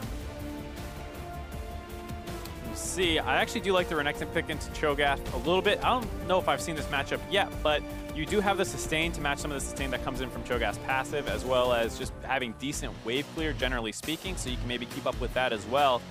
And one of the things about Cho'Gath is while he does deal a lot of damage, he is prone to ganks. We touched on it before about his lack of mobility, and usually you gank him when he's extended in the lane because he's pushing all the time. But with Renekton, you might actually be able to set up some dives onto him where, unless his Feral Scream or Rupture are really, really well placed, he might be a little susceptible. That said, eUnited top jungle don't have the most damage ever. Hey man, if you were saying before that Cho'Gath can get bullied around by a Shen at level 1, you can only expect the Renekton, who is a very early game lane-centric pick, to bully that Cho'Gath around. But it's going to be game number 4 of our Challenger Series Finals here. The last Challenger Series Finals we're ever going to see. Gold Coin United already ahead 2 games to 1. They're looking to put a cap on it and end as 2-time reigning champions. eUnited, on the other hand, trying to prove to be the superior United team and take down the defending champs. I like this one as well because eUnited seem to have doubled down a little bit on that GBM all-tank strategy once again with 4 of them. Definitely not being able to grab the Kalista this time around. Ends up on the Varus, which really does alter the comp a whole lot because, one, the Kalista is great at throwing a tank in. It's another engage tool. Yes, Varus has that kind of as well with his ultimate, but he doesn't get involved in the fight quite as easily. Kalista can kind of hop forward, and as long as there's no threat on her, wail away on tanks. And while Varus can go for a similar Blade of the Rune King Hurricane build potentially, he's just a little bit more fragile in the sense that he's easier to jump onto and he can't get involved quite as easily. He can't set up those Ren stacks. He do have his W, which you know, you can build up 3 procs and then get a big percent health damage done, but it just doesn't work quite as well as Kalista, as well as not being as aggressive in the laning phase. He doesn't have the same objective control coming out from those Ren stacks either, which is something that eUnited definitely took full control of in the last game, taking 2 Infernal Drakes and a Baron buff for themselves before closing out game number 3 to put themselves here into game number 4. With Santorin back on the Sejuani, we saw him using that to great effect. Dandy took that one away from him in game number 3, but now he's back on something a little bit more comfortable to himself. And of course, we have the bully lane on the bottom side here. Rikara and Madlife go with the Kalista and the Taric pickup. It's worked wonders for them in the previous 2 games, and although they haven't necessarily utilized Rikara as the way to play around, you mentioned the strength that the Kalista brought to the composition from eUnited has been what GCU's been using it for as well. Throw the Taric into the fight, and then wind up shielding the front line and the back line at the same time. The other thing is that the Alistar pick not particularly strong in lane, so it looks like eUnited is kind of hoping for one of those slower laning phases that we had been seeing down the bot side the first 2 games. Last game was the first time that Kalista pick really managed to get off the ground and start snowballing pretty hard. So maybe they're thinking, no, the Kalista pick's scary, of course, but we'll just survive it early on, and then our 4 tank team comp will be able to dive onto GCU again. This time around, we do see that Zeyzal has opted for the Relic Shield start onto his Alistar. I don't know if he went for the coin in the last game, but we've seen Madlife being coin Taric pretty much every single game so far. He puts a ward in the jungle to spot out if Dandy's going to be doing his blue buff. An Arcane Smash out of the brush will reveal that Dandy, yes indeed, is on the bottom side of the map here, whereas Santorin still on his, moving from his own top side to the bottom side. He went from blue buff to red buff, whereas the opposite side there for Dandy from red buff to blue buff. Once again, Dandy a little bit ahead though. Gonna start clearing up to the top side potentially. He's on his wolves. We'll see where he goes. This is one of those games where it can be a little bit difficult to find things down around that bot side, though we do have Alistar with great setup.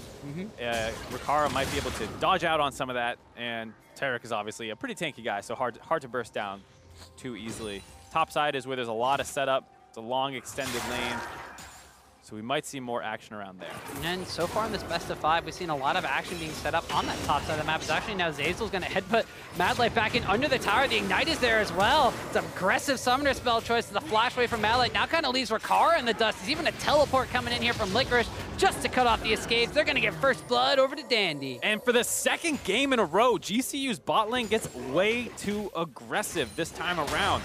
They still are down the extra teleport advantage. So once again, even if Dandy was not in range to come down and collapse on that, which, one, they knew he was there because they dropped a ward, you still have to worry about the teleport coming in, and they get a little too aggressive. Well played by Zeyzal to get the knockback onto Madlife underneath the turret while Deathly was stunned up.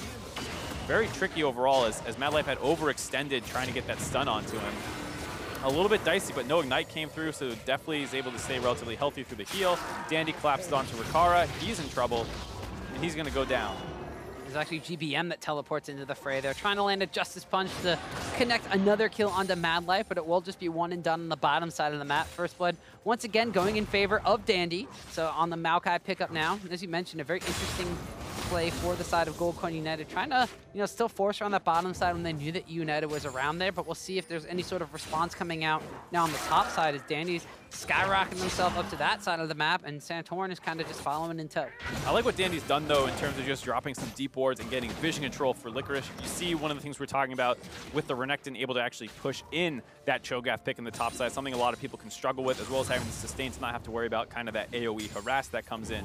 And you don't necessarily need to dive it. We were talking about how that's pretty tanky Cho'Gath, and you don't necessarily have the most damage to burst him out if he's close to full health. So instead, you just get vision control, buy room for FLICKR to continue pressuring up aggressively around the top side, and you're ready to start potentially snowballing now. Sixes will be coming in pretty soon, and then you have great dive setup around this bot lane, and the fact that the Kalista got too aggressive now may end up falling behind.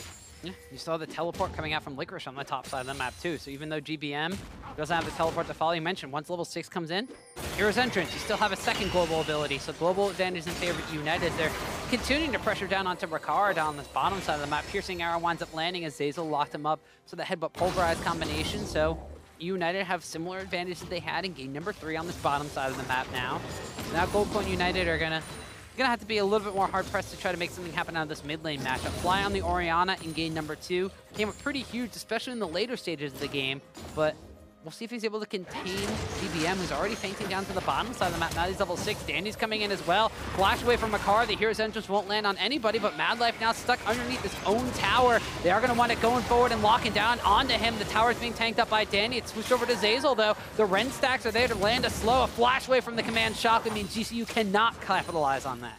A little bit of a risky dive there by eUnited, very telegraphed, and you saw GCU doing their best to get in range as well to try and defend that one, but they're just a little bit too slow. Too many summoners still available for eUnited, able to flash out of that ultimate from Fly. And there we go, that dive, very telegraphed at 6. Everyone knew it was coming. They just couldn't get down there quite in time. So eUnited playing this one, it's not necessarily pretty textbook, but pretty straightforward and getting advantages in the areas of the map that they had started to do early on. And you see Rikara still with that flash, able to pull himself far enough away that the ultimate from GBM did not finish him off. He tries to get back underneath, tries to get in range with the heal to try and save Mad Life, not able to do that. Zeyzal kites it out, Ren's to slow down Zeyzal, so hoping that Fly could get in range for the ultimate, but so many summoners still available after that dive and First Blood down there that they just double flash away, get away with the kill free. Not as bad as it could have gone. They might have gotten double kill, lost their turret, something like that. So good response out of GCU to keep it to just 1 death. But there's no reason eUnited can't go down and just keep forcing these plays available as soon as that ultimate and teleport comes back up for GBM. This is solid practice play coming out from eUnited. These are the game plans that they wanted to execute in game number 1, but weren't able to, and just never really got the traction to even start concocting in game number 2. So now it's going to be Gold Coin United hard pressed on the bottom side of the map. So Rikara came into this one as the leading KDA player in the North American Challenger Series. Definitely was the one that was shortly behind him. I think it was like an 8-point-something KDA compared to a 6.1. Definitely now is 1-0-1 in this game, whereas Rikara is 0-1-0. So poor stats, but definitely once again has the advantages now. And he doesn't have the same easy engage as the Kalista did by throwing in a very tanky Trundle, but he does wind up having that Chain of Corruption. He's level 6 now compared to Kalista's level 5. They could be looking for something else on this bottom side of the map. Absolutely. It's one of those things that once you start falling behind, it gets worse and worse. Kalistas love to play from ahead where they can keep pushing people in, harass out, and set up potential plays. But once Kalista ends up on the back foot and behind on the game, she becomes very, very weak for the most part. Even though that 2-item power spike is very powerful against tanks, if it's delayed at all, she quickly becomes, kind of surpassed by a lot of other AD carries. You see now that bottom side of the map is in favor of eUnited. However, the Dragon Spawn is not. This is the Cloud Drake coming up. So it's not going to be this will be the first time we don't see an Infernal Drake as the first Drake on the map. So we'll see if that kind of changes the perception of where these teams really want to focus or how they wind up focusing on this map. Zeyzal's going to pop a control ward on this Tri-Brush. We'll disable the ward outside of the brush, and pings go down from the side of GCU. They know that a dive may be coming, so Santorin is already on that bottom side of the map. This is one of those situations where, as GCU, you probably want to swap your bot lane out of here and trade turrets, just because it feels like a dive is ever imminent down the bot side, and you don't need to contest that dragon. The one problem with that is the fact that you're down pressure in both your top and bot lane, so it's very hard to find an opportunity to push a wave in and set up that transition up to the top side. Yeah, we were talking about the top lane matchup of this Renekton going toe-to-toe against the Cho'Gath, and FLICKR, he opted into this matchup, and he was the one that was kind of, you were saying, one of the better Cho'Gaths in North America, so he should know the matchup inside and out from both sides. Already, huge CS advantages over solo in that top lane matchup, despite there being not a lot of jungle pressure, just a couple of wards to keep him safe. If you're able to win the 1v1, jungler doesn't need to sway that matchup, just needs to keep it as it is, and that's exactly what Dandy identified and did. And like we're saying, it feels like GCU's hands are tied a lot right now. GBM's able to just keep pushing in the mid wave and roaming, is down CS once again. Feels like for the 4th game in a row, I believe, but in games 2 and 3 did not die early on and is able to go make these plays in the side lanes. One of the factors you said that GCU kind of has their hands tied right now. It's very interesting because their early game plan was basically, well, we'll scale. We just have to hang tight with eUnited and we'll be able to come back. And this one, maybe we prioritize some dragons or trade objectives on the map, Rift Herald for a tower or a dragon or something like that. But they had, Rikara going fairly even on the bottom side. So we mentioned Rikara had one of the highest KDAs coming in here. They never really relied on him to hard carry the game until game number 5 against Tempo Storm. He bust out the Cogweb pickup and we're all in on the Rikara boat. He went 12-1 and had a massive game. But it seems like when Rikara doesn't have advantages, or at least keeps the other AD carry in check, that Gold Coin United struggles because they lose pressure on the bottom side and they lose that objective control they normally have. That's a big problem that they face, as well as the fact that now the enemy AD carry is ahead as well. It's one of those things that can somewhat spill over to the rest of the map that we haven't seen a ton out of eUnited. If an Alistar gets ahead and out of lane for free, you start seeing some very, very scary mid dives. Dandy getting caught out a little bit in the top jungle here. No, actually has to pop his Nature's Grasp just to dissuade Fly from rotating in from the mid lane here. So that's a Maokai ultimate down, so if there's going to be an objective fight anytime soon, they won't have that for at least a couple of seconds. As now eUnited realize that getting some deep vision to try to keep that top lane in their favor might be a little bit dangerous to do alone. Here's eUnited's bot lane roaming with that pressure that they have from being ahead, working into the enemy jungle to get some vision control. They're going to spot a Mad Life Santorin combination that has kind of been the backbone, the crux of all this vision control that Gold Coin United has been touted to be very, very good at getting. That duo of synergy coming out from those two have been the big reason as to why they've been able to gain those advantages. Although it looks like Mad Life might be caught out now as Santorin went the long way. He is going to be able to be saved by the Fate's Call from Rikara, but that's an engagement tool down and a lot of vision going over to eUnited on the bot side. Good thing they have that Callista to save him, otherwise that would have been a pickoff for sure. And the question is, though, what else can eUnited grab with it? Even though they don't get the kill, forcing him back to base still creates a man advantage. They can potentially try and grab this dragon or this turret. Turret's at half health. Santorin's kind of acting like a fake support here, showing up, defending it. eUnited look like they're not going to go for either of those objectives. A little bit of a faux support, but we have seen support Sejuani before. We have. Not specifically in this game, though, as he is the jungler still, has not role swapped.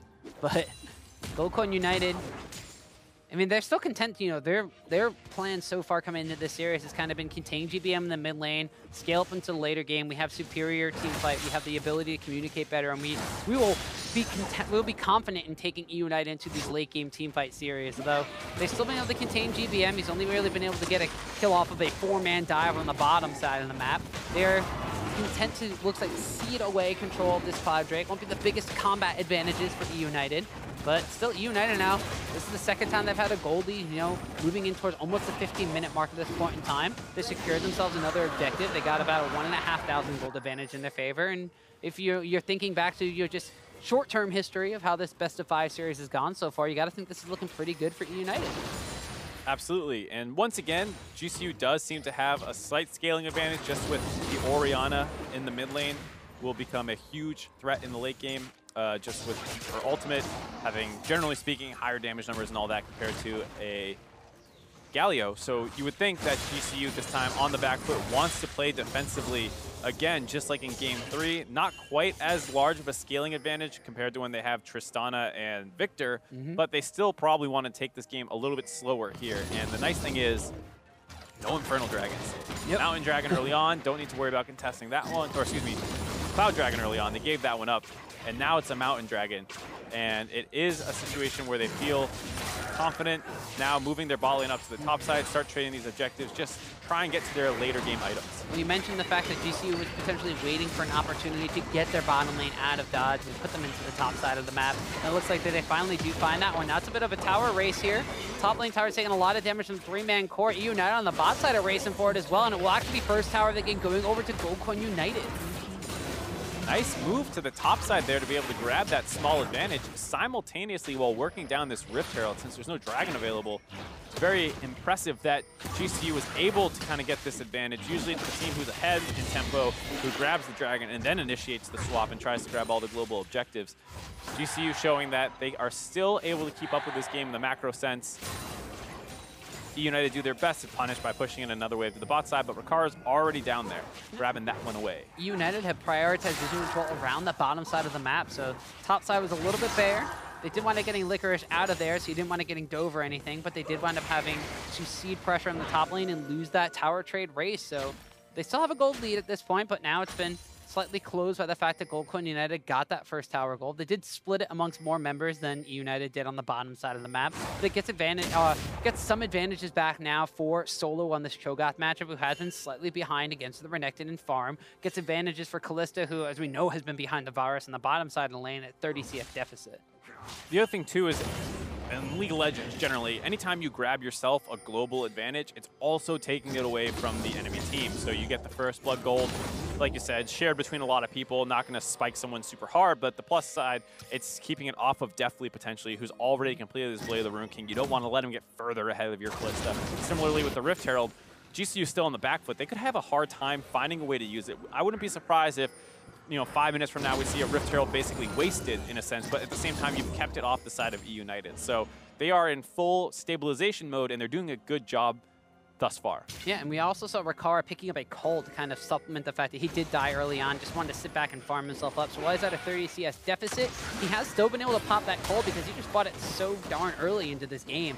So a little bit of an investment build for himself. It's basically caught him up almost in itemization with Deathly. The make or break point right now is, pieces of his zeal compared to the fact that there's an extra Cull in the inventory, but he's finished his Blade of the Rune King, also has Berserker Skews for himself, so he will be able to kind of go toe-to-toe in some of these fights as far as damage is concerned. Just lacking a little bit in the critical strike department, but he does have an engagement tool to kind of make up for it. We see GCU looking around, trying to find out where eUnited was going to be.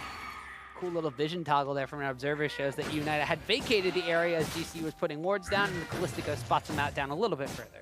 Yeah, and this is kind of what we were saying with the fact that despite all those nice macro moves by GCU, they are still on the back foot. eUnited is living in this bot side jungle, getting complete vision control, making it very perilous for both Orianna and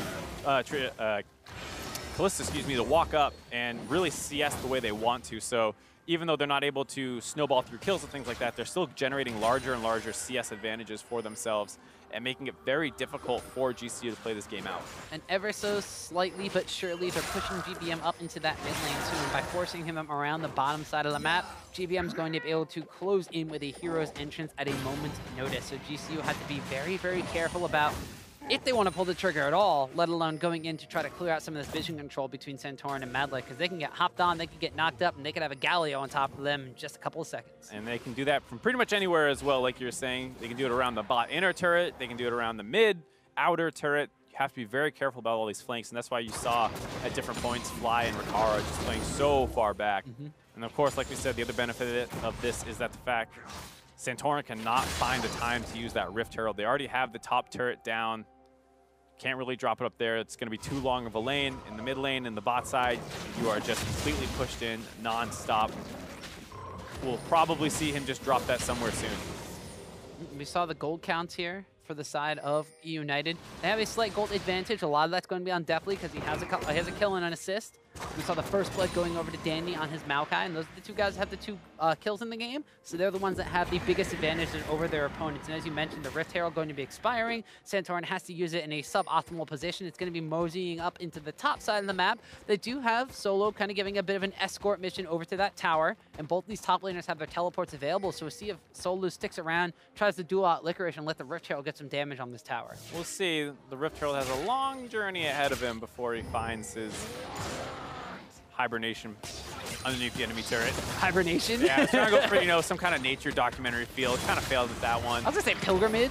Yeah. Long, arduous journey. It's going to get basically one charge and a swipe, and that seems to be just about it. FLICKR is going to wave clear with that Tiamat and then take down the Rift Herald. And eUnited actually coming out slightly ahead of this one and start posturing around the Mountain Drake as well.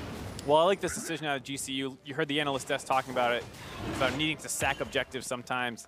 With this Mountain Dragon is one that they do not feel like they can contest, nor should they necessarily.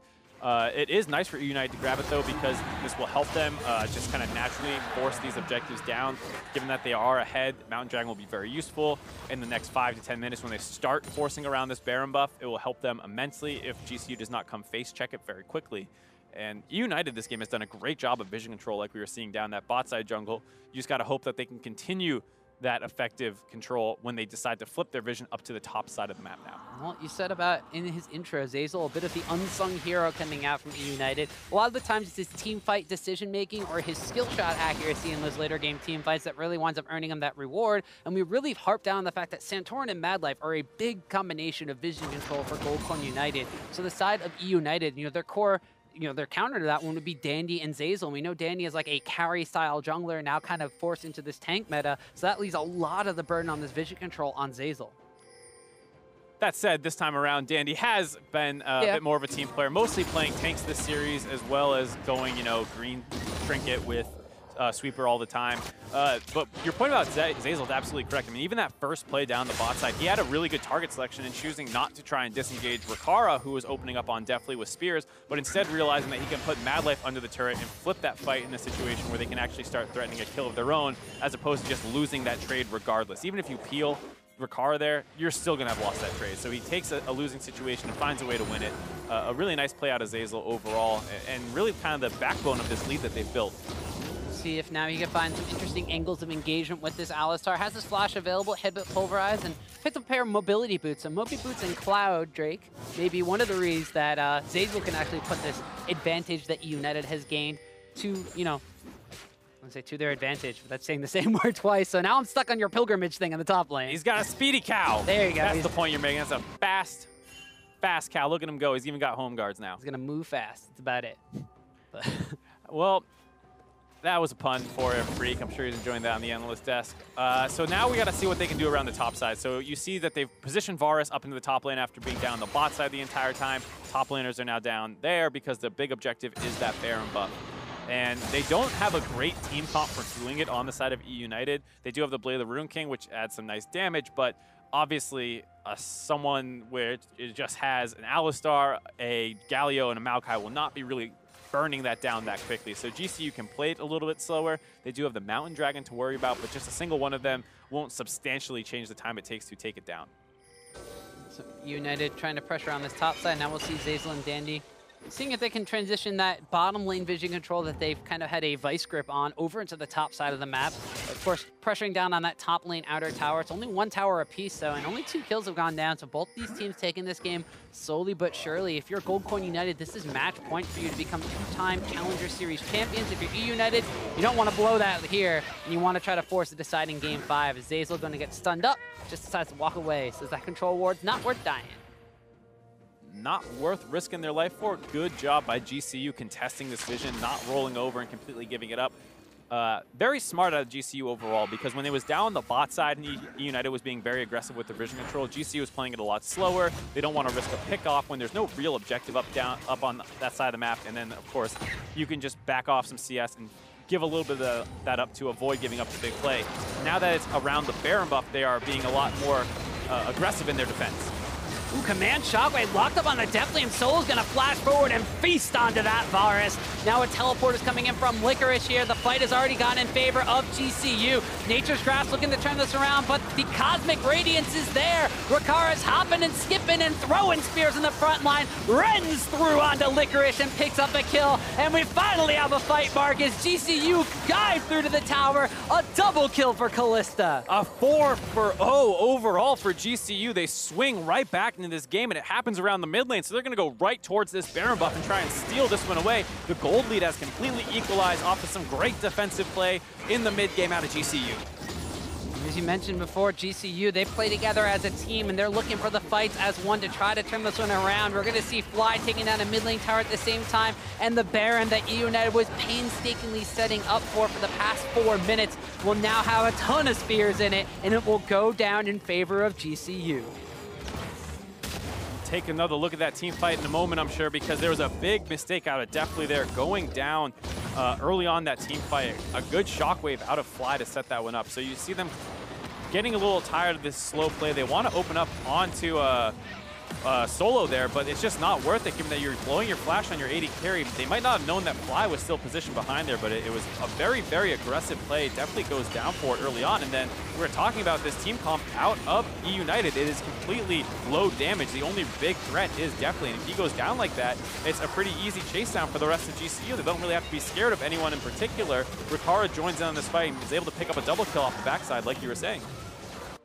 And we saw Licorice teleporting into that fight, but he's not the big beefy Renekton he was in game number 3. This time around, he's gone pretty much toe-to-toe even with Solo on that top lane matchup, so he doesn't have a lot of advantages. Sure, he's still got a Black Cleaver and a Titanic Hydra at this point in time, but in that fight, he was not the same force that he was in game 3. I mean, it's very hard to be the same force because eUnited's team comp needs to be aggressing. They need to be the one diving, and if they're peeling, they do have some decent tools with the Maokai ult and things like that, but if your 80 carry is already dead, you have 0 chance of winning that fight. So you can no longer go in and try and absorb a lot of damage while, you know, out DPSing them compared to how much they're doing to you. When you're in retreat mode, a Renekton's going to do nothing. So even though he teleports in, they've already lost the fight with Definitely going down. So just a tragic, tragic fight out of eUnited there. And already GCU ballooning their gold lead. Yeah, they were behind at this point not that long ago, and now they're taking about a 3,000 gold advantage. Now they have a Cho'Gath split pushing on the bottom lane, and a core group of 4 pushing up in the mid lane. So where eUnited were the ones in control of this game for the first 24 minutes, it has swung into Goldcoin United's favor now. And eUnited, you know, they have to try to keep their composure at this point. They're going to wind up ceding a lot of tower pressure, or a lot of turrets, basically in this entire push coming out from the Baron buff, but they also kind of have to keep it calm, cool, and collected. As you mentioned, they have to be the aggressors. They see the chain of corruption whiffing right there, and that means that eUnited are not going to be able to contest GCU. I like the idea. You don't want to sit back and just lose objectives. Your team comp from behind has no chance of winning. It definitely drops again. He just winds up going down. No summoner spells available still from the last fight, and there's even no chain of corruption, so Fly just pulls the trigger there. Now this could be Goldcoin United taking another tower, ballooning it to a 5-tower-to-1 advantage. This game might be over, Tom, just based off that one mid lane fight. eUnited's team comp will not be able to play well from behind at all. They have very little wave clear and almost have no threat to stop Riccara from opening up on these turrets. You see how aggressive Santorin is getting under this base, and eUnited can't do anything to stop him. Yeah, so Santorin just gonna brute force away the rest of eUnited. Still 40 seconds left on this Baron buff, and all of a sudden, just like that, a team that was down a couple thousand gold come out a couple thousand ahead, 6,000 to be exact. They take an inhibitor. They completely flip the score of kills. It was 2-0. Now it's 5-2, 6-1 in towers. Goldcoin United has just basically taken over this game, like you mentioned, off of one fight, one mistake. GCU is going to go back and shop now, cash in on all that gold that they have, and then they'll be able to keep pushing down. Here you see definitely just no summoner's advantage. Fly spots him just slightly out of position. You can't really fault Definitely. He wasn't that far forward, still under the turret, but Fly just seized a moment of weakness and has that killer instinct, able to pick that kill up. And we see them getting the ever-crucial Cloud Drake on the map. So they're going to have that match movement speed, which will be the big thing. But, I mean, to be completely honest about this one, this has been eUnited being unable to convert on an advantage. I mean, we heard the analyst desk mentioning this one a little bit earlier on, not being able to, you know, take the control of the lead that they had and being unable to close out a game. They mentioned that for Goldcoin United in game number 1, when it took them about 45 minutes to take the game victory, and eUnited were clawing back into that one, the late game scaling Tristana. eUnited don't have the same kind of fallback insurance plan in this game. The Varus, not necessarily the same scaling power as the Tristana. They don't have a Cho'Gath in the top lane. They have Licorice, who will fall off as a Renekton.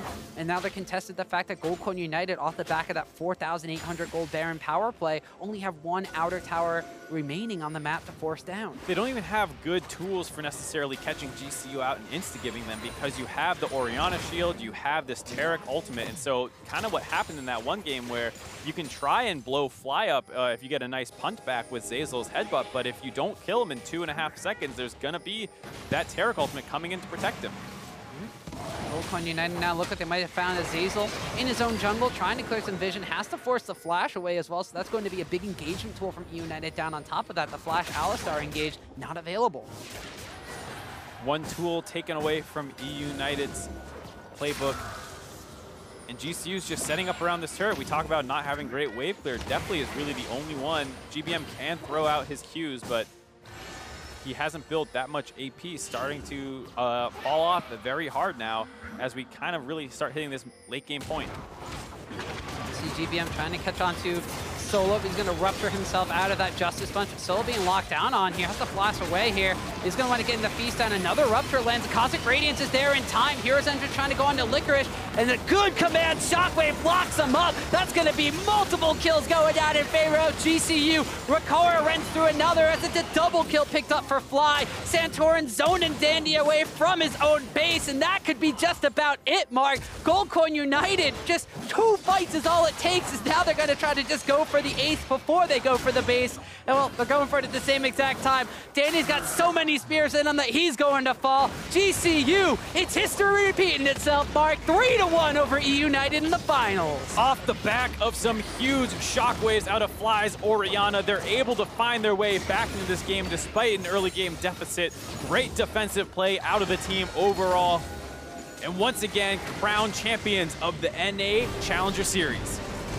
GCU, couple different faces on the Rift, but the result winds up being the same, a 3-1 victory over eUnited. And as you mentioned, it was just kind of one mistake from the mid lane fight. One more fight after that, that Goldcoin United were able to push their advantages through and take their 2nd consecutive Challenger Series victory. I was already thinking up ways to tie in the finals Challenger Series broadcast in the best of 5. I was thinking that this was going to go to game 5, but GCU shows that they know how to come back in games. They find the one pickoff they need, their team comp out scales, and you saw how much of a lead they were able to build off that one Baron play. And we saw eUnited holding on to advantages for at least the first 23 minutes into this game, but were unable to capitalize on them. And just a couple of missteps, a couple of missed ults, a couple of missed positions in fights ballooned the advantage off of that huge Baron power play for the side of Goldcoin United, catapults them into another Challenger Series victory. But eUnited, they look a little upset right now, but they will still be in the promotion tournament, but they're going in as the 2nd seed for the 2nd consecutive time. Can't feel good for this team. A lot of it returning, especially the NA rookies. All of them have been here before. Gonna have to try their best to learn from this experience, and like you said, bring it into the promotion tournament. Fly had a great series overall. One of the big guys for GCU who were able to turn that one around. You see Mad Life grabbing the trophy already. This one's mine. 2nd one for him, actually. Yeah, 2nd Challenger Series trophy. Santorin's got plenty of Challenger Series trophies for himself as well. Yeah, he's pretty happy about it. All of them getting a turn with the trophy. And Rakara getting his hands on it for the first time. He was with the roster previously, but it was MASH who was taking part in these games. So gotta feel good for him grabbing his first one. Fly as well, like we were saying, had a great series overall. And he had some big shoes to fill as Phoenix was kind of the, we mentioned mid lane was the biggest lane of influence in the spring finals, and it came around again. That mid lane kind of made or broke the matchup this time around, and Fly had big shoes to fill for Phoenix. He stepped up and did so in a couple of interesting ways. I mean, he had the Victor pickup. He played Orianna twice. There was one more game that I'm blanking on, the Cassiopeia game he ran away with in game number 1. So definitely coming in, filling in the shoes of Phoenix and doing it quite well. Yeah, I think it was especially funny in game 1 when we were talking about the differences in the play styles. Instantly, he wins a 1v2. It's the kind of thing that just kind of makes you put your foot in your mouth right away. But like you said, yeah, great performance out of him. Santorin as well, I think, while not necessarily the flashiest series, did a really good job of controlling the first 2 games. Game 3 did get out of hand just based off their decision to fight some objectives. But here in game 4, again, combining to really control vision with Mad Life, knowing when they need to be aggressive about defending pink wards and when they're willing to give them up. When they was down the bot side, no objective control, don't care about it. We'll back off. We don't care. Top side, Baron's a threat now. We need to defend this pink ward. We can't give up our vision. Yeah, and we saw them being able to capitalize around that by just kind of denying eUnited from encroaching onto their side of the map and continuing to put out that vision control. They're able to find the one little mistake that definitely made by flashing in to go for the engagement for his team. It's not even the worst thing in the world. He went for an aggressive play that eUnited had been making throughout the entire game, just did not see the fact that Fly was around the corner and pulled the trigger on the shockwave, was able to just completely turn that one around. Yeah, you got to say, it felt maybe like they were getting frustrated. It had been a while since they had made a play. It was sitting at 2 2 kills for a very long time. They also were not getting objectives that were really snowballing and making them feel very strong. And opening up onto the tank Cho'Gath, probably not the best target to go for. Maybe a little bit more patience would have been what they needed. Yeah, so it's going to be Gold Coin United coming out ahead as victors of the Challenger Series Finals. Let's toss it over to the analyst to break down the GCU Series win. Thank you very much, Tom. We'll have an interview with one of our victors in a moment, but just for a while, let's go ahead and talk about this game while they get set up. Yeah. GCU playing to their team composition, able to stall out the game and find the fight they needed. Right, so the United setup is 4 tanks and a Varus. Varus, not exactly hyper carry. I mean, like, it can, but if you never get a tank. if no one dies, Yeah. then you never get the passive auto attack speed, and so you like something has to die at first. And with 4 tanks, nothing dies first, so it was like a little awkward there. Like I know Varus can make it work, but on the side you have a much more conventional team. The Orianna in the mid lane, obviously very, very good, and it felt like when one team has 2 carries, one team has 1. You just eventually wait to get to 3 items to outscale, and then you're kind of naturally going to succeed because you have twice the damage dealers with, you know, only 25% less tanks to deal with. It's going to be fine. And part of that was in part because Tristana got banned out by GCU. Tristana got banned out, and then overall the comps from both the teams. If you look at GCU, every comp they had felt so easy to play. Right? You just press R, or you just team fight. That's it. That just you Thanks, scale. Yeah. Yes, thanks, Tarek. Tarek's is, by the way, games. broken. Just why don't you play it or ban it, whatever. But yeah, they had these comps that were just so easy to play out. You could just form out, punish other mistakes, and you didn't have to do anything. And then you look at United, and they were just forcing themselves into team compositions that were so hard to pull off. And basically every comp they had needed to get ahead in order to win versus GCU. And then GCU was so happy with it. They were just like, hey, we're on stage. Everyone's going to play slower. Everyone's going to play more safer. So we'll just outscale you. And that's pretty much the story of the series. And we have an example of that right there where eUnited was able to play into how they wanted. They dove the bot lane a couple times, but we had a great response out of GCU. Yeah, so here we can see what the United comp wanted to do. They want to 4-man dive to bottom and just take the kills and kill the turret. But here, great response by the ADC. He just backs off, leaves his support to die. Because, I mean, support lives don't matter, you know? But then you look at this other replay where GCU knows they will get dove again by the 4-man. So they'll just like, hey, we'll not get dove again. We'll just swap top lane. United didn't expect it at all, and GCU managed to get the first start even. Like, so they avoided 4-manning bot lane, and they took the first start. Right, and it's worth pointing out that like the Cho'Gath is there with them as well. They're happy to kind of okay, yes, they get first start, that's even better, but like they're happy to trade objectives in general as long as it delays the game, as long as they can just sort of skip the laning phase and wait till 20 minutes comes in. It's like this is all in their favor. Both teams getting 5,000 gold is exactly in GCU's favor because you get close to the late game sooner. And I asked you, what is that point that GCU was waiting for, and you gave me a great answer once things happened. Yeah, so he had said that when you get to 3 items, the team outscales. The real answer to this game was when the only damage up of the enemy team mispositions and dies for free and flashes after a Cho'Gath, and that's really when the turning point comes in because, as you mentioned, you need an early game lead from eUnited. They need to snowball an early advantage, and they only got 2 kills in the first like 18 minutes or so. So he said, okay, let's try to dive a Cho'Gath. Let's hope we can flash after him. Let's hope we can go for something. And definitely ends up just flashing onto an Orianna ball. It's like, well, when that happens, you just die, and then it's 4 tanks versus any team comp is always going to be a loss. And I respect the decision though. It was really bad in that scenario, but definitely, you know, like when player does decision like this, you can know it tells you how much they understand the game. Definitely understood that if nothing happens, the game is lost. Yeah. And it takes a lot of courage to just pull out some play like this because you lose anyway, right? So you might as well try some big play and make the play that will win you the game. The point is that you don't flash on Cho'Gath. If he would flash on the carries, it would be much better. But then again, he understood what he had to do. He didn't pull it correctly, but he at least had the courage to do it. That's right, and we have that replay at 23:30. Definitely looking like he wanted to make the big-time play. Shockwave coming in, and Fly just going big here. I mean, the major issue is actually, I'm pretty sure Orianna was on screen in vision when he went for the flash, and like that's actually the mistake. As you mentioned, yes, the idea of going for desperation is fine, but the execution is certainly relevant, and I don't believe Ori was a surprise. If he actually was in Fog of War, then I can't blame him, but if you did see Orianna, you certainly don't flash with a Shockwave in sight, and we saw actually with that flash being down, a second kill came in later on that ended up closing the game out, and again, you're the only damage dealer on that team, and I honestly want to give some flack to eUnited for, I think, repeatedly drafting lower damage team comps in a tank meta. I'm going to spitball a random thing here. I think Darius actually should be able to come back. When you're seeing Cho'Gath, and it's like, I'm picking a random team that can show up. Very good. I was talking about Black Hero users and Gnar. No. I think Darius legitimately, if you're going to play 3 tank teams, Darius loves that. He does a % max health heal for a bunch of slow moving targets, and then eventually true damage 1,000. Like, this literally works for Darius. Like, these are actually his ideal targets, are actual juggernauts who can lifesteal tank and actually kill the things off. So I think we actually may even see Darius come back as a result in things like this. But I think one of the big things that we need to touch on is not the fact that eUnited let this one get away, but that GCU continued to go back to what they needed to. They found the way to stall out. They found the way to get bigger, get the items that they needed, and then capitalize in those correct moments. Yeah. So back to the Darius. Yeah. I've already seen it, and it's good. He agrees.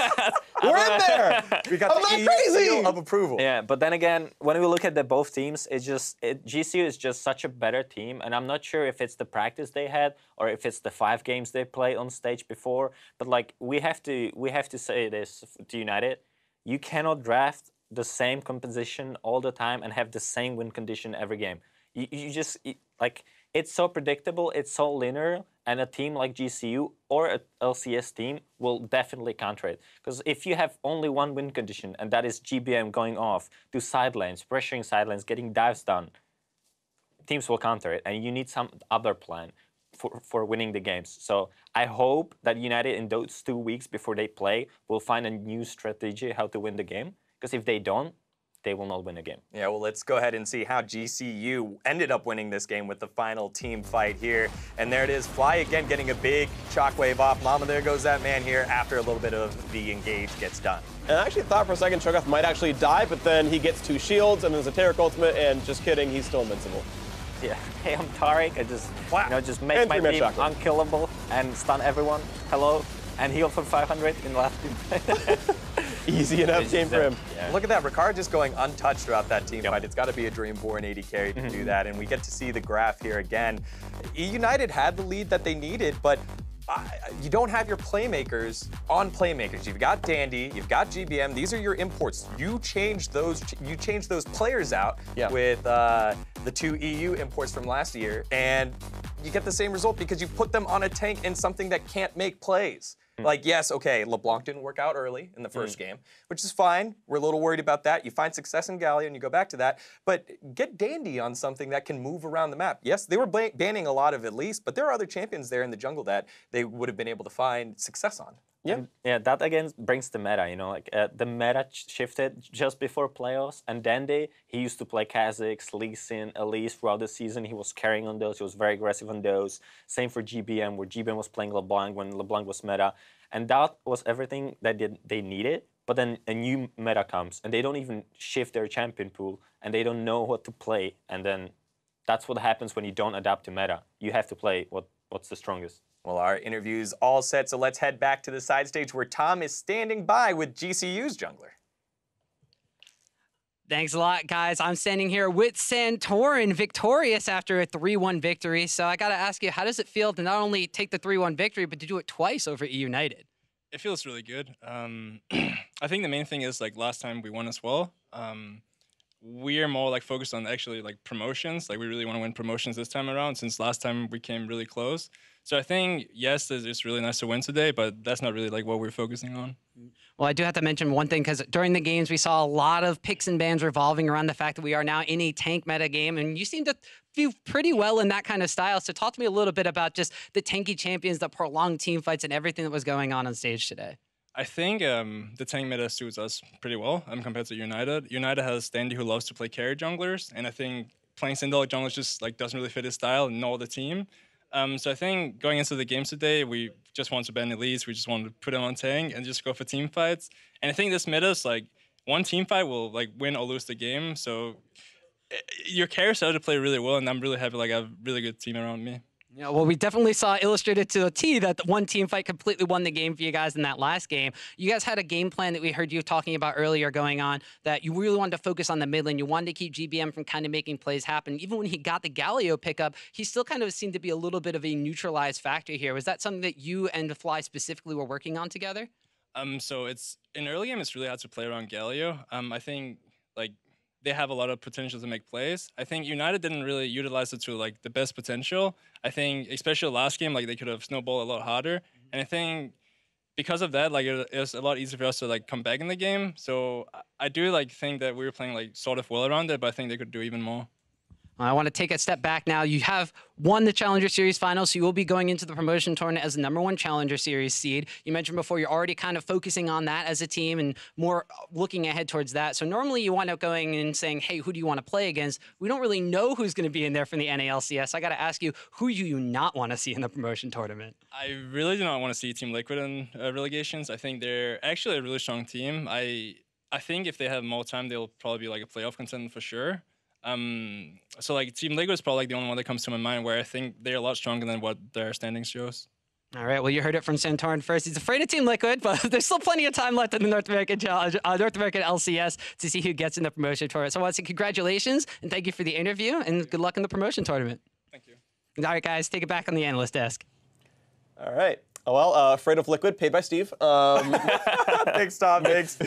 Great cast on the day. And we got to see Santorin in that interview there say that the tank meta suited him pretty well. You seem to agree there, he was Freeze. very comfortable on these champions. He played them even before Cinder got buffed. So when Cinder got buffed, you knew that it's Santorin's meta and it's Santorin's time to shine. And he did. He played he was performing very well, consistent. He didn't do any mistakes that would cost them the game. And he was very solid CC tank that you need to have from a jungler. How about you yourself? Thoughts on Santorin there, Freak? Yeah, I mean, Santorin was all around very solid. I mean, as you mentioned, kind of the whole team was kind of playing better and making good choices. So I think they deserve the win. All right, well, everyone stepped up on the Rift today for the championship final, but one player stood above the rest to earn our award for Player of the Series, and today that was Fly. Fly was smoother than Jiffy. That dude was all over the place and stepped up with the big challenge in the mid lane against GBM. We hyped up how strong GBM has been throughout the series, and he's continually getting stopped here by Fly. I mean, and Fly, I think, definitely played the series well. He played 4 teamfight mages, Cassiopeia, Orianna. Victor lost, but not really his fault, so much to be said. I thought he was a very, very solid player overall, and, you know, I think he had adapted well. A lot of great games, and, you know, just very much happy with how he performed. Yeah, pretty much. All right, so there it is. You can just see those numbers on the graphs there. A huge reason for that victory. GoldCoin United have claimed victory and the title of Challenger Summer Champion, but neither team is finished just yet. Following the conclusion of the LCS Summer Split, both GCU and eUnited will get another shot to take down the bottom teams in the LCS in a double elimination bracket, August 11th to 13th. But those LCS teams aren't locked in yet, and we'll get to see some of the potentials fight their way out with the return of the NALCS tomorrow night. In our first match, Phoenix 1 will look to climb out of last place against Echo Fox, and then Team Liquid will try and defend themselves from the onslaught of first place Immortals. Thoughts on that, guys? Immortals probably going to win. You know, as much as Santorin's afraid of Liquid, I think Immortals is going to be too tough of a task. I don't think Mickey's going to suddenly make this team win, nor will Dardoch. But yeah, I mean, Phoenix 1 just seems like they're in a really rough spot and going to keep falling down unless they can turn something back. Yeah, Freeze, are you still on the Mike Young hype train? Doot, doot. Not really.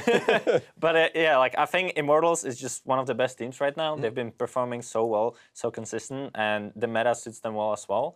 So I don't think, you know, like anything can happen with bringing new players in, but I think just Immortals is the best team right now in NALCS. All right, well, those matches will be tomorrow. So with that, our coverage of the 2017 NA Challenger Series comes to a close. Congratulations once again to GoldCoin United for earning the title of Challenger Champions, the last ever, as we retire the Challenger Series for permanent partnership and the Academy League. More details around the Academy League will be available as we approach the 2018 season, so keep an eye out for those announcements.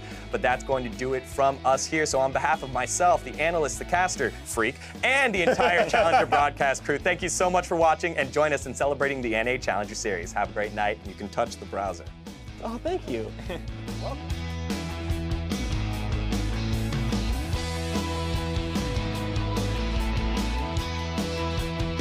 And we are here presenting you the first ever presentation of the Challenger Series. Joshua Leesman, double finger. Yeah, double spider. Double spider. We got a new face here, Aiden Zyrene Moon. I'm going to be talking about video games with you for Riot in the Challenger Series, and I didn't mess up my intro. High five, man. Let's do this. Give them a schedule. Down bottom, we... So satisfying. How long ago is that replay? Jackie's still gonna chase down, trading kills, even more triple kill for Caitlin Hansler, healed up, the jump in, Tails going gigantic, quadra kill, can he get it? Penta kill for Tails. I'm here making history with Sam, Kobe, Hartman, Kensler. This is my first time. People will remember this intro forever. Vasily is still wreaking havoc. Yasuki gonna be going down. 2, 3 kills picked up in the fight. LMQ gonna take the Challenger Series championship. 1-0. This is the team fight. Keen drops. Double kill for Porpoise Pops as the top laner falls of Cali Trolls, but they can keep going. Beautiful shockwave from Porpoise Pops. Teammate take home the Challenger Championship. Risk trying to get on your level of beard. There's always that awkward phase in the middle, too. I know. Well, you're usually awkward, so no one's going to notice. He's got to be a bit afraid. Oh, he's in. Catches body drop. Can he get more? It's a difficult question for him.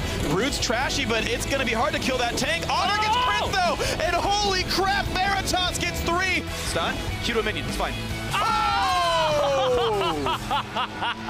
Flares goes in. Inox as well. The squishy's all going down. It's only Seraph. But Seraph, guys, that's going to be the game. Enemy Esports, welcome to the North American League Championship Series. They're still pushing it, revealing the front line, and more from Maple. He's critting everybody. He's going to get his third kill of the fight. It's going to be an ace as Krebs picks up the last one. That should be the game. That should be LCS for Renegades. I actually think that since this is your first time, I have to introduce you. Everyone, this is Dominic Sater-Romer coming over from the LPL. Police finally gets that last one. Alex runs for his life. That's 3 members dead. Apex with the clean 3-0. Everybody stepping up. He has home guard. Are they going to continue this? He's looking for revenge. Oh, he comes back in. That was amazing. Will they be able to get into the pit in time? Trying to burn through. Acadian's got his flash. He flashes and steals it. Oh, he's going to go for Penta. Over the wall. He's looking for the pentakill. Hakuho is going to die. Pentakill for Dardoch. 1 win separates TDK from a spot against Renegades. Don't go anywhere. First up is the meme stream Dream Team themselves, joining forces under the Delta Fox banner. Looking at the rest of the league, you got Goldcoin United, eUnited, Big Gods Jackals, and Tempo Storm all returning from the spring split. I think it would be a lot funner if we just start winning some of these games. We just want to make the fans proud. And they're going to give a cutie pie a triple kill on Jin. And so it's my distinct pleasure to introduce Daniel Digon Gonzalez to the broadcast. Who are you? Where'd you come from? And what'd you do with Tom? Goldcoin United against eUnited. In a rematch of the spring finals, I am Optimus Tom Tierfoss, and help me make history for tonight for the final Challenger broadcast ever is Mark Zimmerman. He gets Glacial Prison on the backside, so there's no Tristana damage, followed up by the Petrifying Gaze. There was a Cosmic Radiance to cut through that damage. A triple kill for Rakara. Double kill winds up running through for Callista. Definitely running wild, and a good command Shockwave blocks him up. It's history repeating itself. 3-1 over eUnited in the finals. Yo, man, look at me, man. I got all the jewels. Look at my shoes, man. I'm sharp.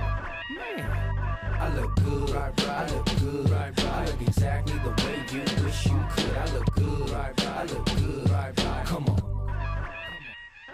I'm in love with a girl that I call old school. Sipping on my brandy, I'm feeling brand new. Got the feather in my hat because I'm just that cool. You peeping at my alligators bent kinda slew. They peeping at me pimping cause I got all the game. And even if the day changed, it's all the same. You rolling up the block, but you in the wrong lane. You hating on a brother, man, you must be insane. I look good. I look good. I look exactly the way you wish you could. I look good. I look good. Come on. I look good. I look good. I look exactly the way you wish you could. I look good. I look good. Come on. Joe said that I'm the best in the West. I got the girls singing, damn, look at how he dressed. No need to guess, just bless my finesse. I keep him in a mess, all up in this caress. Jeans, fitted, shirt, knitted. Man, she need to quit it, she already did it. She gotta be Latina cause she look mixed with it. She all up on me, so I guess she gonna get it. I look good, I look good. I look exactly the way you wish you could. I look good, I look good. Come on. I look good, I look good. I look exactly the way you wish you could. I look good, I look good. Come on. Right. Right.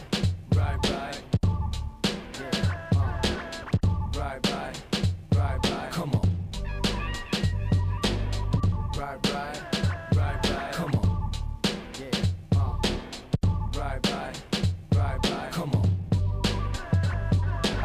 good. Right.